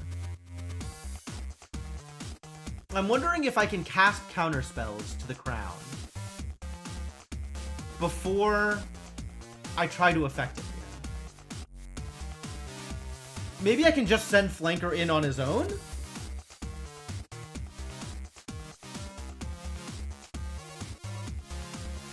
Flanker, do you wish to kill him or shall I? I am yours to command, Flanker replies. But if you do not kill him, be assured that I shall. So this thing that I'm doing right now, the only way this could work is if I had the Minimite on me to protect me from the influence of the crown.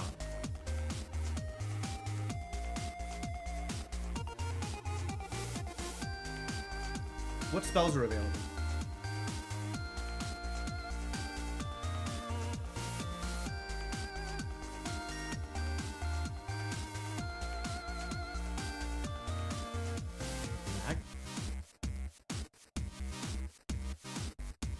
You weave the spell, and a veil of magical protection shimmers into place around you.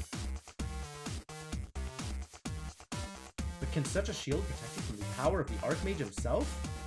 From somewhere below comes the echo of screams.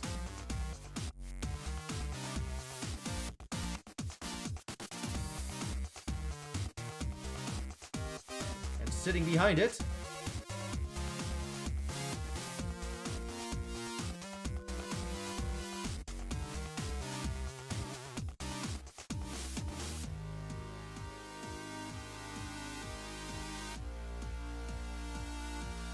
You draw your sword. Flanker reaches forward to grab the crown. My friend and I have a common goal.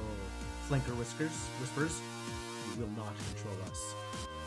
The crown is the most powerful artifact in the world, the Archmage replies, his eyes gleaming with furious delight. I can control a whole army with a word. There are merely two of you. You find yourself turning, sword moving to Flanker's throat.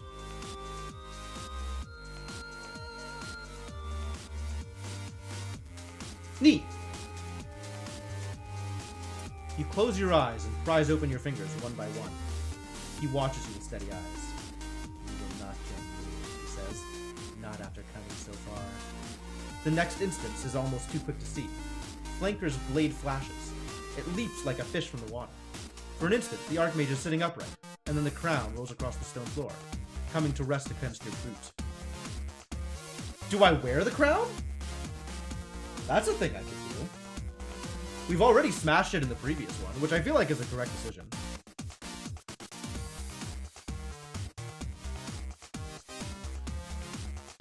You pick up the crown. It's a lightweight thing, poorly made, and the jewels inlaid around its rim are chipped and fractured. Flanker wipes his sword against the cuff. My contract is at an end, Master. He reports, nodding to you. My purpose is complete. I've at least seen this path of saving Flanker. Yeah, exactly. Time to leave. You are taking the crown back to your masters. Should I not?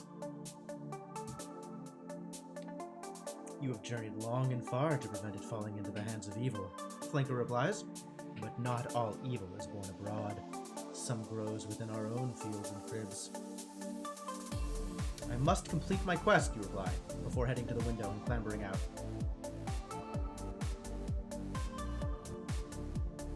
Wave the crown. Look over the crown? Now, with the Archmage defeated and the crown recovered, the magnitude of what you've done is beginning to sink in. All because of this crown, this ancient worn thing. It is a relic from another age. It seems impossible to believe such a tiny pebble could cause such ripples in the world. It is as though the crown is asking you to leave it behind. You quickly stuff it into your pack. Just then, you look up, attention taken by a keening sound coming from the west. Jump! So this is the same now. Flanker falling with you.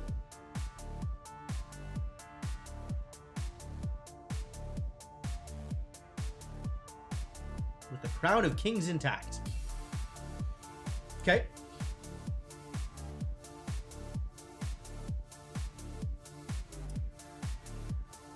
The journey to Analand is dizzyingly fast. The eagles fly high and do not stop. You clutch onto your pack, the weight of the crown inside seeming to be nothing. You fly past the waste of the backlands, the walls of Kare, coming into view of the Shamutanti Hills once more. So tell me, Flanker demands, why didn't the eagle simply fly you into Mompeg? I am not sure.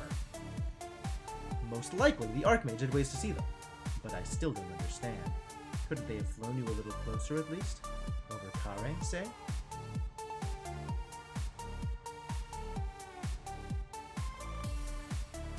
They did meet me at the Backlands, right?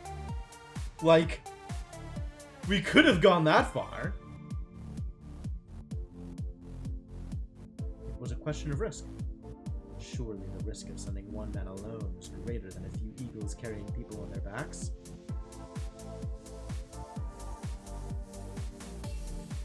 The Archmage did not have any invisible birds, he replied. It was best to keep it that way. He didn't? Why not? Couldn't he have just put a magic ring on a birdman or something? But before you could argue back, the creature below you banks sharply, and conversation is lost as you turn in the air.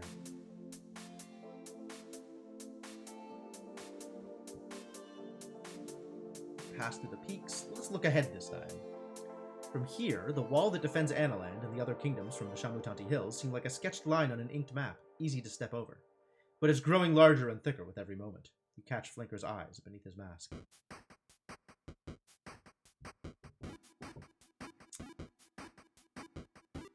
What will you do now? I do not know, he cries back. I can no longer be an assassin. I am a dead man after all. Then the eagles begin to glide low. Fly to the Backlands, just do part 3, it's the best one anyway. Yeah, right? I mean, I guess you can just choose a part to start with, and it's as if the eagles flew you that far. That's an interesting way of looking at it.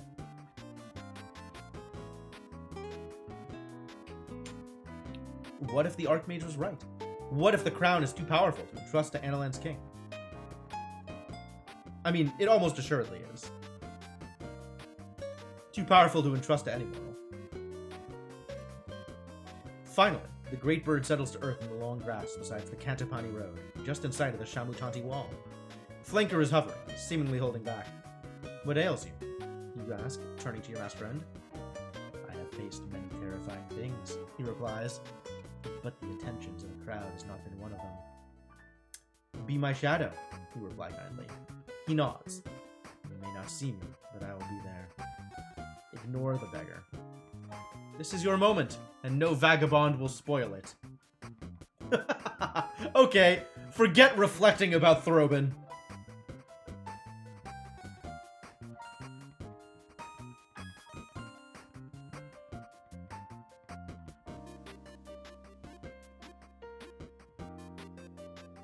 You hold out the crown, but the sergeant just looks at it blankly. She does not know it for what it is. You can't bribe me, she says. Then a moment later she stops. Annalander? Is that really you? Annalander seems like... It's like I would never greet a person I know with American? Like, that's very not specific in this situation. I'm literally in Annaland. I have returned. So how does the ending change under these circumstances? You and Flanker are hoisted aloft and carried all the way along the northern passage. You have saved the old world from the Archmage and restored the ancient order of things. The king and the thanks of 5 kingdoms await. Stories will be sung of the Annalander, who returned from the old world alive. Soon every village and every town will know your name. And when the Backlands are rebuilt, it will be in your honor. The Archmage is dead. His people will rise up and be free. Same. But you yourself still suffer Throbin's curse. One day you will die and return. Perhaps next time you'll find a way to save yourself.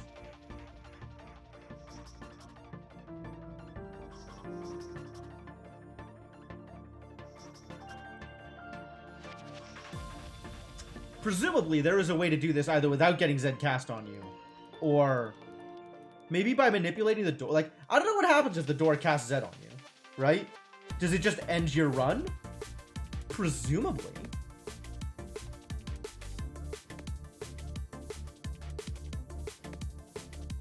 Return the crowns of things to Annaland with Flanker.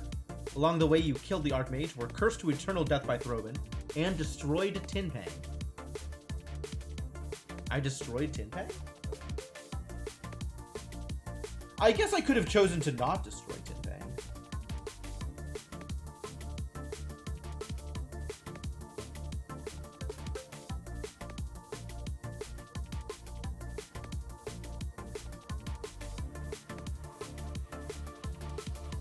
I don't want a story rewind. I don't want this. Thank you, but no thanks.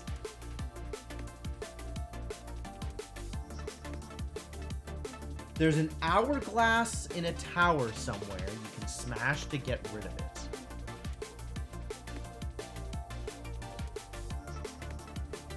Excuse me, where am I? Oh. Oh, okay. Oh, do you not get Zedded if no beacons, all serpents? That's interesting.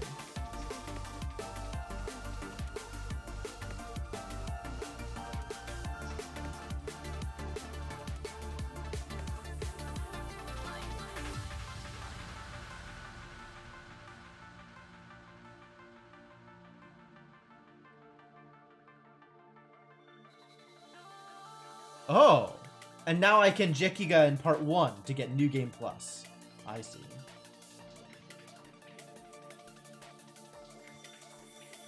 Yeah, I really like this remix. This is good. Okay. Well, New Game Plus exists. I don't see myself availing myself of that option. I don't see that happening. But that's neat. What is New Game Plus like? Like, what's the differences right now? Does it just start with cooler things? Like, you just know more, or...?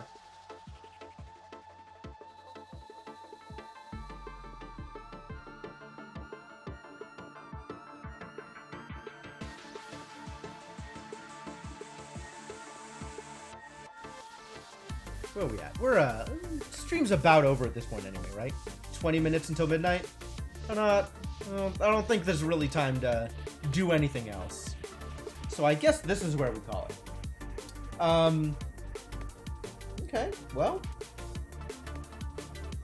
I don't really have much else to say about this. I think I've said...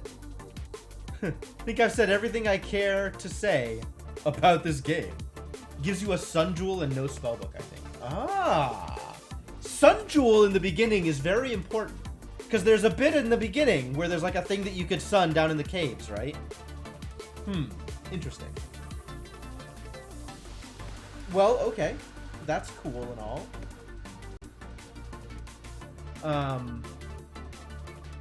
But yeah, I think that's gonna be it here. I think that's gonna be it.